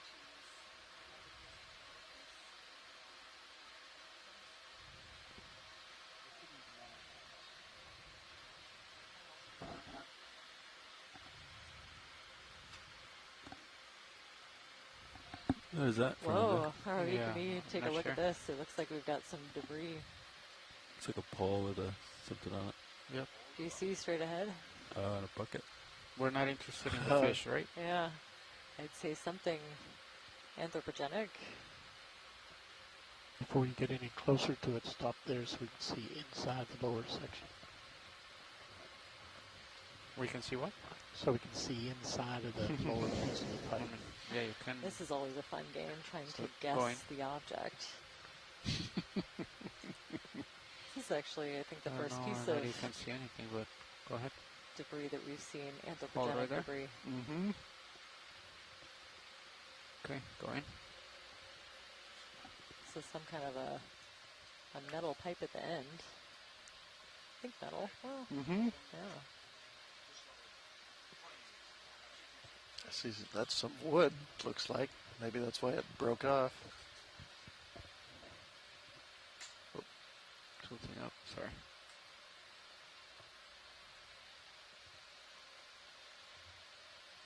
Okay, let's look at the other side. Wow, I see a tiny little brittle star inside. Okay, tilt up. And we'll just pan along. Is that? See if we can. Tilt you up. See if we can figure out what it was. That looks like an attachment point, maybe a railing of some kind. And this little thorny headfish just swimming in for a photo bomb. Okay, now pirouette. Yeah, it's hard to tell what that is from that end. It's not a bucket, I don't think, but. No, I'd say those look like screw holes to me, maybe where it was screwed on. Because it's a rubber or something. Yeah, maybe more of like a gasket. That's good right there. Huh.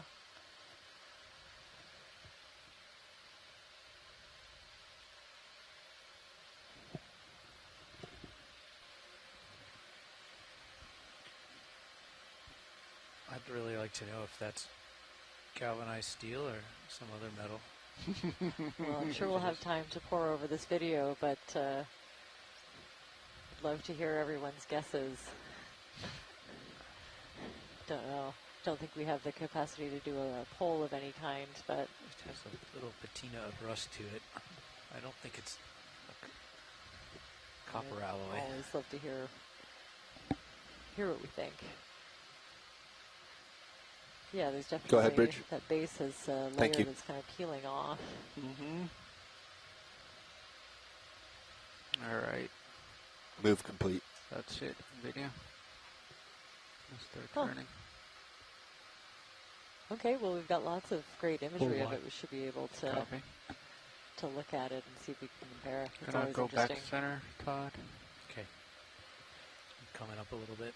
Actually, one time I Copy. found Could we look at that big black rock that's just left of center right now that's got the critters on it?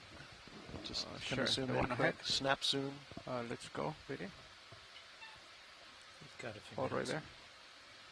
I'll bark at you if we start driving past you, okay? Copy. Yeah. Yeah. Do you want tighter zoom? Watch lead? Just a little bit, yeah. I'll You go ahead, pull it video. in Do you real have more tight zoom? so you go. All right. Oh, sorry. Oh, let's come out. yeah, that little scale worm kind of swimming by. Yeah. Okay, that's good. Thanks. Okay. Yeah, they can be pretty fast swimmers when they want to be. Okay, my head's pretty 30 degrees right of track. Copy.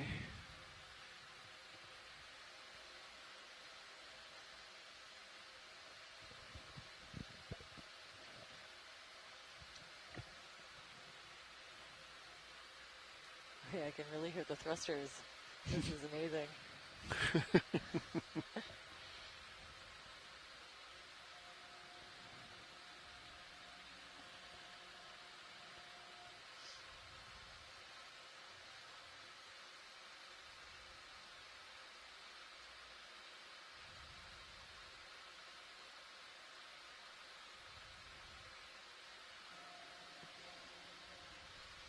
I don't think we've seen a white crab before. Yeah, kind of a ghostly whitish crab in the background. Maybe that's the opposite sex of the one we saw earlier today. Yeah, it does. We did see a red and a white, actually. Yeah, that's right. Earlier in the dive, we saw a red and a white. One of these crabs kind of interlocked, and the theory was that they were getting ready to mate, and maybe the lighter, smaller one is the female.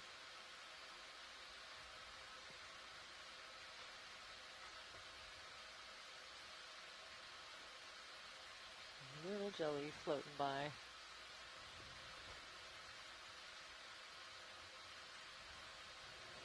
Lasers on.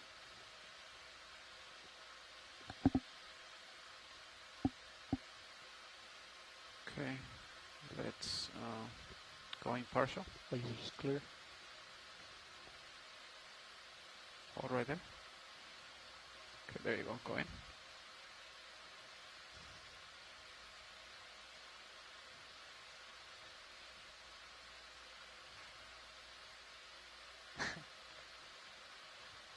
There's a song about walking like a crab that my kid is really into right now. That's all I can think about when I see this crab walking away.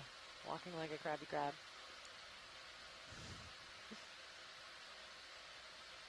Your video's clear. Copy. Come out whenever you're ready.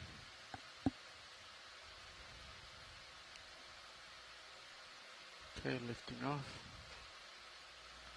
Actually, RV, if we can still see it once we pan out, just down a little bit, there was a different kind of sea pen. Full wide. Oh, we might be past it now. Okay. Let me back up.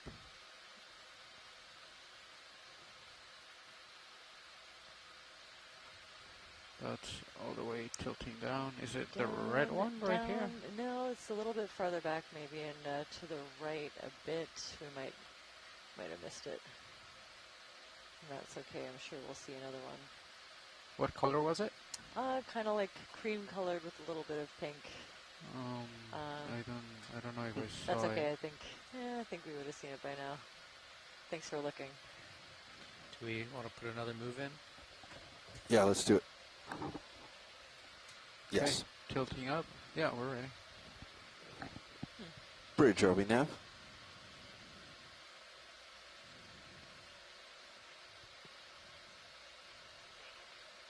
Yes, same move as the last, please. 20 meters, 230.2.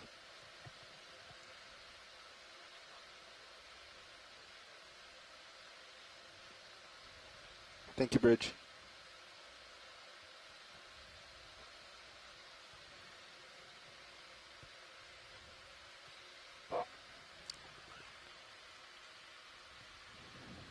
Another dark crab right of that coral. Repeat that? Never mind, it's something flowing to the right. Just went on screen. It's just a think I'm seeing coral. Yeah, another one of these big Isabella tentaculum. I think I see another deep sea sole up ahead, some very cool sea stars. Those long, stringy, kind of reddish, orangey Swiftia corals. But a little more sparse than what What we were is seeing this? earlier. Oh, this is one of the flatfish, right? Yeah, you want to get it? Sure, a quick is there, zoom of the sole would be sure. great. Okay, let's hold Yeah, on a I second. think by the judging by the pattern, seen I it would from call this it a angle deep sea before sole. today. All right, partial in.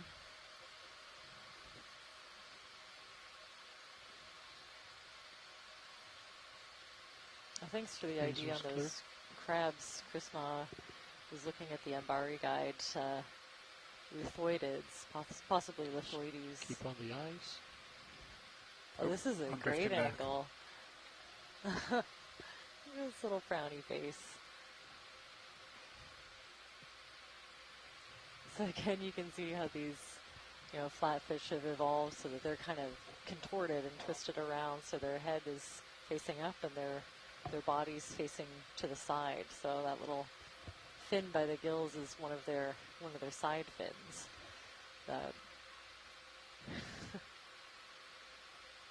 This is just beautiful Full screen. imagery. Yeah, each individual scale, you can almost see the reflection of D2 in the eyes.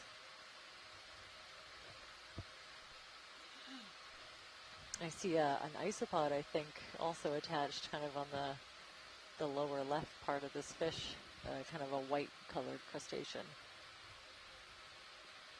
Video's clear. That's Okay, fantastic. let's come Look at up. the patterning. Okay, And if you lifting also off. look closely, you'll see dozens and dozens of almost teeny tiny brittle stars. So they should be, I'd imagine, juveniles of some of the larger ones we've seen. Onwards and upwards.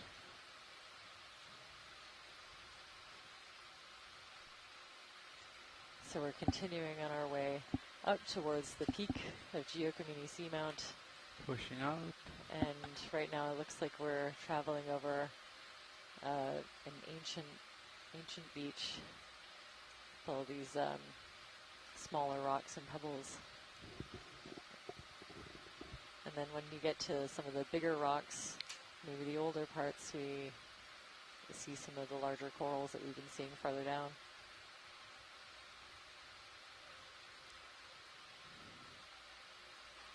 Harvey, there's a sponge ahead, just to the left of where the lasers usually sit.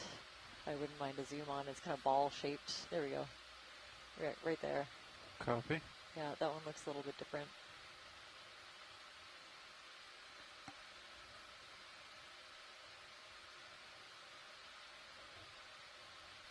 Go ahead, Bridge. Thank you.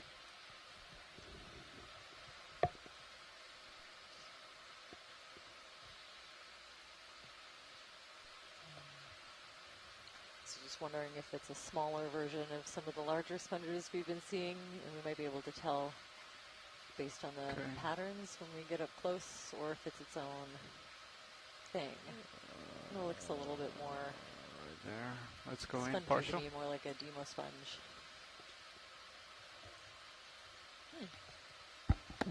Ooh, cool.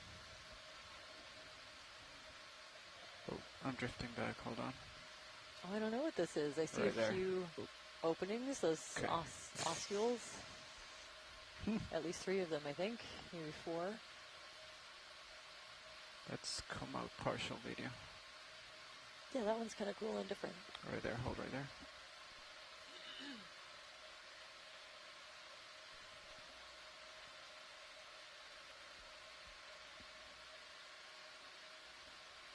Okay, you can come in now.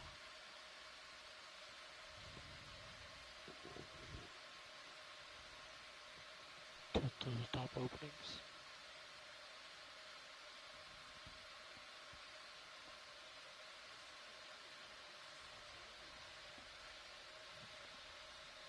Okay, video's clear. Okay, you're not on. There you go. That was beautiful, thanks. Yeah, I'm really stumped. It's really hard to tell, I guess. Right. Taking off. Without having it in the lab. Bridge, RV nav. Yes, can we please repeat the still move? could be a juvenile of some of those larger glass sponges we've been seeing. And another nice a stalked mushroom coral. That's right. Thank you, Bridge. Center. We've seen a few of these. Having a view of the stalk kind of gives you more of an idea of the mushroomy shape. There's a couple more bigger boulders here. Mm-hmm. Yeah, we're still below the main summit. It's still a few, I don't know, 10 meters or so above us, and there's another little escarpment that we're coming up to. We're on kind of a little shoulder with a flat spot right I here. see it, yeah. So there's still things, big things from the bedrock can be tumbling down the hill at us. It's a nice view. Or perhaps stranded things on this kind of ridge we've been coming up. Yeah, it looks like the current's picked up a little bit more. You know, that grenadier is swimming just to stay in place. Okay, all right. You know, this one looks a bit more like the Pacific grenadier to me. Go partial. Which is Coryphaenoides. It could be Archolepis or Pectoralis are the 2 species that I have for this area, although I'm sure there are more. Okay, I might not. Oh, okay, yeah, you still have time. So yeah, it's quite a bit of Okay, current. You clear. can see this fish is going through quite a bit of effort just to hover. And a fantastic specimen of the tentacle bamboo coral. A lot less planar. This one has more of a 3-dimensional shape than some of the other ones. Could be an indicator of a little bit of movement on the part of the sponge, or possibly that it's growing in a few different planes. If the direction that the current approaches can change, then it could So take there's no advantage of feedback the right current here, in a right? few different This directions. is the one that's supposed to tell me my tilt. It is. Yeah, it looks like it's not responding. Okay. Oh no, sorry, rotator. You're looking for rotator. Tilt is your pan tilt. Oh, all right. Makes sense. Thank you. Okay, so -21. Okay, I'm pushing out, Todd.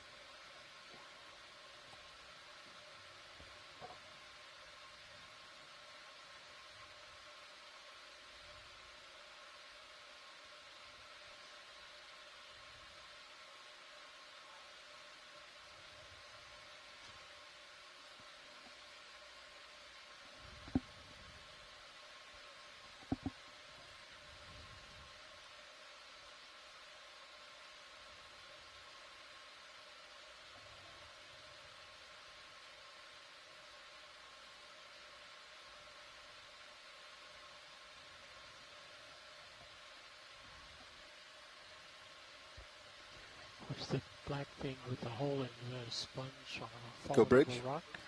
Thank you.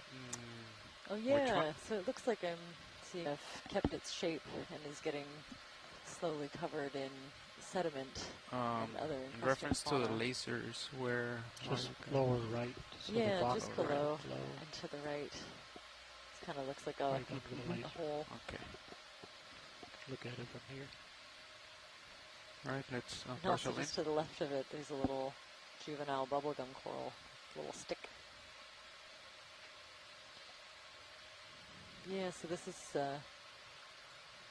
mean, it'd be impossible to tell the species now, but it looks like the base of one of those Back, sorry. urn or vase-shaped sponges. Clear. It's getting encrusted with other living things.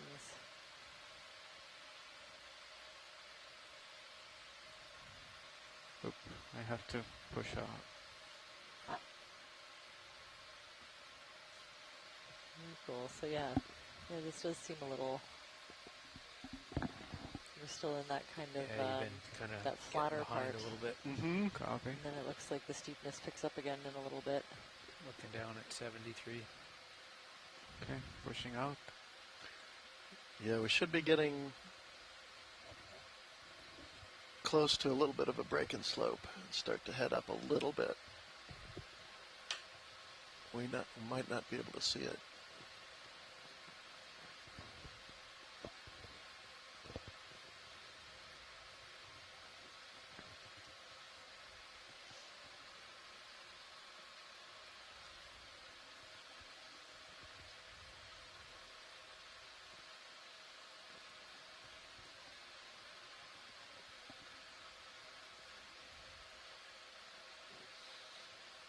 I'm seeing some of these little Bridge, ROV nav. sea cucumbers. Mm-hmm.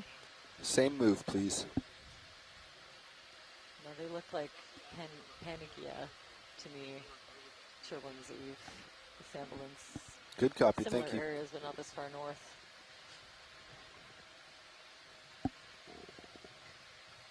And another one of those bubblegum corals. Different species than the big kind of reddish paragorgia that we saw earlier. This one usually, seems to have a longer sort of stalk. Don't get quite as big, and they're a little bit, generally a little bit lighter in color.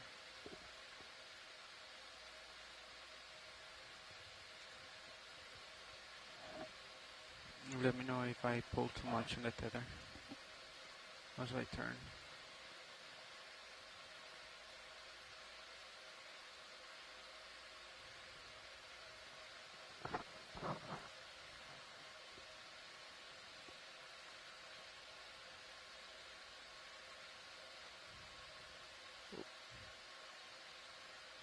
Oh, this is tough.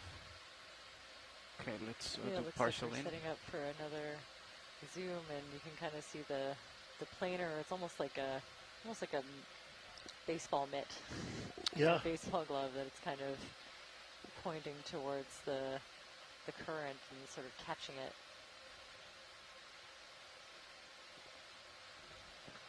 Can we bring up the fog lights? You can see there's a pretty big anemone attached to it at the bottom there as well.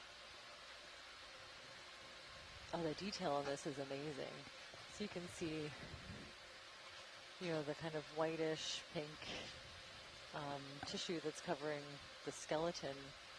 All the patterns in there. Those little dots that you can see are the smaller zooids Tilt that down have to the a anemone. reproductive function. And then the larger, the big polyps that we see are the feeding structures. Huh. And of course, host to a variety of other organisms. These shrimp seem to really enjoy associating with the paragorgias.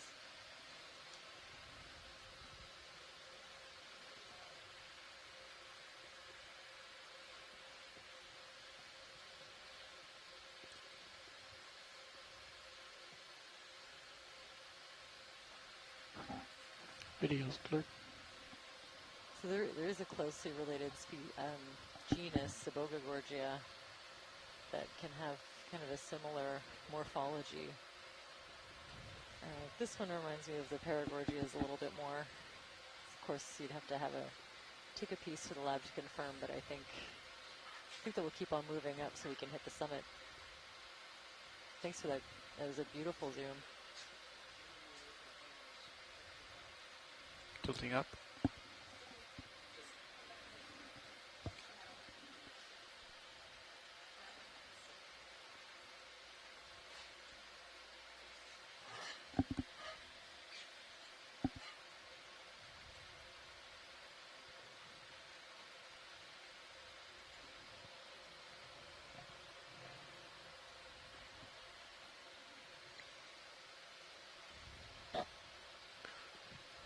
So we're just starting a little bit of an incline heading up to the, at least here at this part of the seamount, the summit, which is about, Bridge. At this point, I think 25 meters Thank above you. us.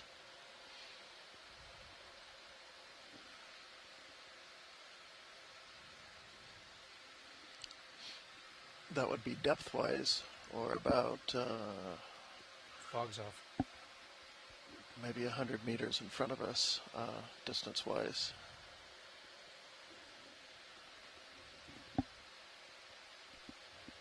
Actually, ROV, could we get a zoom on this sponge?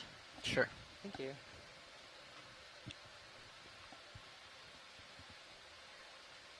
I'm just trying to keep an eye out for things that look a little bit different from what we've been seeing, so we can try to capture, you know, the range of species. I That's also see partial something I in. didn't notice before. Coming in partial.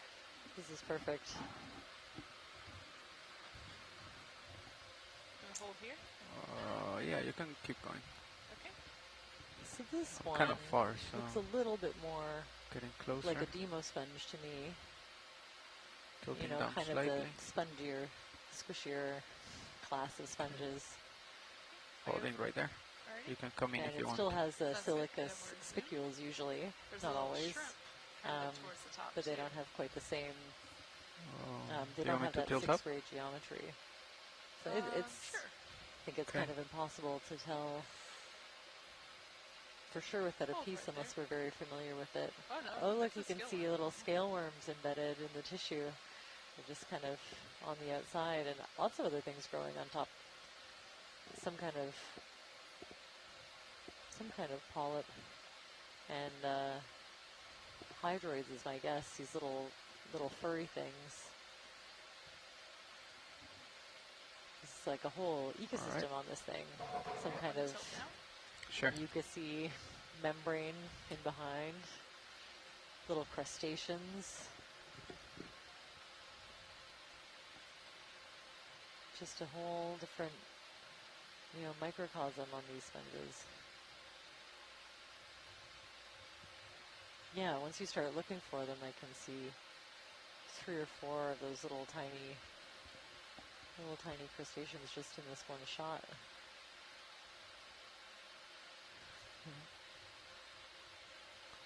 Okay. Okay.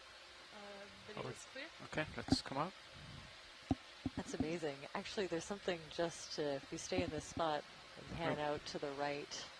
I think that sea pen was back there.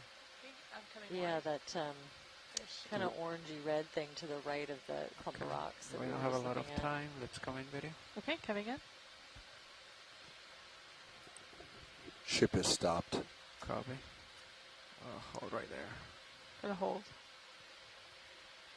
This one, if I had to guess, it's a sea pen, and it looks to me like one of the Helipterus or Baldacina Coming sea a little pens bit more known from right this there. area.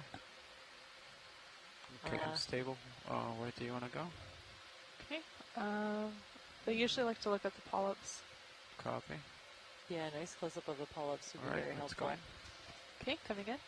If it's a Baltacina, it should have 2 big kind of spikes at the base. That's max zoom. Yeah, it keeps on moving, so it won't be that easy to. Are we looking at the base of the polyp or the base of the sea pen? Base of the polyps. I know it's a hard ask. This is a tough angle. Oh, wow. Try to get one of these closer polyps instead. Yeah, maybe the ones in the middle are sort of the closest. Maybe the ones at the bottom are the ones that move the least. Yeah, good point. So thinking maybe the bottom ones might move the least. Oh, cool. Hold okay, on, so fog we can light definitely drifting see back. Caitlin, some spikes you wanna running brighten it along up? the Sure. bare part of the Let's bring base. it up. Let's see if Did that help? we can get those spikes if it has them. Yeah, even this is helpful information. Seeing the row, 2 biserial rows of spikes along the base that doesn't have polyps on it is super helpful information. Sorry.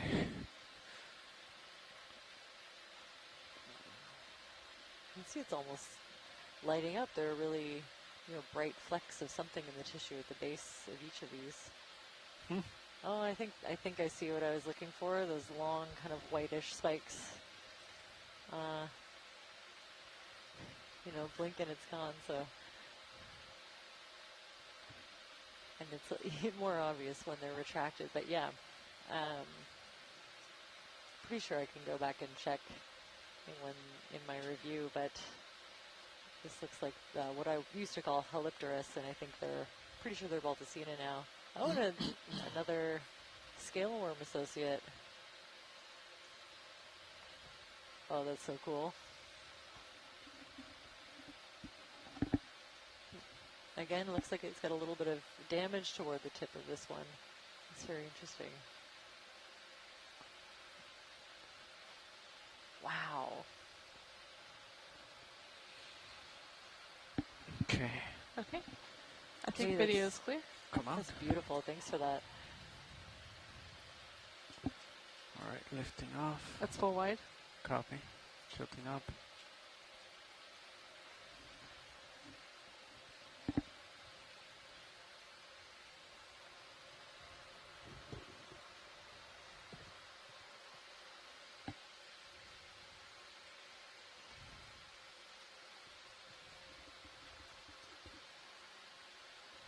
Nav, this is watch lead. Fog's clear. Go ahead, watch lead. Yeah, how are we doing time-wise on this dive?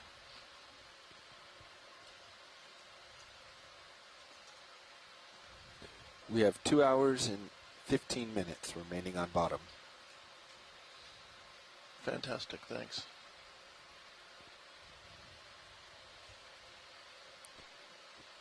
Bridge, RV Nav.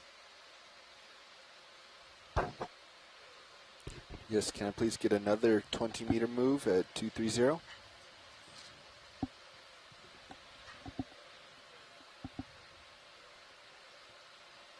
Good copy. Thank you, Bridge.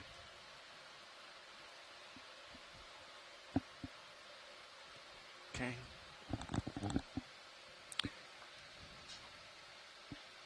Do you want to zoom up these watch lead? Any interest? I don't know if we've seen these coral probably many times before. I think we're okay. I think we got a good look at most of these. Okay, Let's sounds good. continue our way up. Sounds good. Thank you.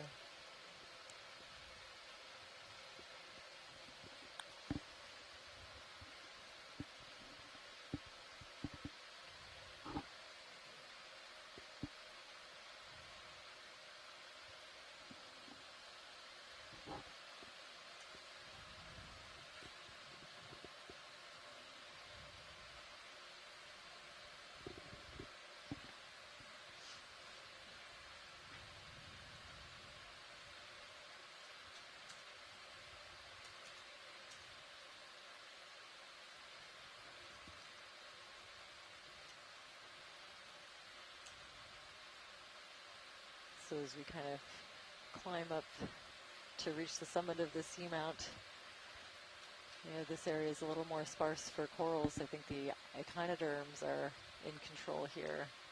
Lots of teeny tiny brittle stars. I'm seeing those sessile sea cucumbers again. And of course, lots and lots of gently falling marine snow.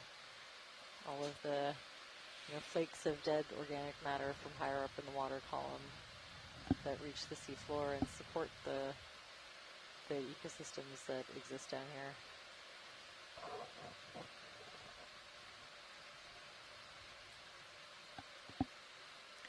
That might be a Yeah, a couple more anemones as well.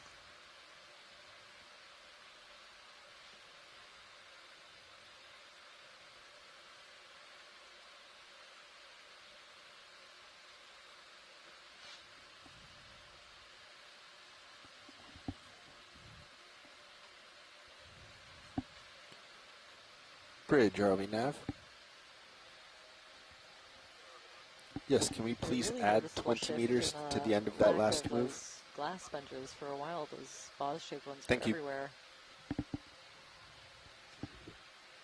like a pretty high abundance. Ooh, I might be getting too far. Getting a little bit out there. Yep. Gonna turn right here.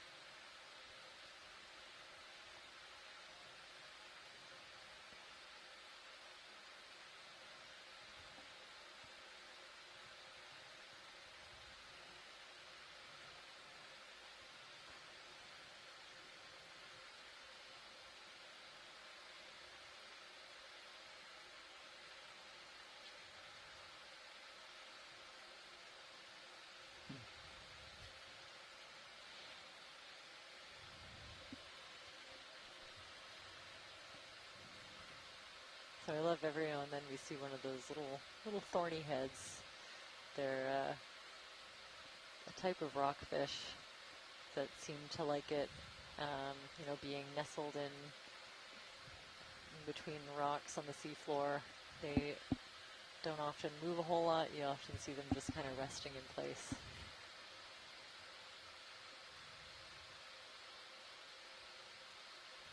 Kind of in the back I see something that looks kind of like a lollipop almost on a stick, and I think that's a juvenile bubblegum coral. They're always cool to see. I've seen a few scattered around.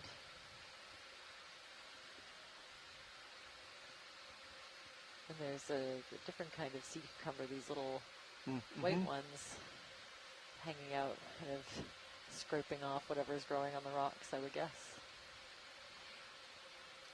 Very, very nice slab-looking rock up ahead. Oh yeah, that one's very different.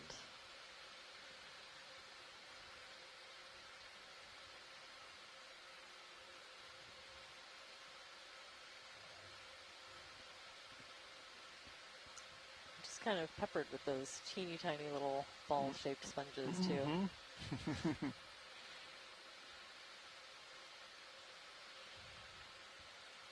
See, he's got kind of a shadow of sediment down current. Oh yeah. Right, because it's blocking the current from being able to come and sweep it away. Right.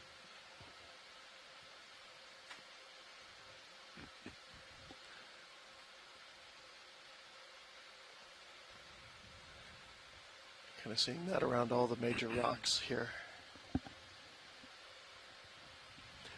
Either that or there's critters living underneath the rocks that are periodically coming out and sweeping out the big ones? The pebbles in some way, or I don't know. Seeing another teeny tiny deep sea sole. See it? Oh yeah. Yeah. Once you kind of get an eye for the pattern, you can pick them out pretty easily.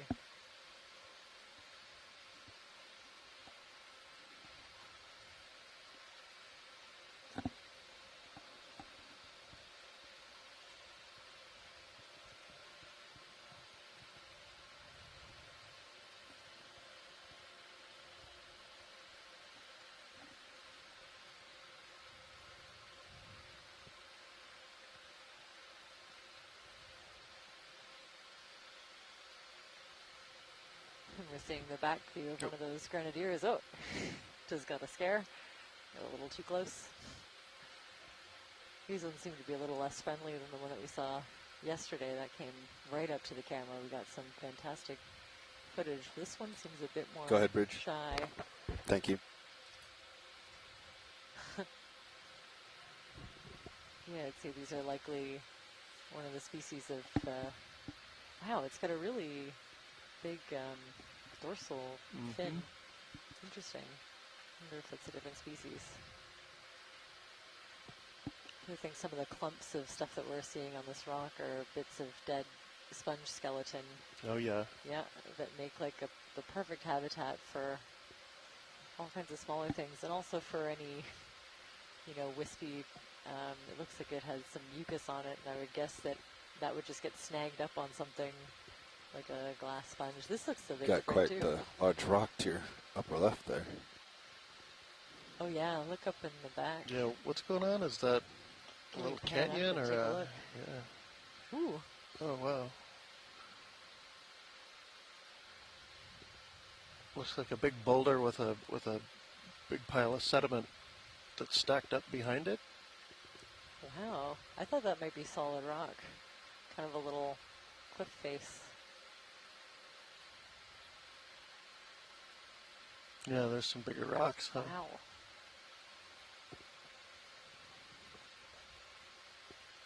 Okay, the larger corals seem to like it a bit better up here.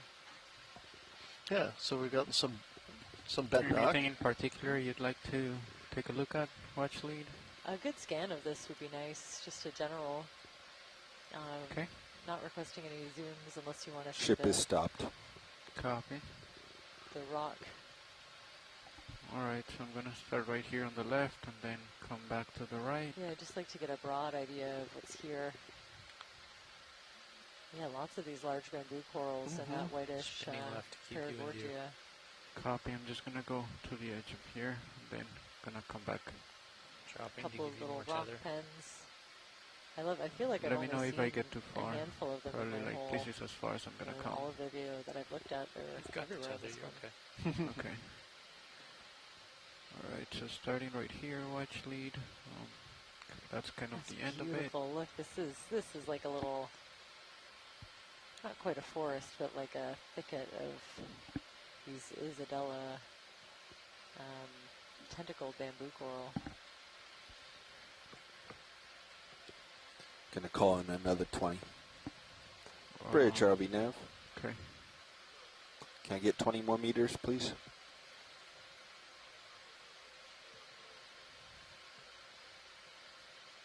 Thank you, Bridge. Oh, okay, very cool rock formation. I gotta say. Yes, nice. Yeah. And now it's Those are nice. You've been kind of coral and sponge starved for a little bit, and here you go. Yeah, but I can appreciate the rock that's underneath of it.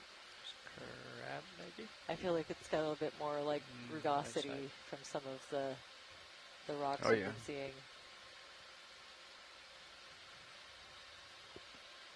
This right here is just like a little coral, the pink one. Yeah, right. Bubblegum coral, maybe. Is that another one of your soul?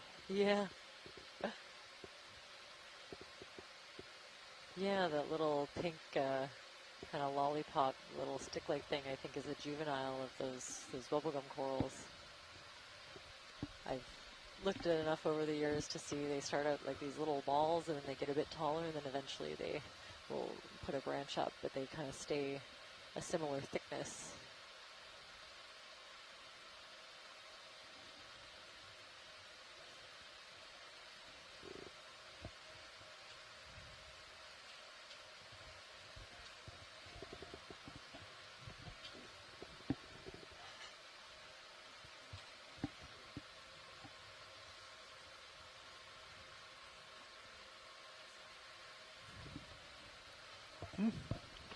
It's a nice big block in the background.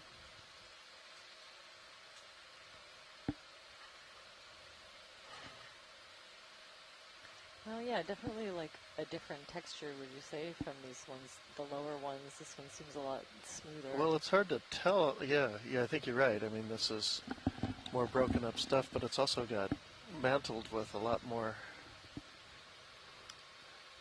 biology than we get these smooth faces here.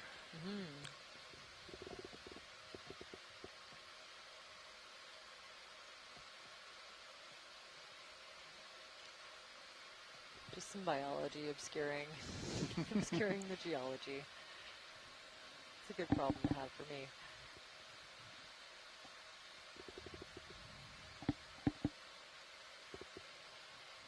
Very cool. Very cool feature.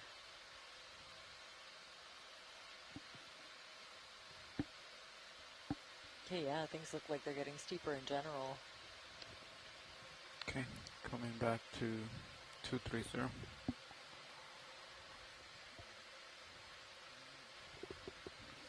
There's a big block right out there. So we're maybe 20 meters left.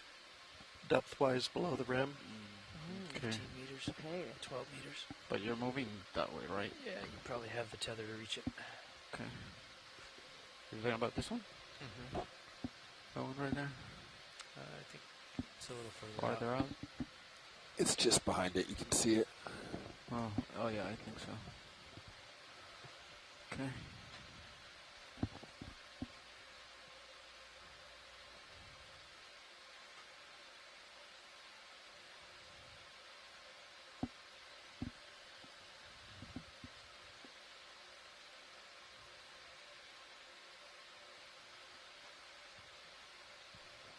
We run with lasers on.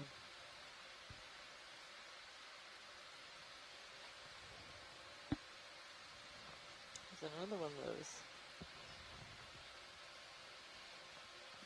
Like slabs, I guess? A big slab. Okay. A boulder. Mm-hmm. That might be too big to sample. Go ahead. I Thank bet you. if we use both arms, we could bring it up.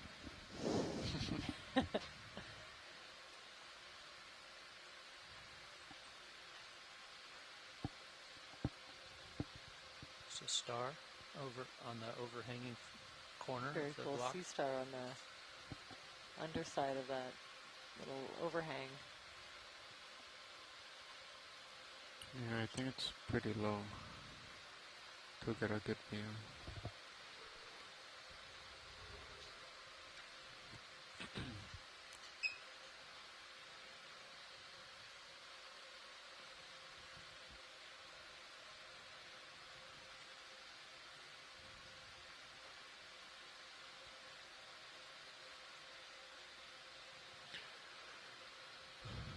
ROV, can we zoom in on that just to get a look at the texture of that big rock?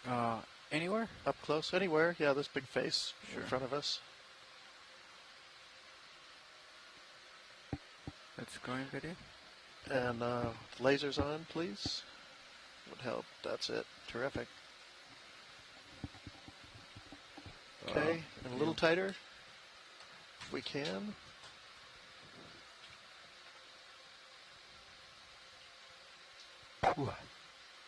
Okay. I think that might be max zoom watch lead.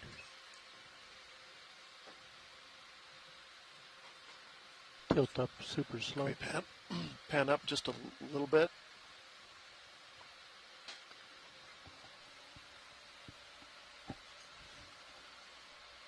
All right.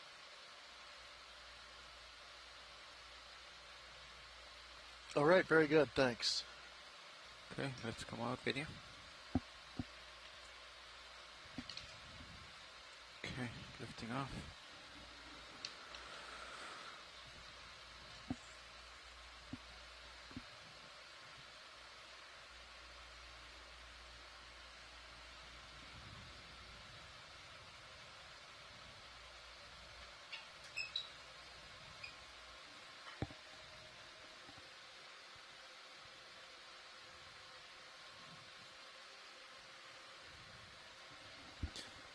Bridge, ROV nav.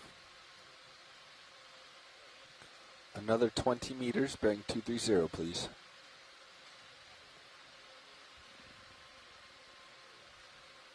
Thank you, Bridge.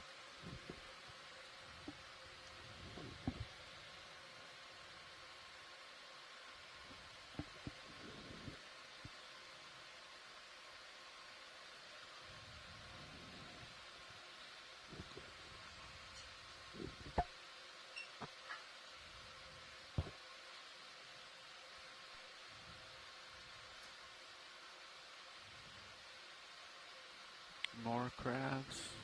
That's a nice crab. Orange. I think you're muted. Yeah, Watch yeah. lead. Thanks. This one's a bit different maybe from the crabs we were seeing earlier. I'd love a zoom.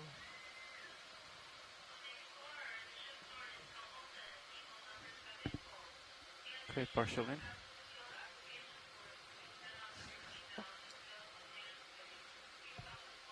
Go ahead.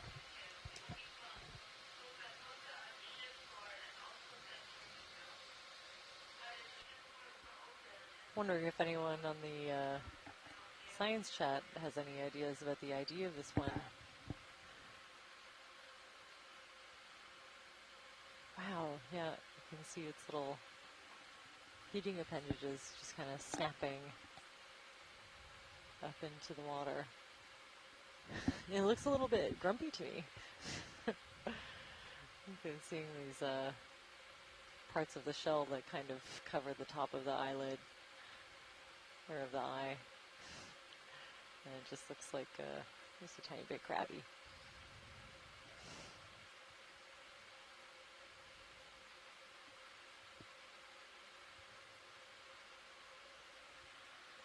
Okay.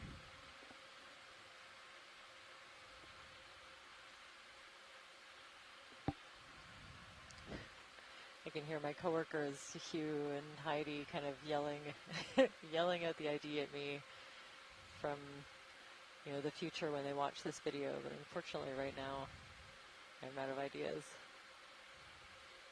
Tilting up.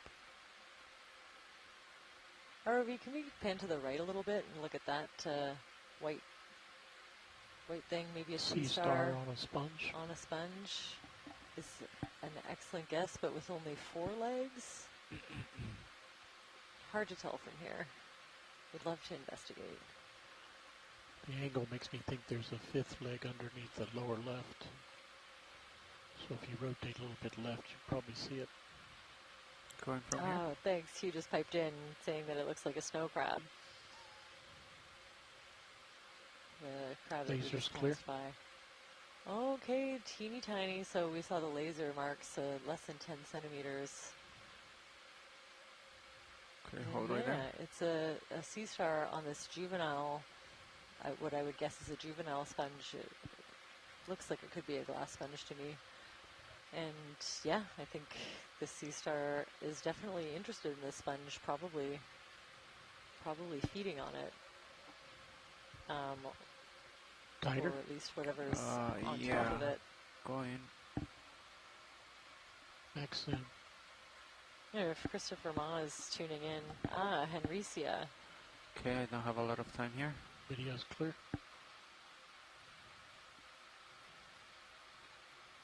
Okay. Okay, it sounds like we need to Go ahead. Thank you.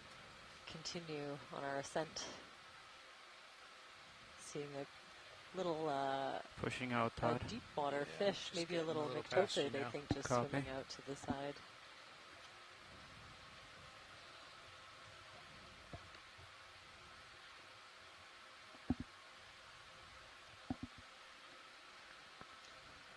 Lasers on.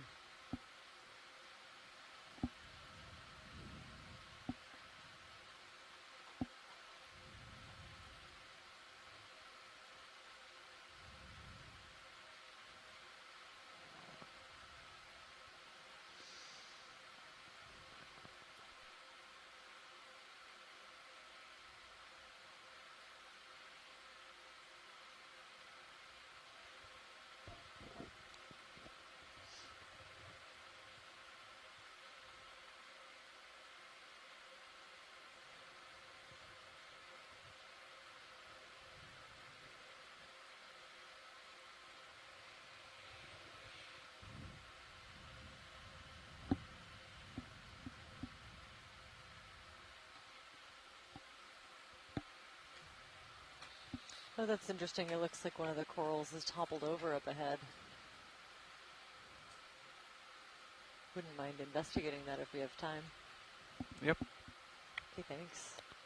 Sometimes, you know, I don't think the corals necessarily have a choice of attachment point. Sometimes they end up on a rock that's a bit too small, and once they reach a certain size, the rock just falls over from the weight of the coral and the pull of the current. But I'm not sure if that's what's happened here, if it maybe got knocked off of a bigger rock. Looks fairly recent. It looked like there's some sea stars charging for it. Yeah, it does look like there are two hungry-looking sea stars fast approaching in the sea star time scale. Okay, let's go in partial reading. Yeah, I'm seeing a few broken bits. Hold right there. And definitely some parts of the skeleton that look like they've been stripped of tissue. It's interesting. Yeah, I don't see. It looks like it's been broken off. If you zoom in near the base, you can kind of see the porous material that makes up the main right there. Hold on. skeleton of these corals, and then it has a cortex, kind of a skin of. So I don't have a pretty good footing. A thin layer I think of back, the so, softer tissue. Go ahead. It gives it its Go ahead. color, but usually it's got a kind of a white porous skeleton underneath. Max zoom. Okay. I'll try to hold it here. Take from this and just rotate to the right. Copy. See the living polyps. Yeah, I see the polyps are still relatively active. So this must be fairly recent. Yeah, it looks like it's, broken off on some ends.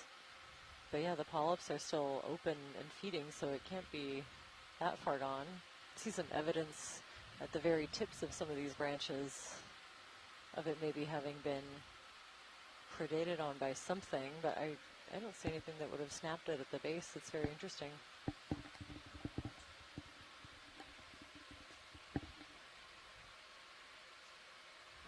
Video's clear. Copy. Yeah, I don't think we can blame the starfish for completely knocking over a coral like this. It's not really their style, so that's interesting. It must have been something a little bigger. If it was on a rock that fell and kind of tumbled down, then it could have snapped at the stem like that. But that's relatively recent. Very cool. Wish we could add a waypoint and come back in a year to take a look. Bridge, RV Nav.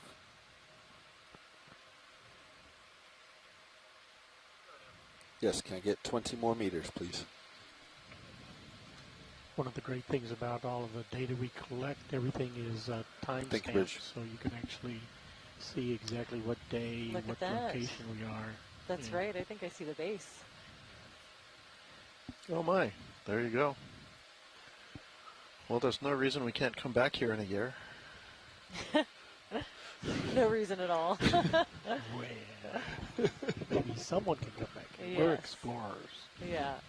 But yeah, that timestamp can be linked to that positional data. Someone could come back to this exact place. That's right.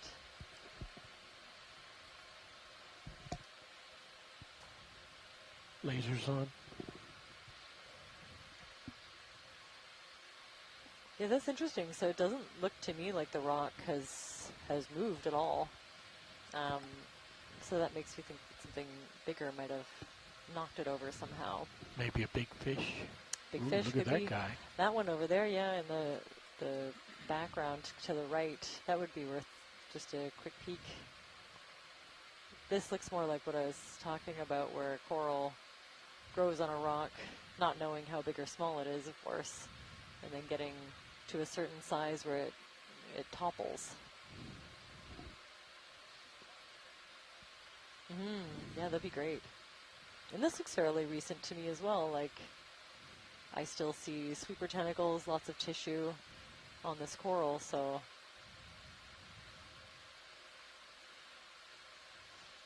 Is he fallen over? Is Yeah. he on a rock that just tipped over? That's exactly what happened. I've seen it quite a bit. Sometimes other coral species, Primnoas, I've seen this happen.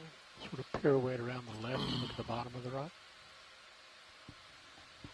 I'm not seeing as many hungry sea stars fast approaching as with the bubblegum coral. Maybe that one's a little tastier. That's an interesting piece of rock too. It's like almost like slate. Mm-hmm. Yeah, porcelain. A platy basalt. Let's have a look.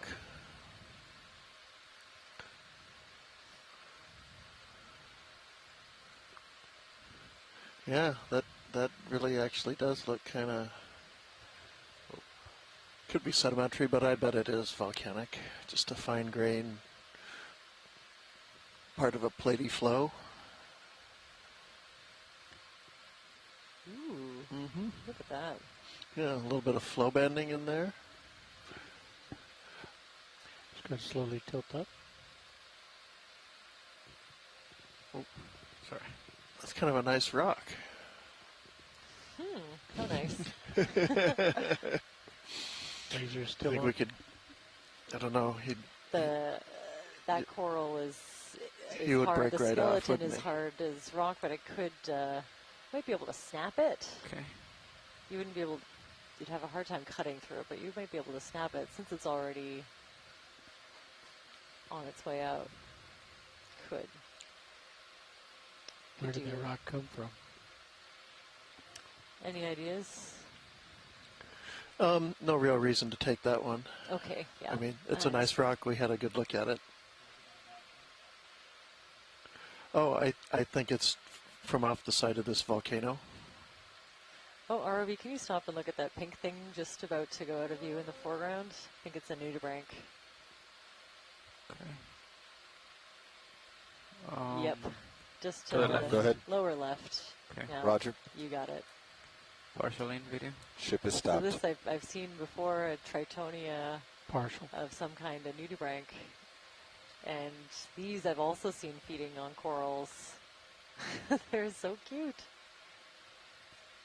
So I got some of the Hold right there. the hold right morphology mixed up a little bit the other day. I've never really studied these things except their association with corals. Okay. So yeah, you'll often see them. I think I've seen them chowing down on Primnoa pacifica. Okay. Is that my type zoom? of coral we haven't No. seen today. That's a Okay, you can go ahead. beautiful zoom. Go Thank you. Oh wow. Yeah, now it is. Very Copy. cool. We bring the lights up to about 30%.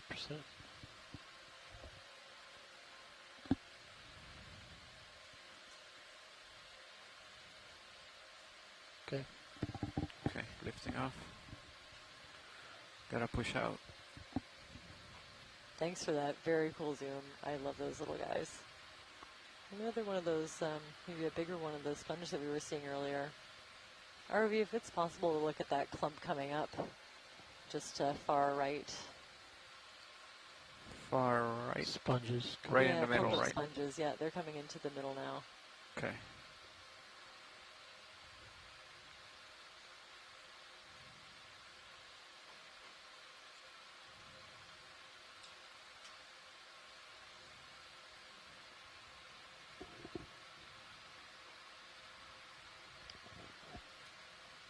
Porcelain video.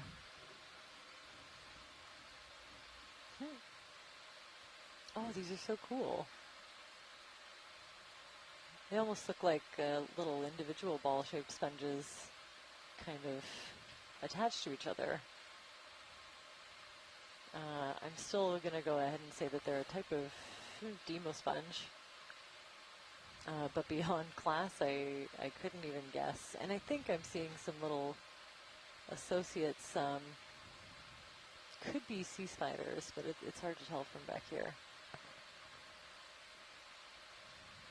That's great, thanks. And a little chitin on that rock in the background. Bonus points if you caught that one.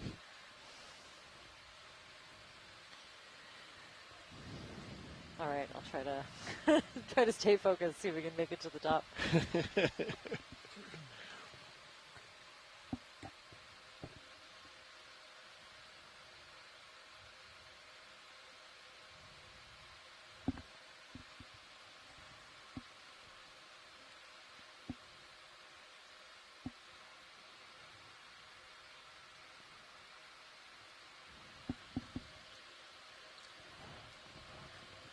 Have we seen this type of coral? Yeah, I think we've got a zoom on one of those black corals from earlier. Thank you.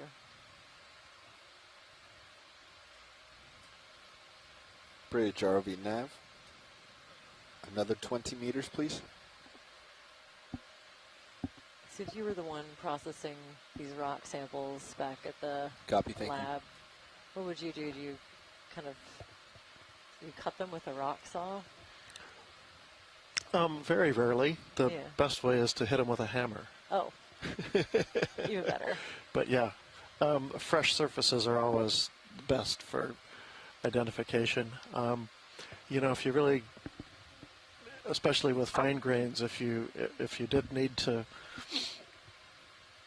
saw them for thin sections, we do that a lot. And sometimes these real fine grained basalts can, to the eye, look like a sedimentary rock almost. Sometimes they're very hard to tell, especially if they're small and you have no context. If you're just looking at pebbles or small pieces that are completely out of place, it can be sometimes hard to identify rocks. You know, a lot of times you're out in an outcrop and you get the whole picture. You can see the nature of the rocks and their environment and their associated rocks, and you see, well, these are all sedimentary, these are sandstones, these are shales, so then it's pretty easy to identify rocks if you know that's where you're at. Is this just a sponge? Oh, I'd love to Sponge. zoom in on this one while we're here, yeah. Okay. This looks a little bit different, or at least it's hard to tell when it's so Zoom in. bright white. I've never thought about that, but it's basically like rock taxonomy. I didn't know you were a rock taxonomist. Oh, this is very strange looking as well. I kind of can't tell which end is which on this thing, if it's toppled over or if it's growing that way on purpose. Yeah, imagine that the lower end is kind of the lip of the osculum and it's kind of folded over. That's great, thanks, RV. Just a quick look.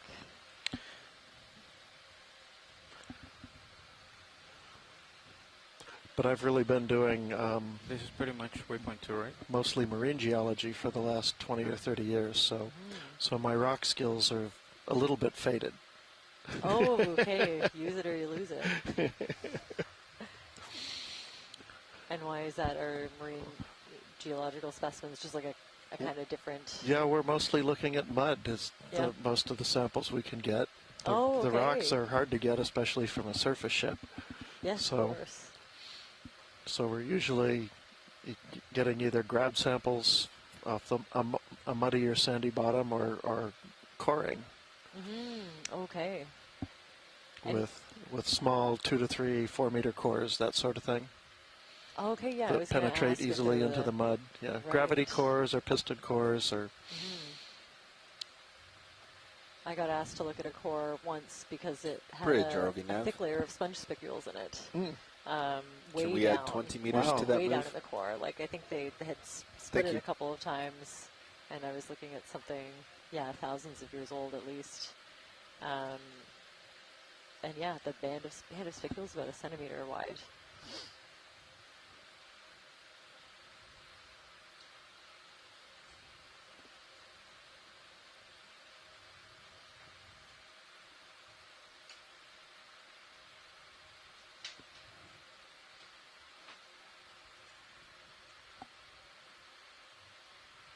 I think another band of diatoms of some kind. I'm less capable of identifying, but I can at least kind of tell what it is. So there's, these different kind of big mass mortality events from, collected in the core.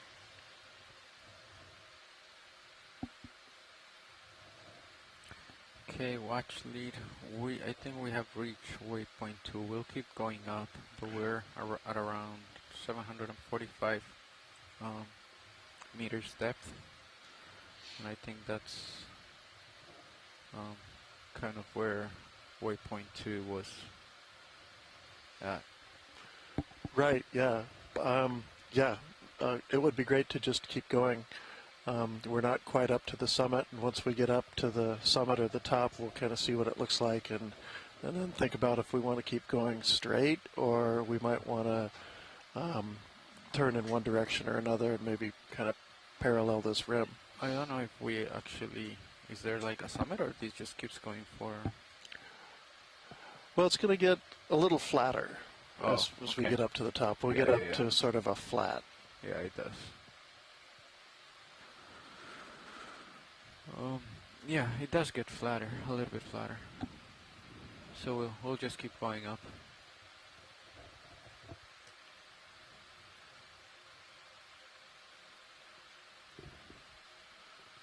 Oh, Just I'm seeing like a big sea star up ahead. Yep. Crab right here. Something else, an anemone. You could take a minute to zoom on that big sea star to the left. I think there's interest.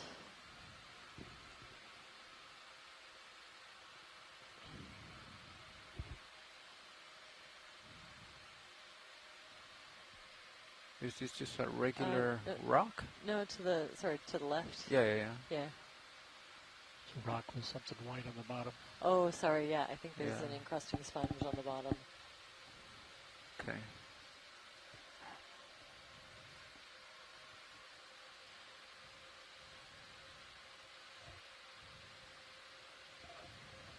Oh, the science chat just lit up every time there's a cool sea star.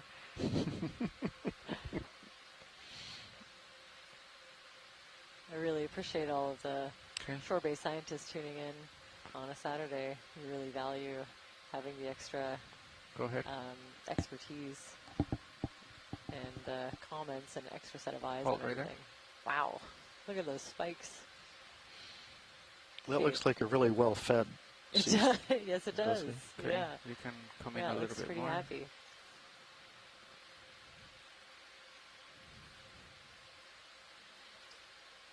Yeah, look at the spikes and those papillae, I think. You know, like Chris was talking Go about ahead. earlier, it kind of seems, Thank you. yeah, like it's pretty happy. Hippasteria californica, he thinks, actually swollen with water.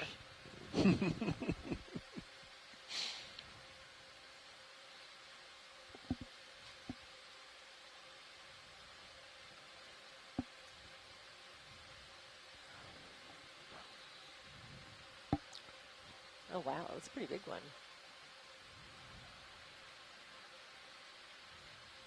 So those laser points are 10 centimeters apart. And it's one of the tools that we have to kind of gauge how big the objects are that we're looking at. Can be really easy to lose a sense of scale. You're looking through, a camera zoomed in or zoomed out on the seafloor.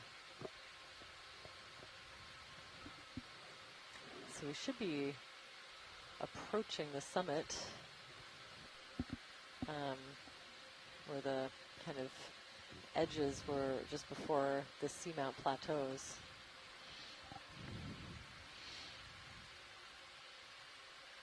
Or this could be kind of the beginnings of it here.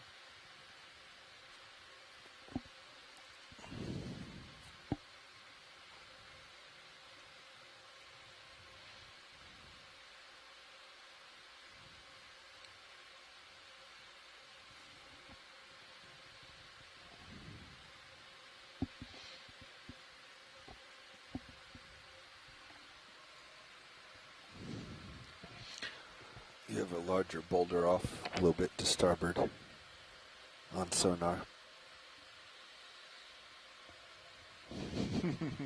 What are those things lighting up in the sonar that we're seeing? Yeah, are those? This is probably the rock he's talking about. Oh, okay, those are different rocks. That's a very cool view in the sonar. Bridge, RV nav. Another 20 meters, please.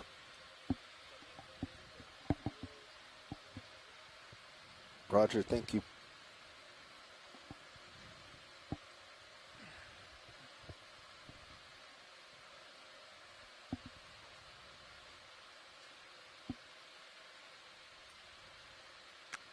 That's a little bit far, still 25 meters out.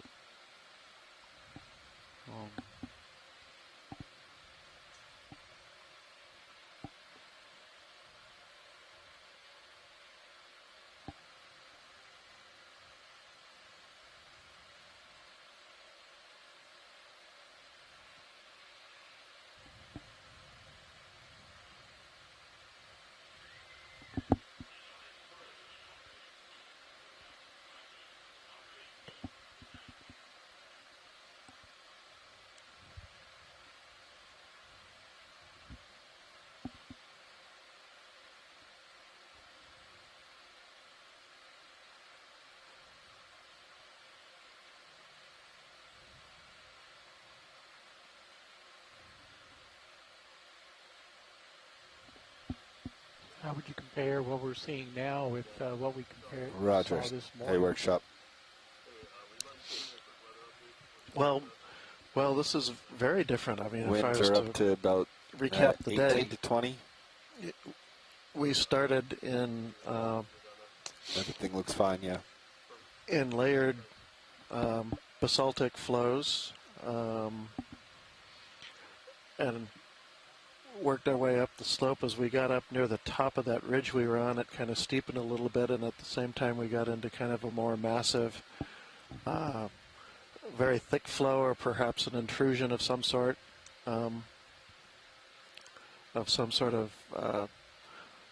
volcanic or subvolcanic rock, as we would refer to a volcanic rock that intrudes very near the surface. And then once we got up on top of that ridge, we started to see a lot more of these pebbles. We're interspersed with a lot of basalt, and in places we still found little ridges and piles of in-place basalt. But what really kind of takes over as we got up to the top of that first ridge and onto that bench we were on for a while. And since then has been these sediments, the sedimentary cover that's pebbly to cobbly incised with loose volcanic rocks interspersed. Interpretation-wise, I would say this is something that looks like it's been water-worked subaerially or in the shallow marine environment. Not, oh, that was funny. I saw a little creature come underneath Sirius orange thing, lower and then center. Disappear. Partial in. Got distracted by the biology. What do you think it was? I don't know. It looked like a jelly, I guess. Oh, that's probably what it was. And he popped up and then disappeared. Nav guesses a plate jelly. A plate jelly. Oh, sorry, I missed it. Step over 2 seconds and. Okay, there's not a lot of interest. Let's come up. I think that's another one of those sea pens we saw earlier.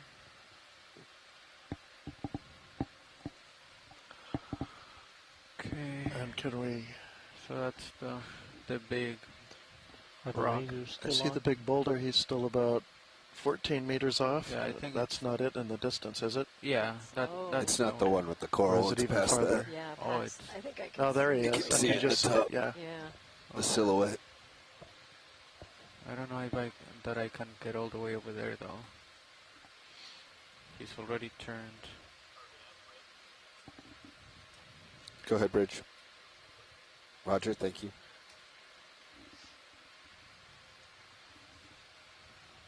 Okay, let's see if I can get there. If I get too far, let me know, Todd. Okay, you got plenty of tether. I got a low delta. Okay. Yeah, so we're calling these, okay, I'm calling them these kind of near-shore deposits. In geology, you always have to think about what gets preserved, and it's usually the last thing that happened. So it's easy to imagine maybe that there was a beach here one day, and you picture rocky coastlines and maybe pebbly to rocky beaches, boulders around. But what was happening to the seamount was that it was progressively getting deeper and deeper water. So those beach deposits really probably got stretching it out there reworked by the biggest storm deposits that still washed over it and were moving sediment around, probably removing the finer sediment and leaving the coarser grain stuff, the pebbles, the cobbles, the boulders, before sea level rose enough that this area, say, that we're looking at right now was finally out of reach of the wave base. And so that's the sort of thing, that's what gets preserved. So you have to kind of look at everything with kind of that eye of, you know, we always try to compare things to modern analogs, but many of the modern analogs we see aren't the things that actually get preserved in the record, or in this case, on top of a seamount. Still a good ways off to the right. Right. Fernando. Yeah, that's helpful to think about, like, all of these different events, but what happened last? Like, what is the most recent thing? That's the thing that we will end up seeing.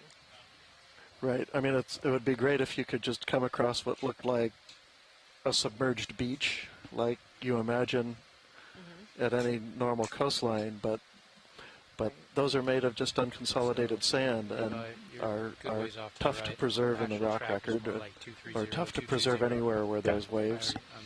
On the other hand, if this was emergent, for example, ship has stopped. All those sands and sand dunes and nearshore deposits would all get washed away. They're all unconsolidated. And once they get lifted up out of the water, they're subject to erosion. Right, that makes a lot of sense. But when you have subsidence like we have here, that's the best chance of preserving even loose deposits like this. And it's kind of remarkable that here they are. And they have to be quite ancient. I mean, on the order of 10 to 15 million years old, at least, I would think. Okay. And here they lie unconsolidated and possibly still recognized as a nearshore deposit. Now, what would happen, do you think? Like, it's fairly coarse, so, but maybe a little bit less so underneath that layer, like we saw earlier. If you tried to core this with like a push core or something, do you think it would be successful, or do you think it's too coarse and it would just kind of all fall out? I think it's pretty coarse. I think you'd have trouble penetrating it because there's so many rocks. Oh, okay. Yeah. You think it's fairly like consolidated at the top? Yeah. Hard to do. Yeah.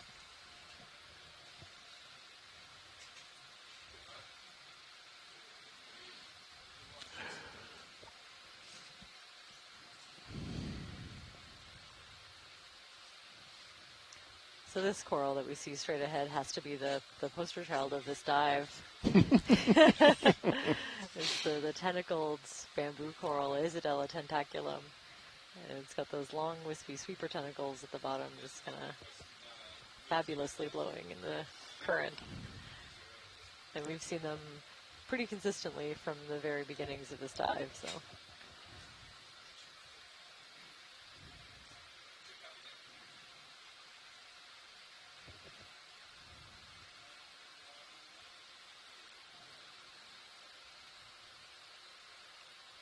Ooh. Oh, look at this cute little jelly. Wow. Oh, that's nice. Oh, wow. Oh, look at the colors and the pattern on this one.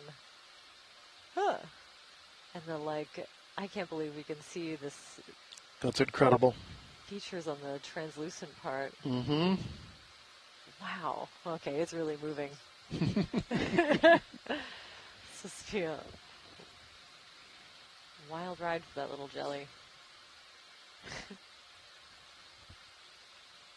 Oh, very cool. Thanks for that zoom. That was amazing.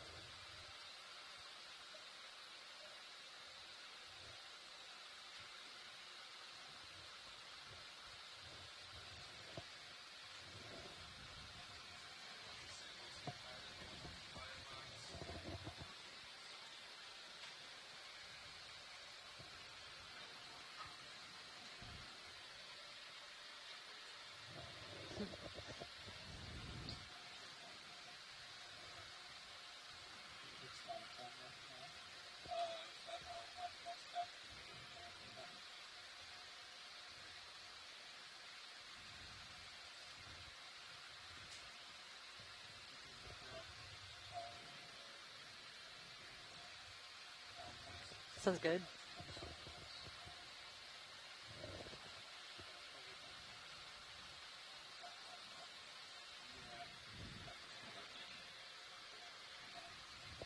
Yeah.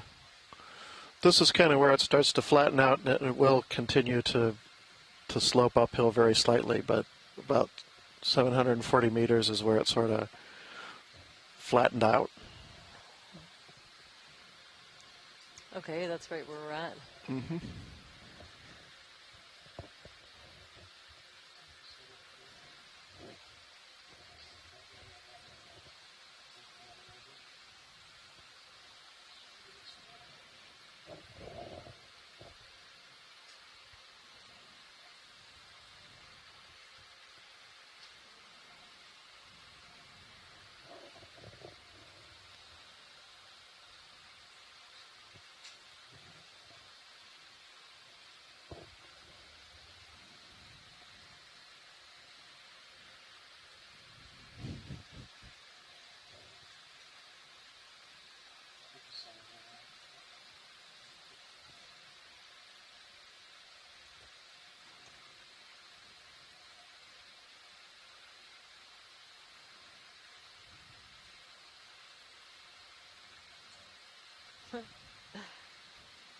Yeah, that's a great view of this mushroom coral.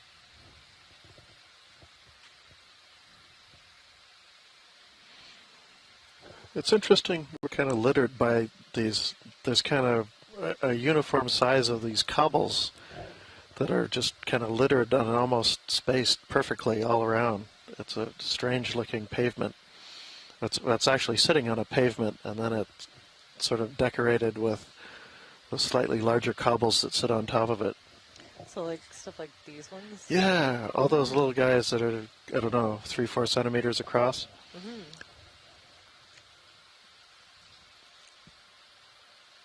Right, when we do our detailed analysis of the video from my work back in BC, we categorize those different, size classes. I'm glad to know that cobble is like roughly what I've been calling it. We have, pebble, cobble, boulder. Boulder, that's it. Yeah. Pretty much. Sand, mud. Difference between mud and sand. I'm still not sure if I completely have it right.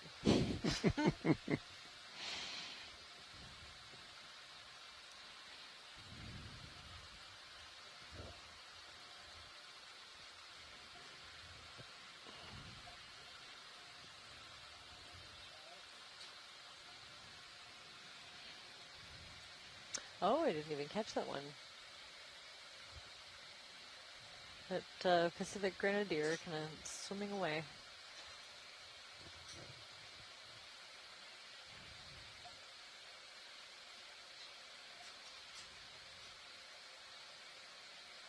And yeah, the current definitely seems to have picked up here. It again is doing quite a bit of work just to stay more or less in one place. It's really surprised me how much the current has varied from place to place. I don't know if that's just local effects, if at times we were being sheltered by small ridges or something, or... Mm-hmm.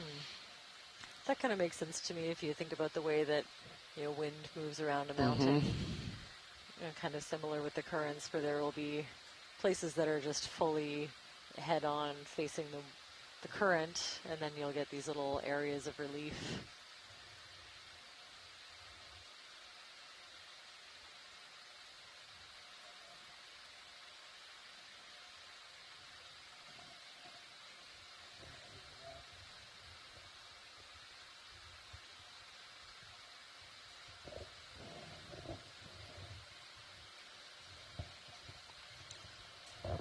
You can see the little kind of barbel coming out of the chin. I think that's like safe to say it's a sensory organ. Kind of, flicks back and forth. You can see it kind of searching out parts of the sediment that might have something there for it. Yeah, I always wonder how they experience this amount of light. Presumably nothing this bright has been down here since the Alvin dives. They have eyes, and I assume they work for a reason, but such extremely low light that they're used to, and all of a sudden there's this. It seems like it would be completely blinding. Yeah, it must be. Their eyes must be super sensitive to be, kind of tuned into catching, I think, mostly bioluminescence from other deep sea animals, I think is generally the only source of light. Yeah, the Alvin dive or that drop camera survey I found from the 80s, or maybe even late 70s. But yet it doesn't seem to bother them. It sometimes will come right up to the ROV and check it out. So, I mean, if it was us, we'd turn and run away. Right. Shield our eyes and. Yeah, they seem. Yeah. Especially these ones don't react as much. Watch lead.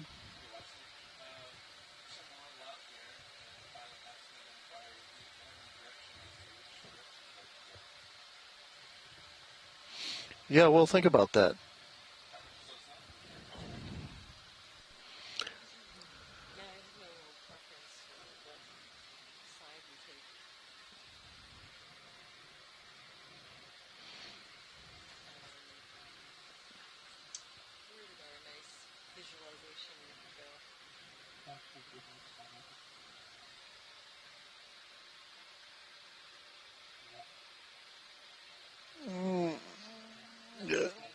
Yeah.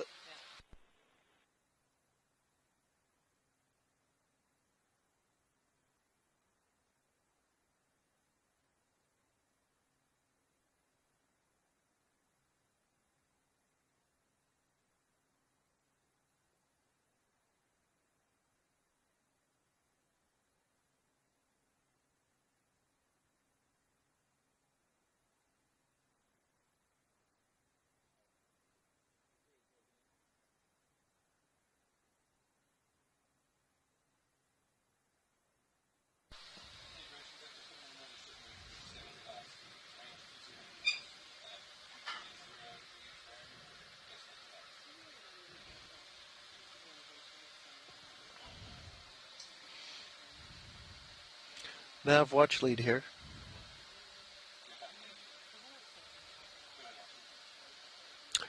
Yeah, we'd like to actually just proceed a little bit further up the gentle slope we have here and see what we see. My thought is we're probably going to see much the same in any direction we go. So kind of doesn't matter maybe what if there's any preference by the with the ship and ROV as to direction, that would be fine.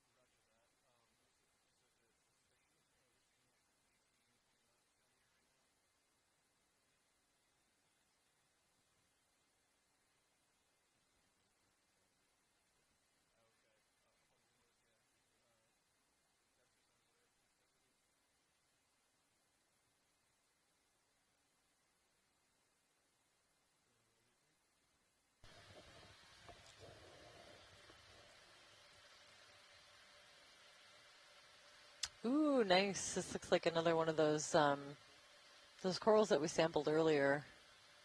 I think this is a new species of in the Corallidae family. Oh, and I can even see some of the teeny tiny anemones. They're little translucent ones that we've found associated with this coral in the past.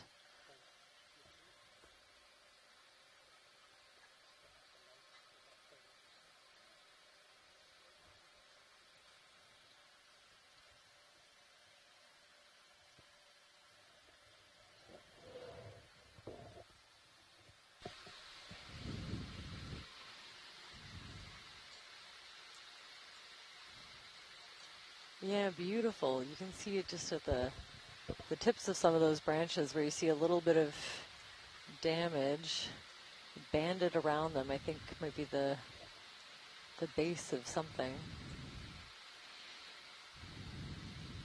And yeah, you can really see that preference to having the polyps open facing one side. The whole other side doesn't have any polyps on it, so they're all kind of pointed in the one direction.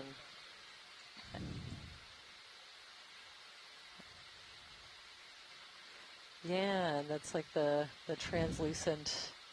I think those things that are banded around the ends of the corals are kind of a translucent anemone. Yeah, at the top branch, right in the middle there. Yeah, there.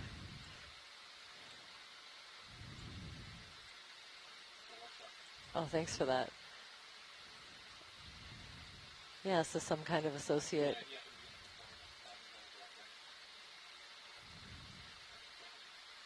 And it looks like I can see 1, 2, 3 pointed the opposite direction, pointed on the concave side of this coral.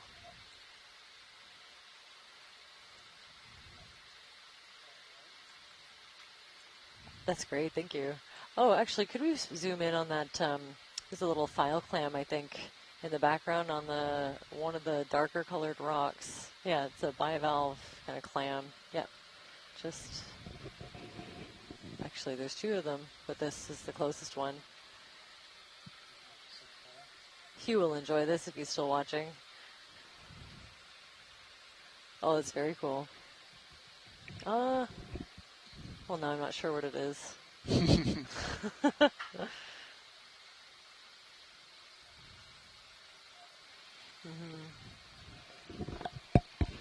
I like that green rock. The one beside it, or the one that the shell is on? Oh, I saw it. Yeah, I think I saw it. Just to the left there? Oh, okay, yeah. Just to the left of the pink. That's what you're looking at, yeah. Yeah, there. yeah.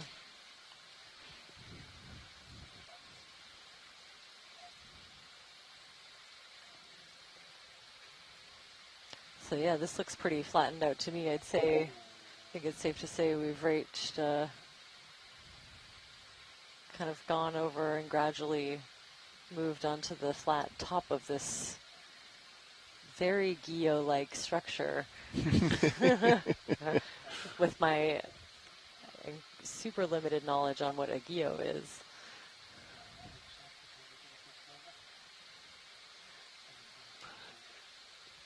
I think we'll hold off. I was going to target some kind of cool environments, and I usually forget when we're in the midst of it, but we've got a couple, and then we'll take another 1 or 2 in the water column if we don't see something. Yeah, and I think next time we stop, maybe we'll look and see about getting another slurp of the sediment.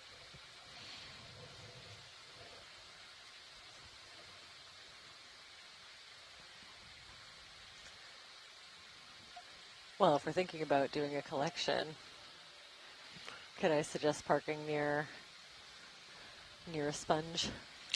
I don't see why not. 2 collections, 1 stop.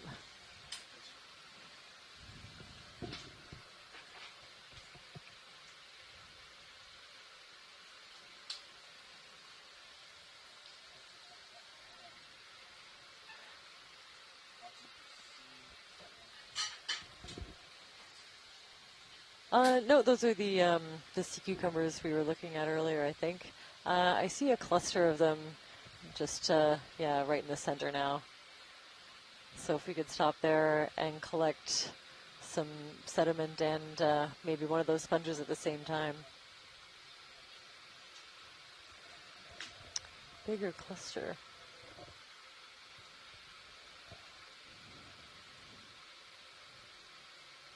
Oh, in the distance there, yeah. Yeah, let's go take a look. It's hard to tell from back here, but I think it's probably safe to say.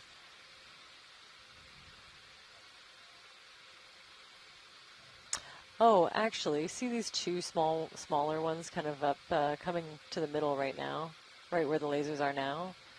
That one might be a little bit easier to fit.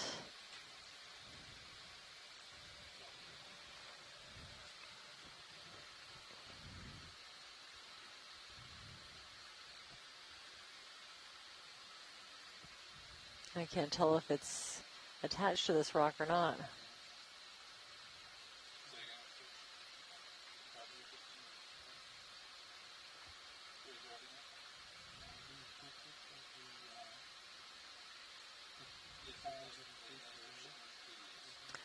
They look similar to me.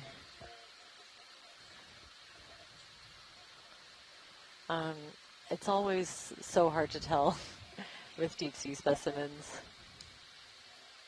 Yeah, I'd be happy with that if it'll fit in the container that we have available.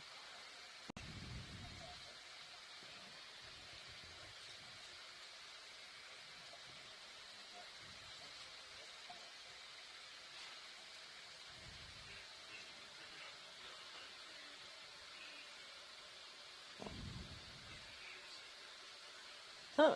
Oh, we see little tiny ones budding off of the bottom of this one. Nice. Very cool.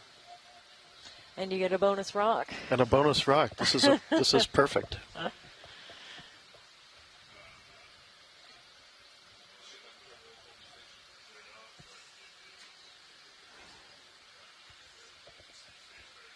Okay, that was possibly a scallop that we were looking at earlier, not a file clam like I'm used to seeing, and I thought so. I thought I could maybe see some of the really tiny eyes.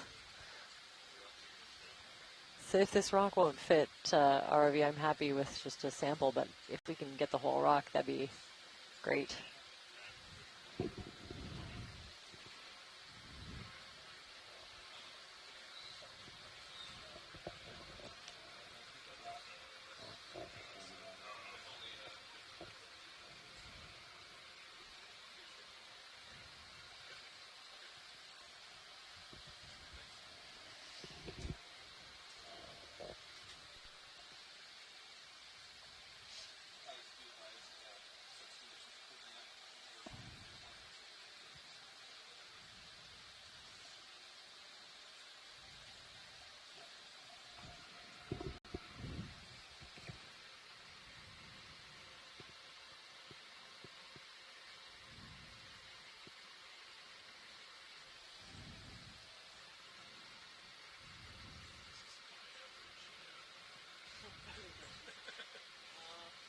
Yeah, what are we going to call this?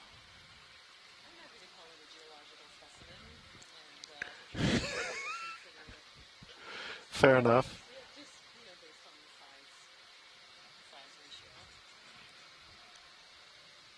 And we're on number 10. No, we're still on dive 3.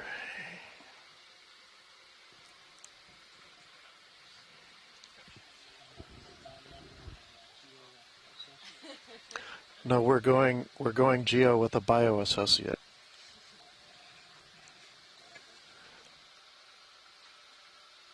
And that's starboard outer.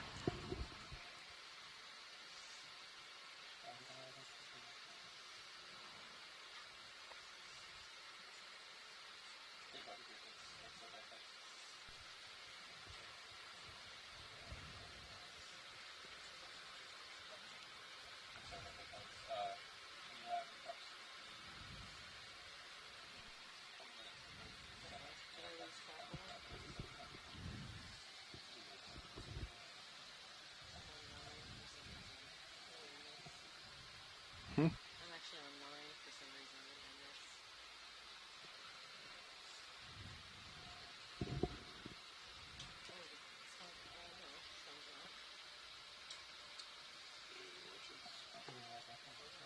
The surf conditions are picking up.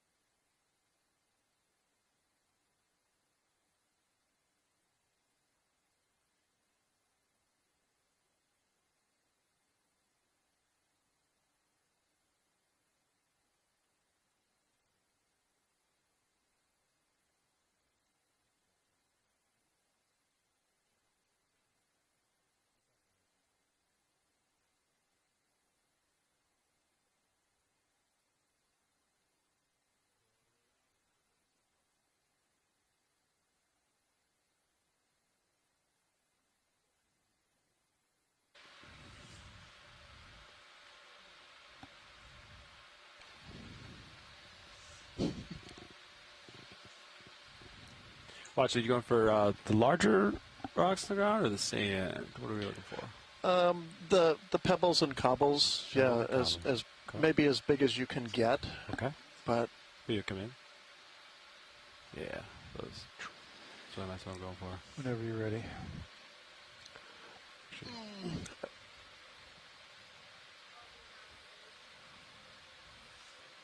Go ahead, Bridge. Thank you. the sand is instructive too, but I know we'll get plenty of that as is. Yeah, start. Yep.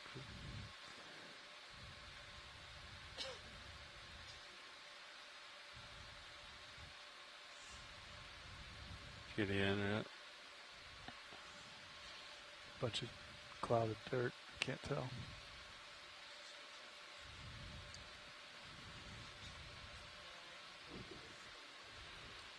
A couple of chunks in there. You can just do maximum inhale, yeah.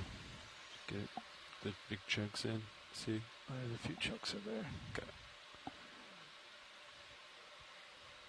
I think. Go for some more. Yeah. You just leave it on. It's on. You have to turn it off periodically to clear the vents.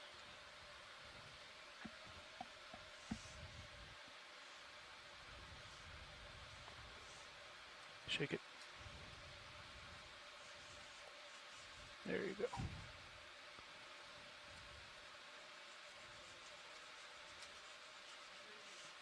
You're just still inhaling? Yeah. Yep. All right, we'll let that clear out for a second.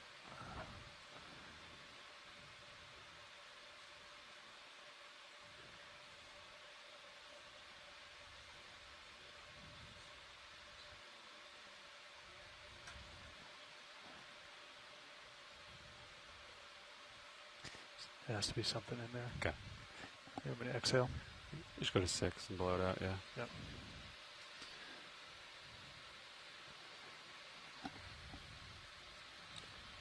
That's good.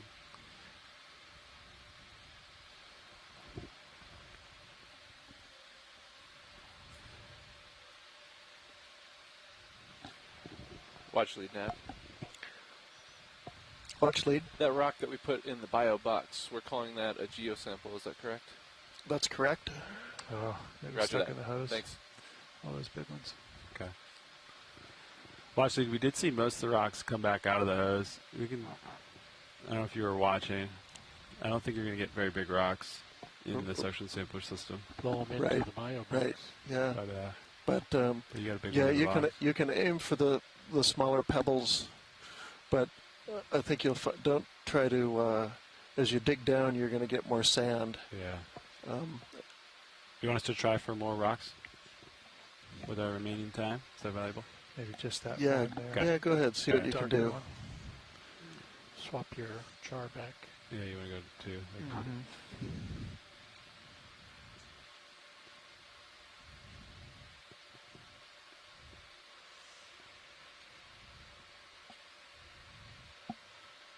Bobby, look how much Bobby got. Bobby sampled so much business.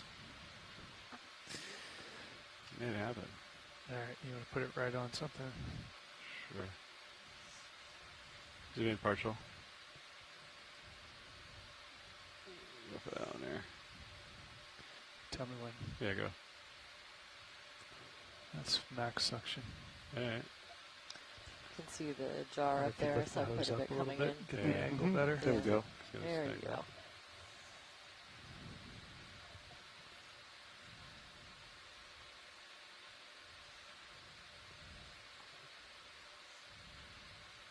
Alright, another one went in. Yeah, give me some elevation. That looks good.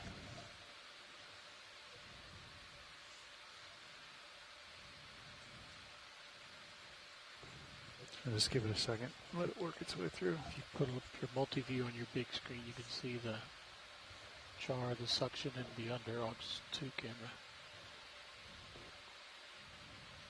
Huh.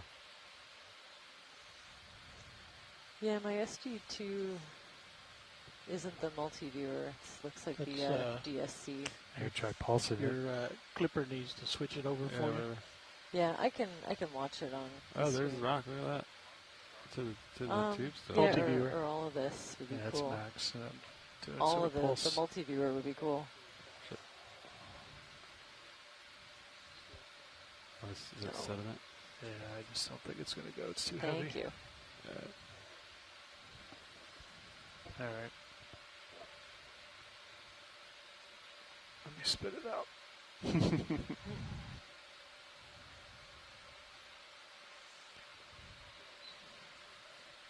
Are we full, Ron?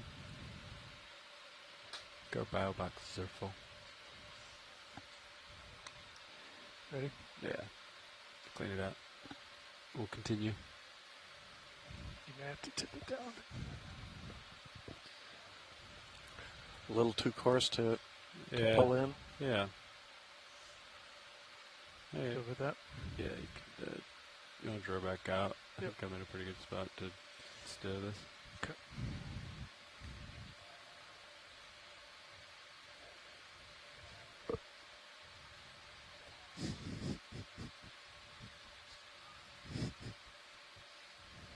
That's good, that's good. Yeah. Nice sampling pilots. Were you able to log that one? Mm-hmm. Great. Nice. You can bring that port wing back out. So that was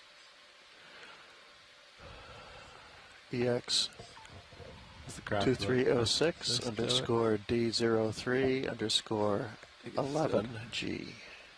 Pebbly sand. That's pretty close enough. And jar 2? Yeah. 736 meters. 13 minutes of bottom time remaining and 5 minutes of setup. Copy. Nice job.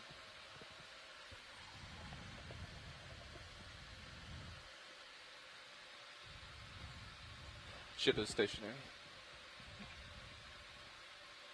Copy. Seeing lots of those smaller sea pens that we looked at earlier. Probably get one more move abundance than before. Same as the last? Yeah, you can do 20 meters. Just going to use the last bit of this dive to Same do bearing? more Yeah. exploring around Yeah, this we're flat facing that area. way. See what there is to see. Bridge, RV nav. Yes, we'd like to put in another ship move. We'd like to go 20 meters range, bearing 250, and if you can do decimal 2, we'll do that. Otherwise, whatever the ship is capable of is fine.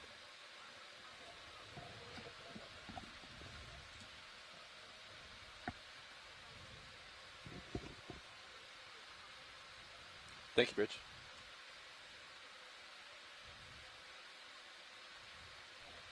Snap on that rock plate just lower center. Sure.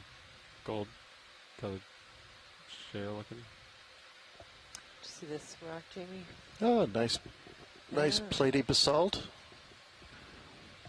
Come back, Al. I'll go for the other I white. think I'm seeing a subject tiny shell. bit of that spirulina coral on it.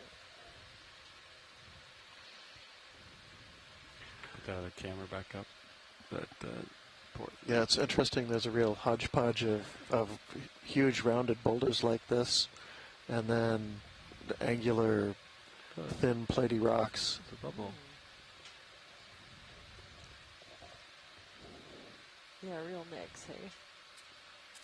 As if you eroded off like a mountain. Yeah. Almost as of if. volcanic rocks. Yeah. Yeah, and that sponge to the left looks similar. I mean, it looks similar to the one that we collected just a little bit earlier on a different rock. And I couldn't figure out what that thing was. The other kind of encrusting thing on this big boulder that's kind of a light cream color down to the right. But I think it's one of those soulless sea cucumbers, just retracted, like its feeding appendages are in instead of out. Show this one, show the one down to the right. Yeah, I think that's safe to say. Yeah, you can see kind of the features in the dermal layer and the two openings kind of retracted, so I think and the little bits of the feeding appendages are just sort of tucked in there. Oh, that's the arms deployed. That's what it looks like? Yeah, exactly. Yes. Yeah, that's when it's out. Oh, that's feeding, fantastic. And then the other one is what it looks like when they're retracted. So they can open up, it must be kind of like a big plate, like they're very hard. So like that dermal layer is really thick and hard. Show both. So it must kind of open and close those plates. Oh, that's interesting. RV, could you zoom at the base of this? There's a kind of a stick. Zoom in. Do we have, yeah, right in the middle there. Thank you. Wow, you're good. Okay, one of these sea pens, it's toppled over. It looks like the rock must have moved. Do you want a closer look, watch lead, or not? This is great actually, and I'm just kind of looking at the anemone in behind. Got more. Everything that's going on here. Next. Okay. That's beautiful. Thank you. All right. Lasers.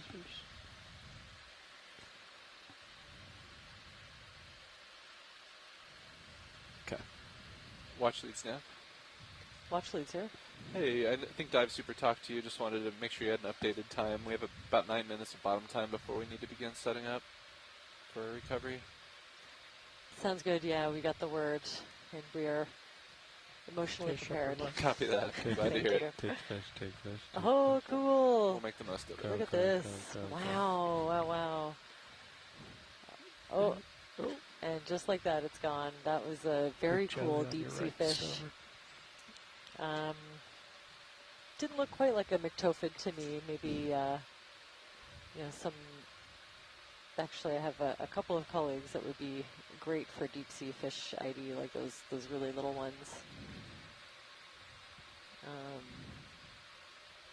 Couldn't guess at it, but it'll be great to look back in the video.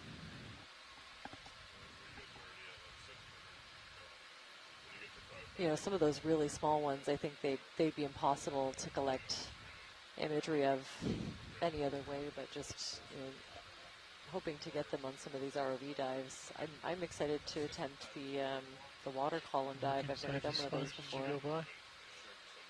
Sure, yeah, I'd love a little close-up of the sponge. Also, that fish looks really wild. There's something behind 50%. It. Oh, it's like a dark part of a rock. I see. Looks like the rock landed on him. Mm-hmm.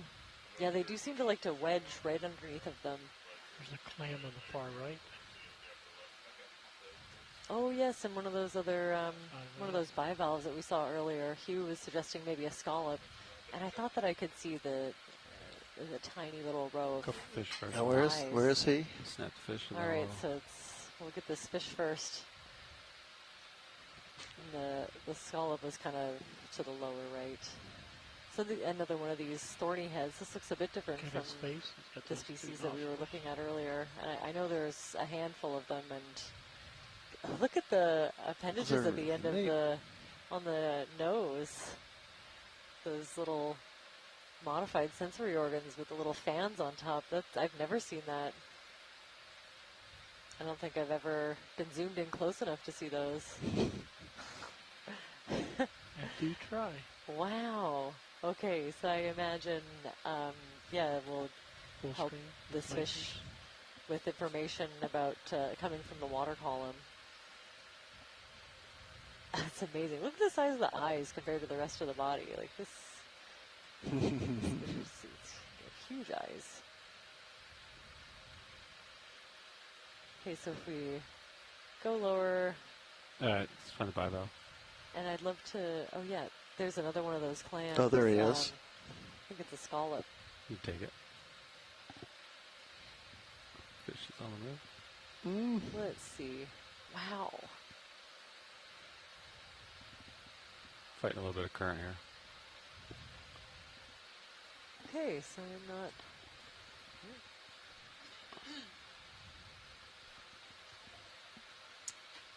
Wow, this is a really amazing angle. You can see, the two shells kind of split apart in all of these really delicate internal organs and feeding appendages working away. But you know that as soon as you get anywhere near that, those two shells will snap shut. Okay. Excellent defense strategy. Brachiopod. 5 minutes. Lovely loaf of 4. Copy. So I'm getting brachiopod from Hugh. Do the full wide, and we'll keep going. So The fog's clear. in that case, Hugh, correct me if I'm wrong, they're not a bivalve at all. Go ahead, Bridge. Thank you. And I get what we had a close-up of were the ciliated feeding organs. That's exactly what I would call them.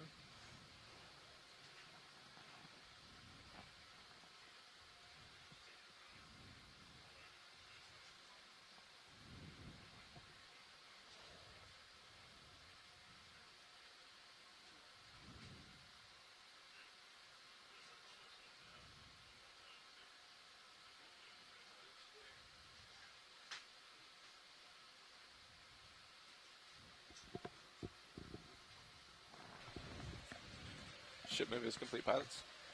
A few minutes remaining. Good copy. Thank you now. And depending how quick you want to set up, you might be able to squeeze another minute or two.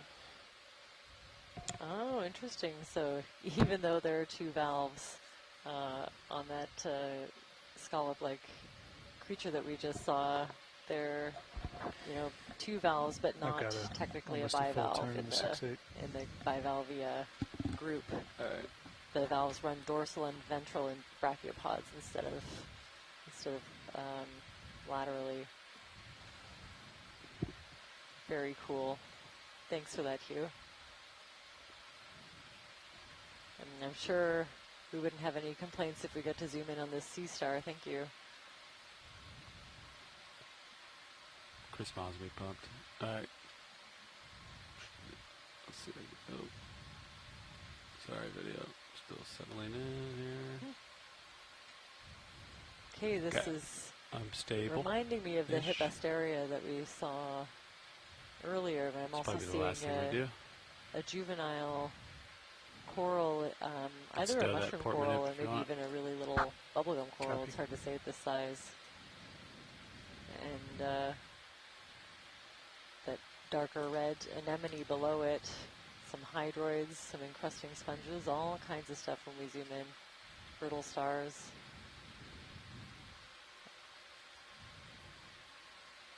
Oops, sorry. Potentially a Ceramaster. Is that good view? Video? Good enough? Yep. Okay.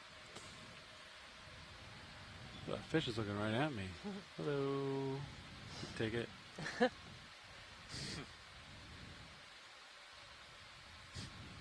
Oh, we gotta say hi now. And you see another view of those appendages. Yeah. I've never noticed them before, but yeah, I don't think I've ever been this up close and personal with a thorny head, so. You can see his eyes. They're so cool. The blacks of his eyes. Wow.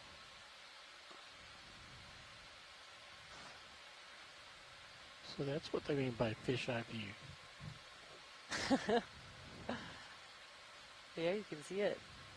How much image Wow, like individual rays Another of the minute or so, fins. pilot. This is stunning. You can still swing arms if you You want. can count the spines if you were so inclined.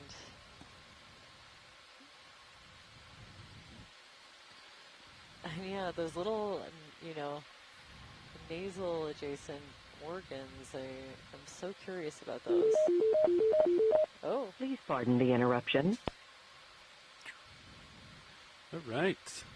Goodbye, little guy. And this concludes our dive. We're going to start packing up and head it out. All right. Well, thanks, pilots. Yeah. That was a nice dive. I guess as a little recap, we've reached the summit of Giacomini Seamount. Started this dive about, I don't know, looks like about 200 meters in depth below the summit, and so early this morning landed in some basaltic flows, medium bedded, maybe flat to gently dipping down the side of this volcano. Encountered a massive unit up just below a little flat area, a little bench that we got to. I've got almost a full. Where we started to encounter I'm gonna try some to take it out. conglomerates and sands and interspersed Give it with a half turn to. blocky I'll go underneath you. basalt You turn outcrops in starboard. places, and finally reaching the summit where we reached this kind of a pebbly hard ground or pavement above a sandy substrate with scattered boulders. I always love this view as you begin the ascent off of a seamount, thinking about how few times it's been visualized by human eyes and straight down, when the next 90 time might at you. be Yeah, I'll stay here. that people see it again. Get 20. Well, absolutely. To me, this is why I do this job. I mean, we literally saw things today that no one has seen before. Yeah. You know? Yeah, like you can happy get there? an idea, but Delta 18. yeah, Yes, even yeah. the different Alright. faces of different Alright, I'm seamounts good. are so Make my different. turn. Starboard. They're so vast that to get eyes on even a little part takes so much to come together. Yeah, we landed right on a very interesting area, lots of corals right away, and the elusive rock pen. I've been looking for one of those for a long time. We're not sure if it's a different species up here to the ones that have been described farther south. So that is a personally very exciting sample for me. And I was just blown away. There were certain parts where we saw, I would say, thickets of bamboo corals. That Isidella tentaculum. We saw a huge Paragorgia arborea with a really wide base. So Looks like a you're really straighten long out, one. so I just got to turn right a little bit. And yeah, Echinoderms had a couple of really cool sea star we'll just let samples. it blow in the wind. There will be years, if not decades, worth of material to look at, just from the amounts of collections that we were able to do today. So thanks to everyone, and thanks to the science team at home for joining us. I always appreciate your comments and your input. Yep.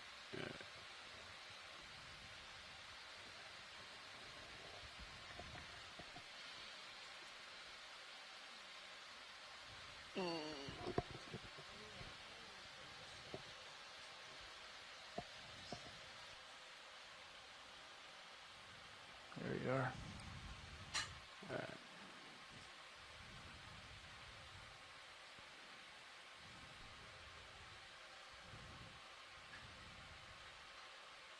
So it's cool seeing your light pole go down and see the bottom. Yeah. All right. We're all the way, almost all the way back there. Yeah. Punch out headings. Copy. Auto heading out.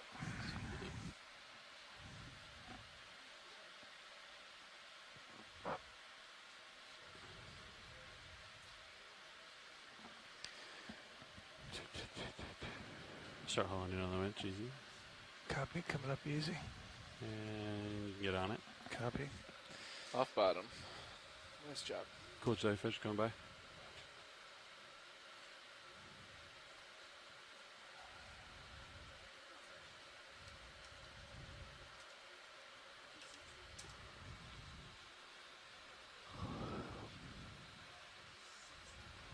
Right, give me a second, Chris. Bridge, RV nav. It's pretty close. Okay. I wanted to notify you that the vehicles are off bottom. We're on our way up. Thank you.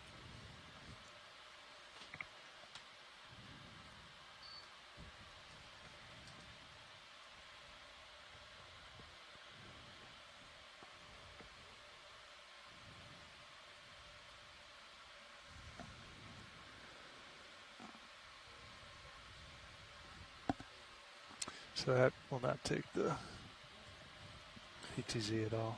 I saw that. Just watch leads now. Will not take it. It's every day it's less and less excited about it. Yeah. Okay. At least you found one monitor to take it. Yeah. You want me to back off a little bit? I'm catching watch up leads now. nav. Thank you. Watch lead, Nav's calling you. Watch lead. Hey, watch lead. Just wanted to let you know we do have 2 Niskins available. Was there any desire to collect on the way up? Yeah, we were just working that out. I think we'll take one at 270. 270, copy. Yeah, thanks jellyfishing. for getting hold of us. I'll let the pilots know. Thanks. Just the one. And just to confirm, that's just one Niskin you guys want? That's right. Okay. Roger that. Copy that. 270. 270, Copilot. Gotcha. Thanks now. And Dive Soup said we could start coming ahead either ground or through water at about 500 meters, whatever you're comfortable with. You're already doing a half knot through the water. Go ahead, workshop.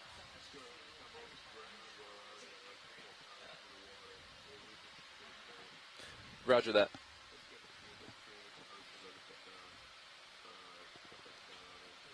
Sounds like a plan.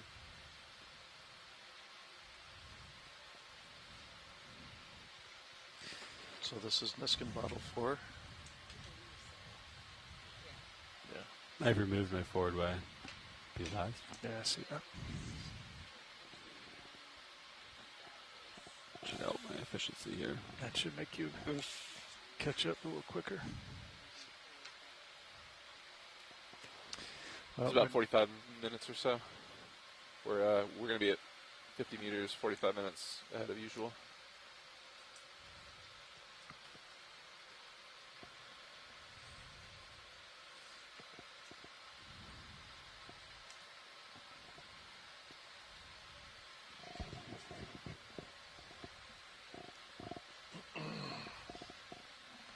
It's a nice dive, good collections, pilots. Thank you.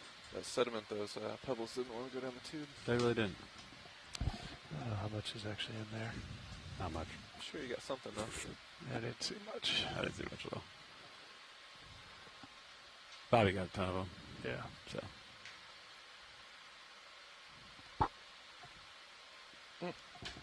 He got more than enough.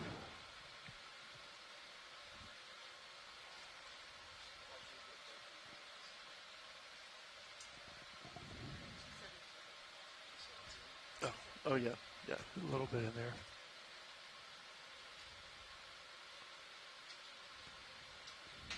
Not much. What's our highest bathymetry in the area? With our current bathymetry, okay. yeah, it kind of cuts off here in the corner. I can load. Oh, that's fine. I don't think it's gonna get shot over that, right? I think we're probably already high past it. Okay. I can load the other file if you want me to. I'd have to close survey real quick. As long as I don't hit the mountains, we're good.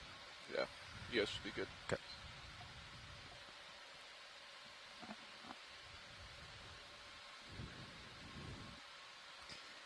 It's only when we come up. It just gets too dark. Is it? I'm assuming. Did the same thing yesterday. Yeah, is that camera trying to work hard? Flaring that red tent. Yeah. All right, so you're going to drag us out half an hour ground? Yep, I'm going to put that in momentarily and Alright. make the 15-minute call out as well. Sweet.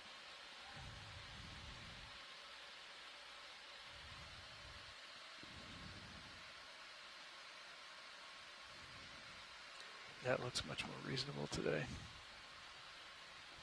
Yeah, looks great.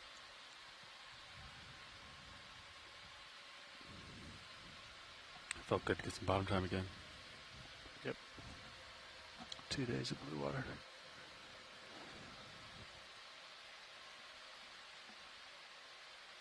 Well, I can't get this Sirius PTZ or monitor 10 at all. Just not going to cooperate. You're muted.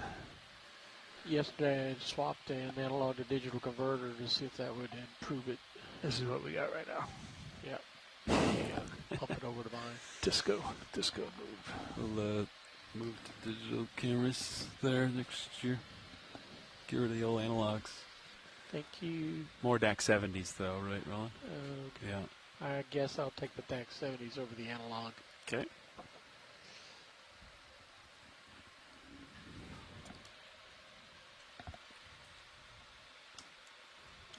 See, the problem is that's 480 lines of resolution.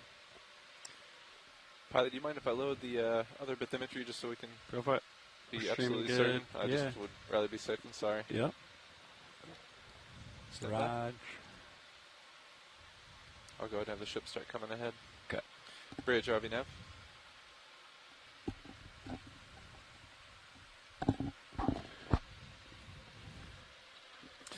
Yes, we'd like to have the ship come ahead at decimal 5 knots over ground at this time, if that's possible, please. Copy, thank you.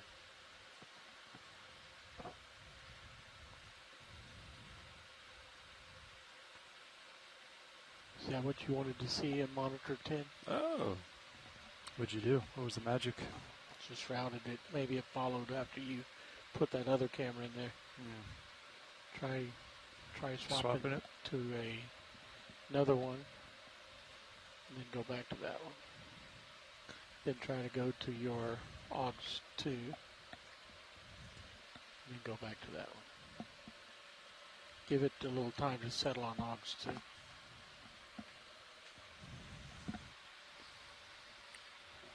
Jelly. Jelly, jelly, jelly.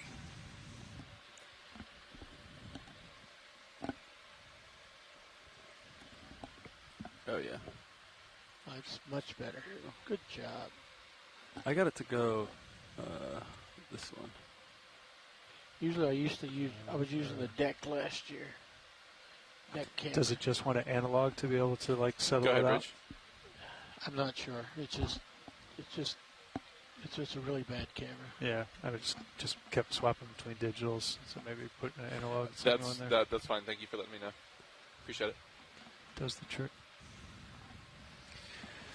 Here's local bathymetry here, pilot. So we're 700 Okay. meters there. Okay. Those are 10-meter contour, so you're absolutely safe. Sweet. Can you zoom in on the vehicles? Yep. So you said it did work if you go to analog to analog? That's what Levi just did. Yeah, I went to monitor 10, right? Yeah. CPU forward, which actually there's no signal there right now. And then I went back to. Oh.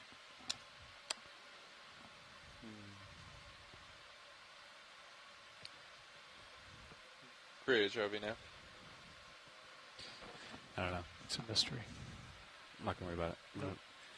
Okay. Not needed. Delta 4. Yep. We're starting to drag Stream out looks here. good. Bridge, RV nav.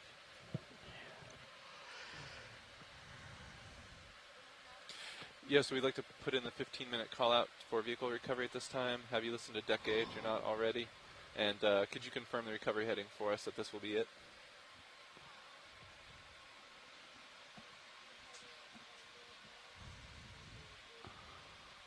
Thank you, Bridge.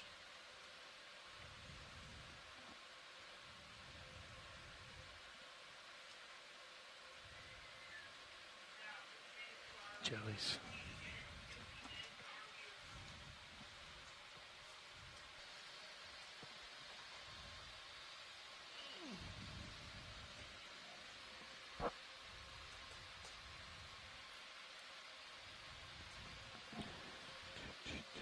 Bridge, RV now. I wanted to confirm, you did say center rotation is midship. Could we also disengage the port prop and port rudder when convenient, please?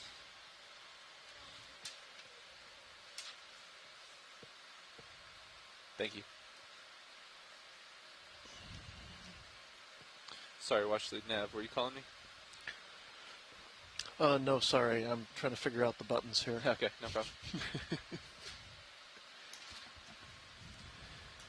Niskin at 270. Copy.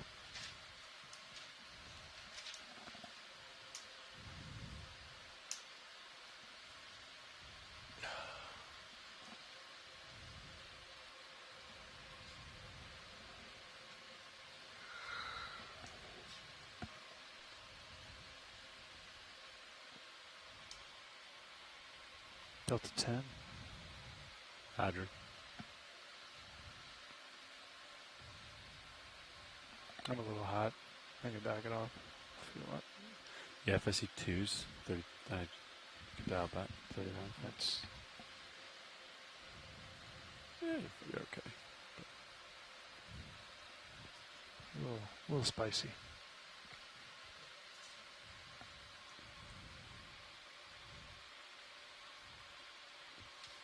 That's probably why I slowed down. Hit a bunch of chunks. Make a gumbo.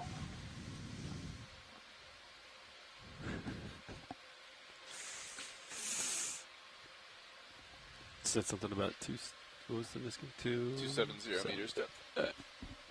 We got a clipper. I heard Jamie's back there. I'm here. Who's behind me? Anybody? Yeah, there's someone there. Yeah, Kenny back there.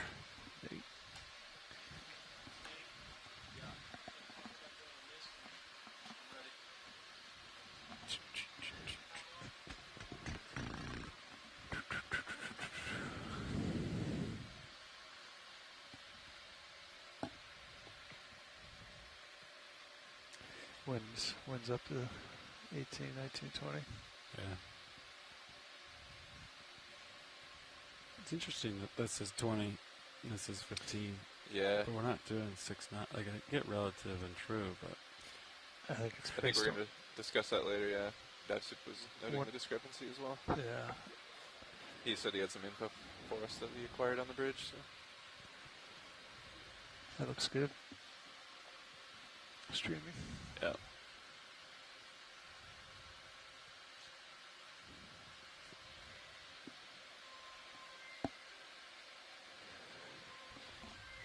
Bridge, RV now. Could you confirm is auto sway still engaged? You can leave that in for now. We'll let Davsuk disengage that at 50 meters if you'd like. Thank you.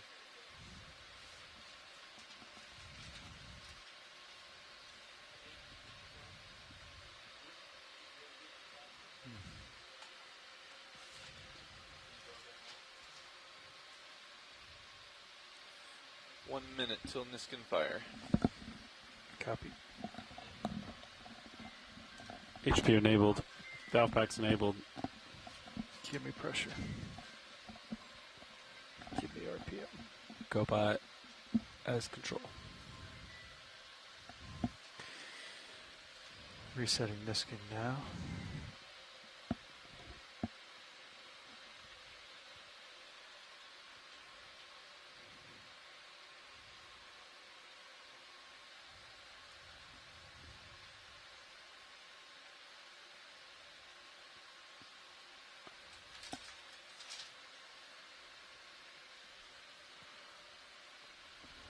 Okay, back row. We're T minus 5 meters here from our last Niskin of the dive. Good to hear. Firing in 3, 2, 1. Fire. Confirm. Niskin 4. Copy that.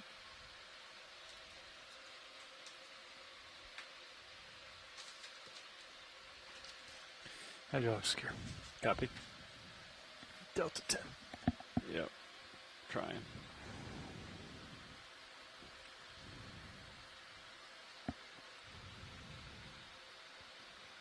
I'm just a little spicy. Go ahead, Bridge. Yeah, send it. Start the That works for us. Thanks, Bridge. Yeah. Once I take out the port prop, it's really tough, huh? Those beam conditions.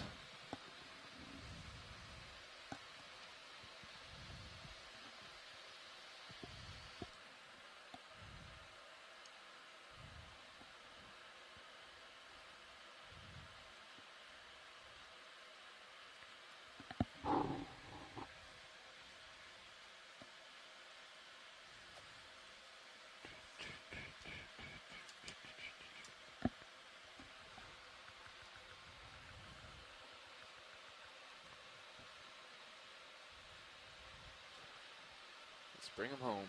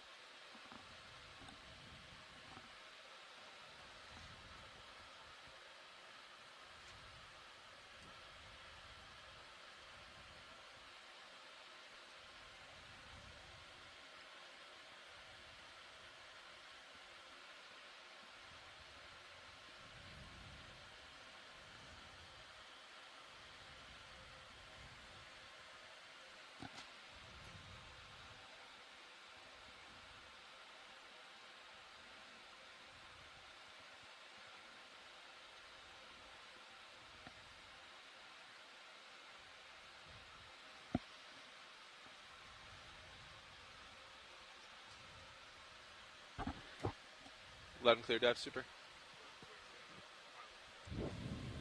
Loud and clear, dive soup.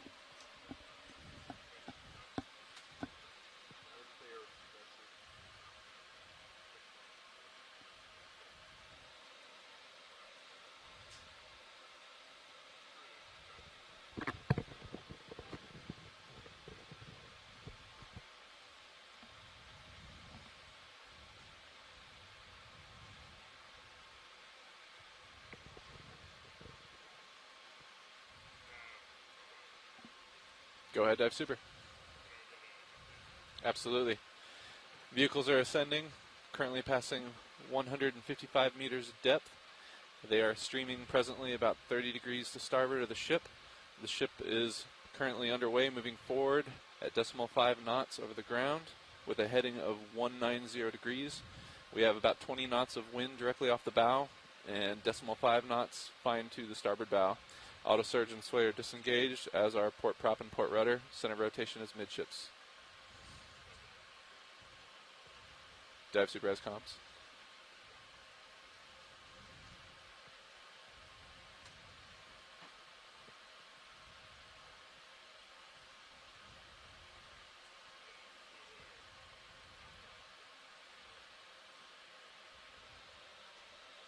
Understood, copy, thanks.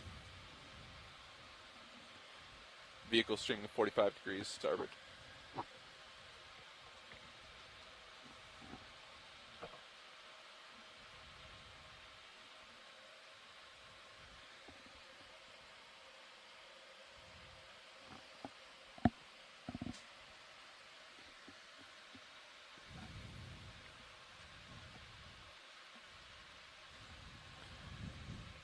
Dive suit nav, be advised, current wind trend in the last minute or two is steadily increasing.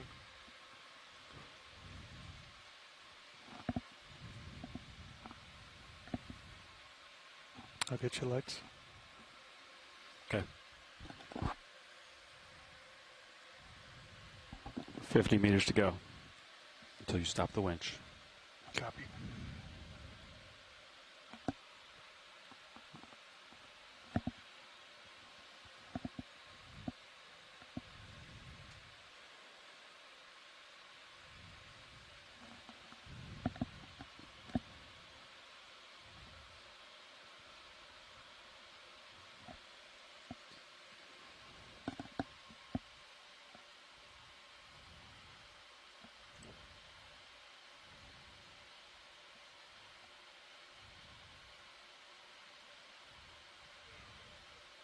Go ahead, dive suit.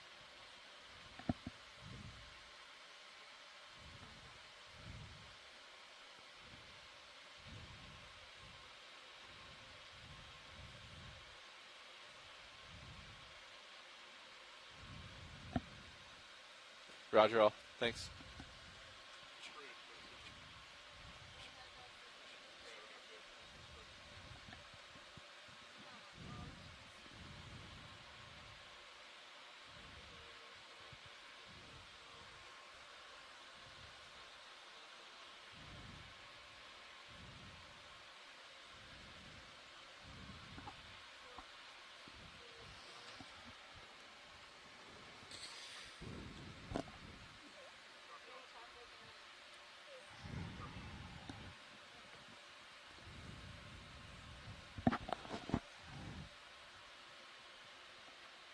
Winch slowing.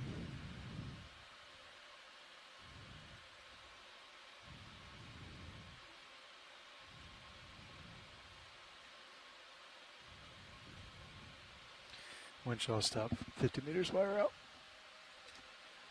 Dive suit nav. Vehicles holding at 50 meters depth, streaming approximately 75 degrees to starboard.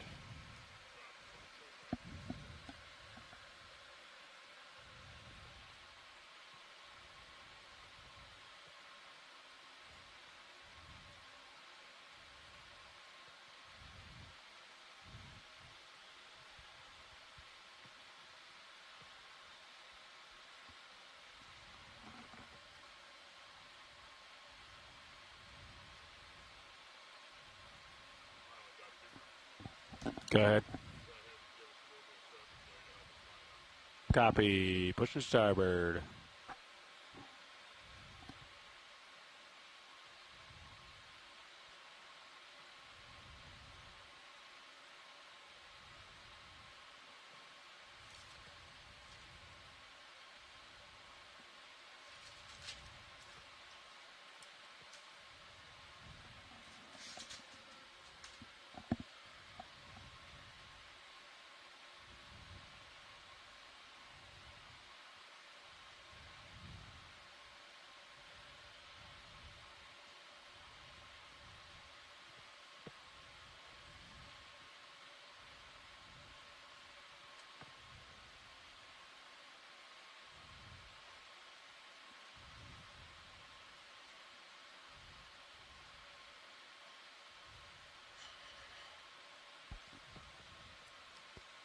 $25 degrees.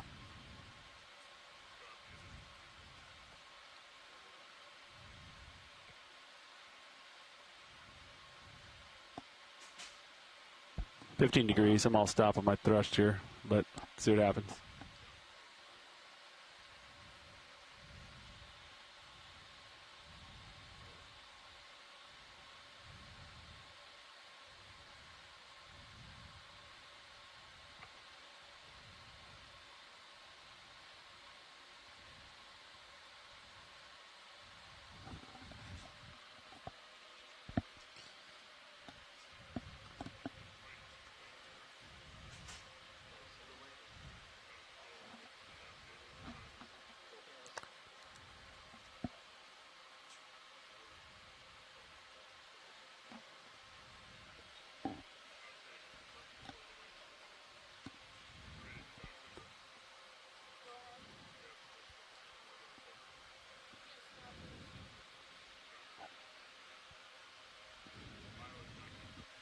Go ahead.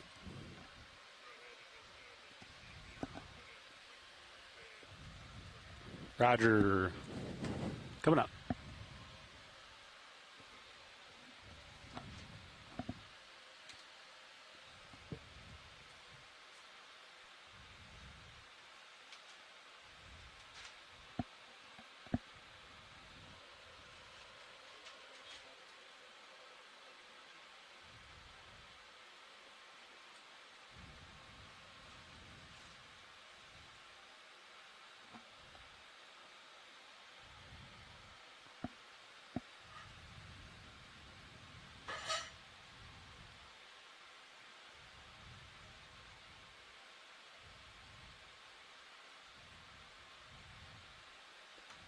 D244.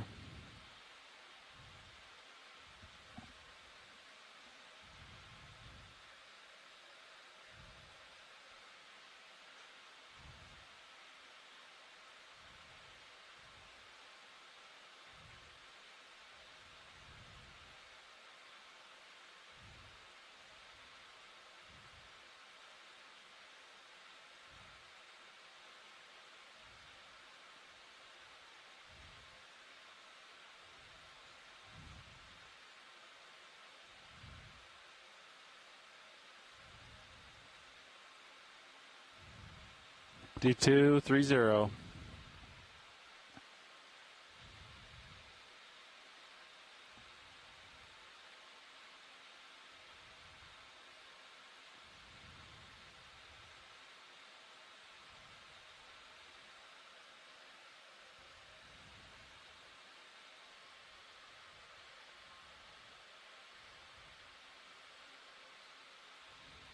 I'm tilting right now slowly.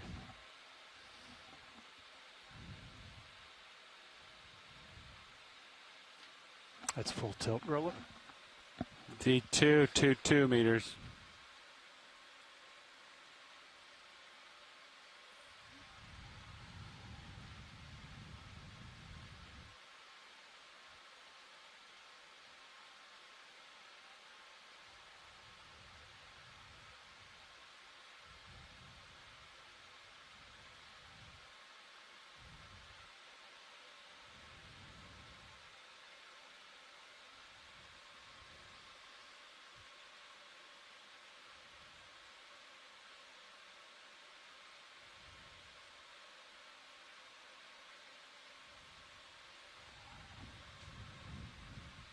D212. Video monitor swap.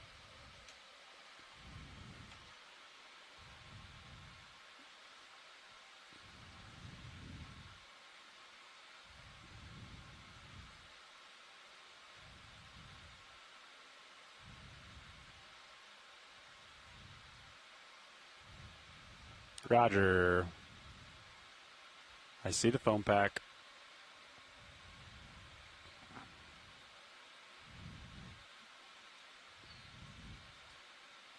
At surface, auto heading engaged.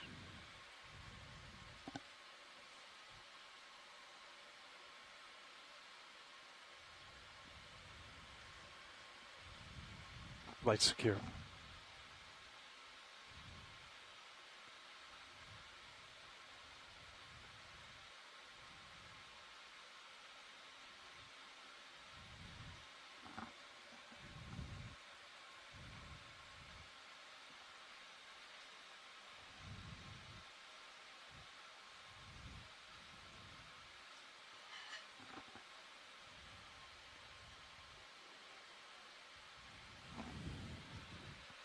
Roger, providing some slack.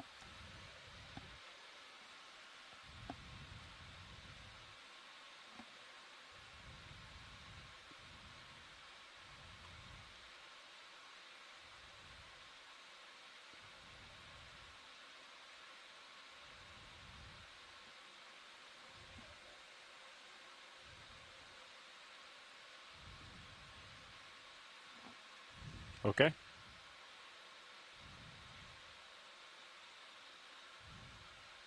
That's 70%.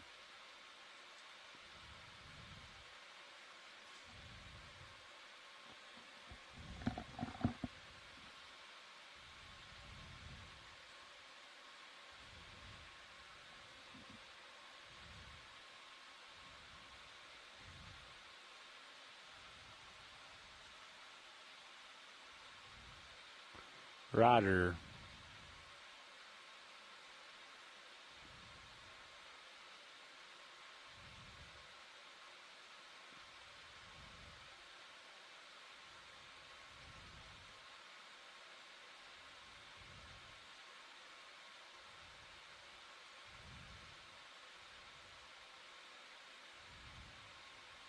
I'm easy.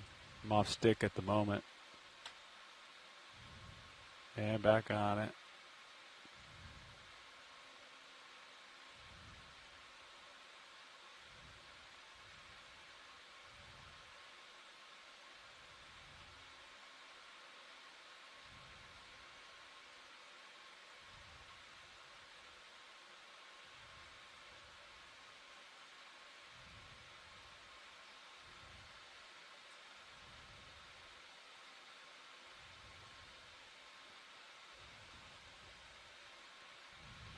Copy.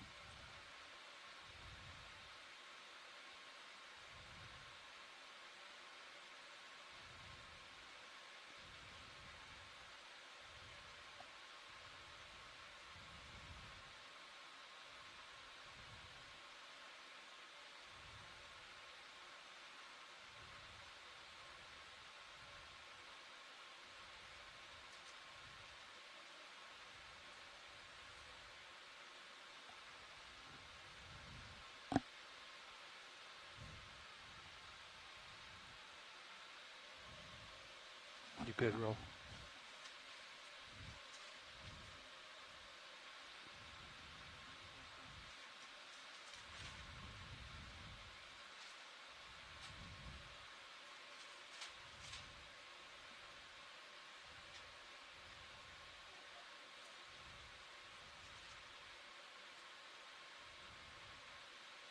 Copy.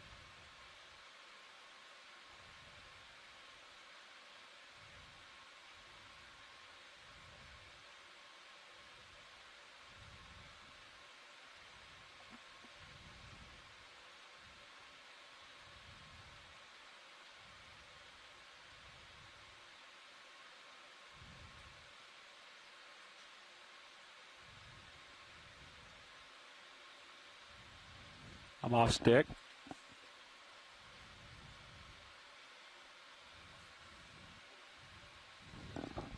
Roger.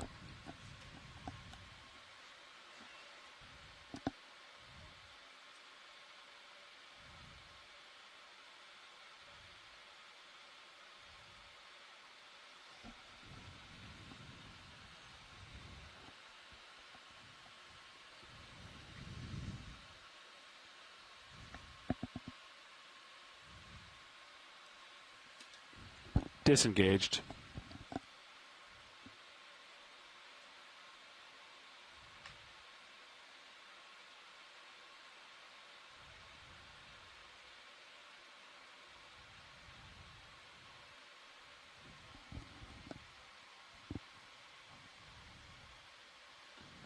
Lift line looks clear. Hard to see.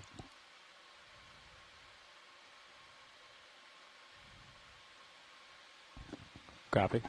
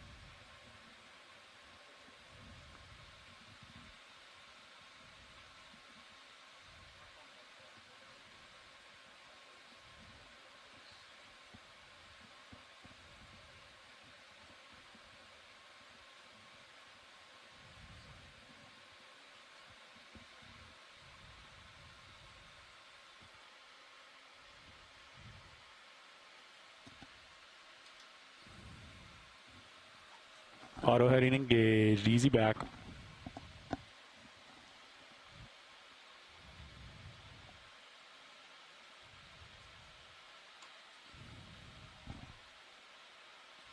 Roger.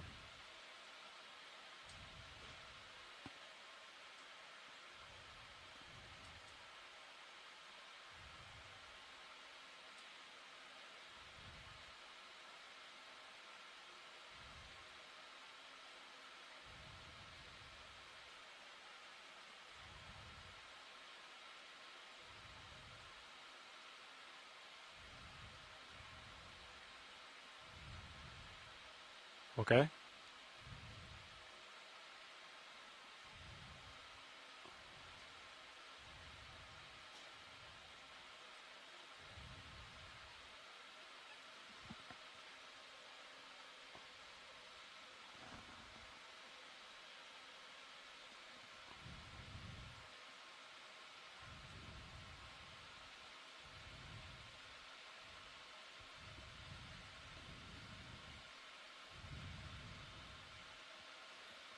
Okay.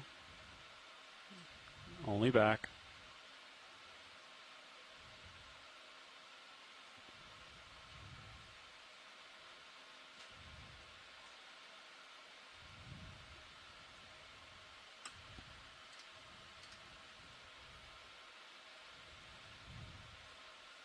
Okay.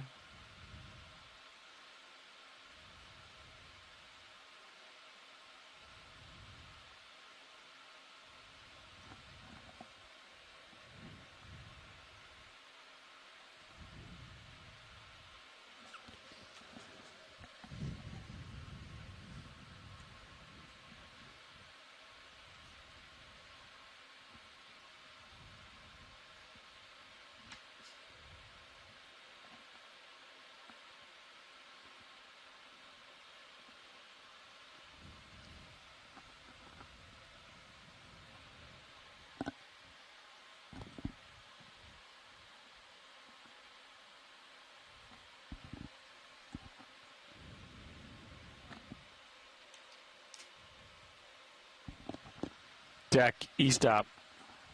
Winch, knife switch. Voltage 0.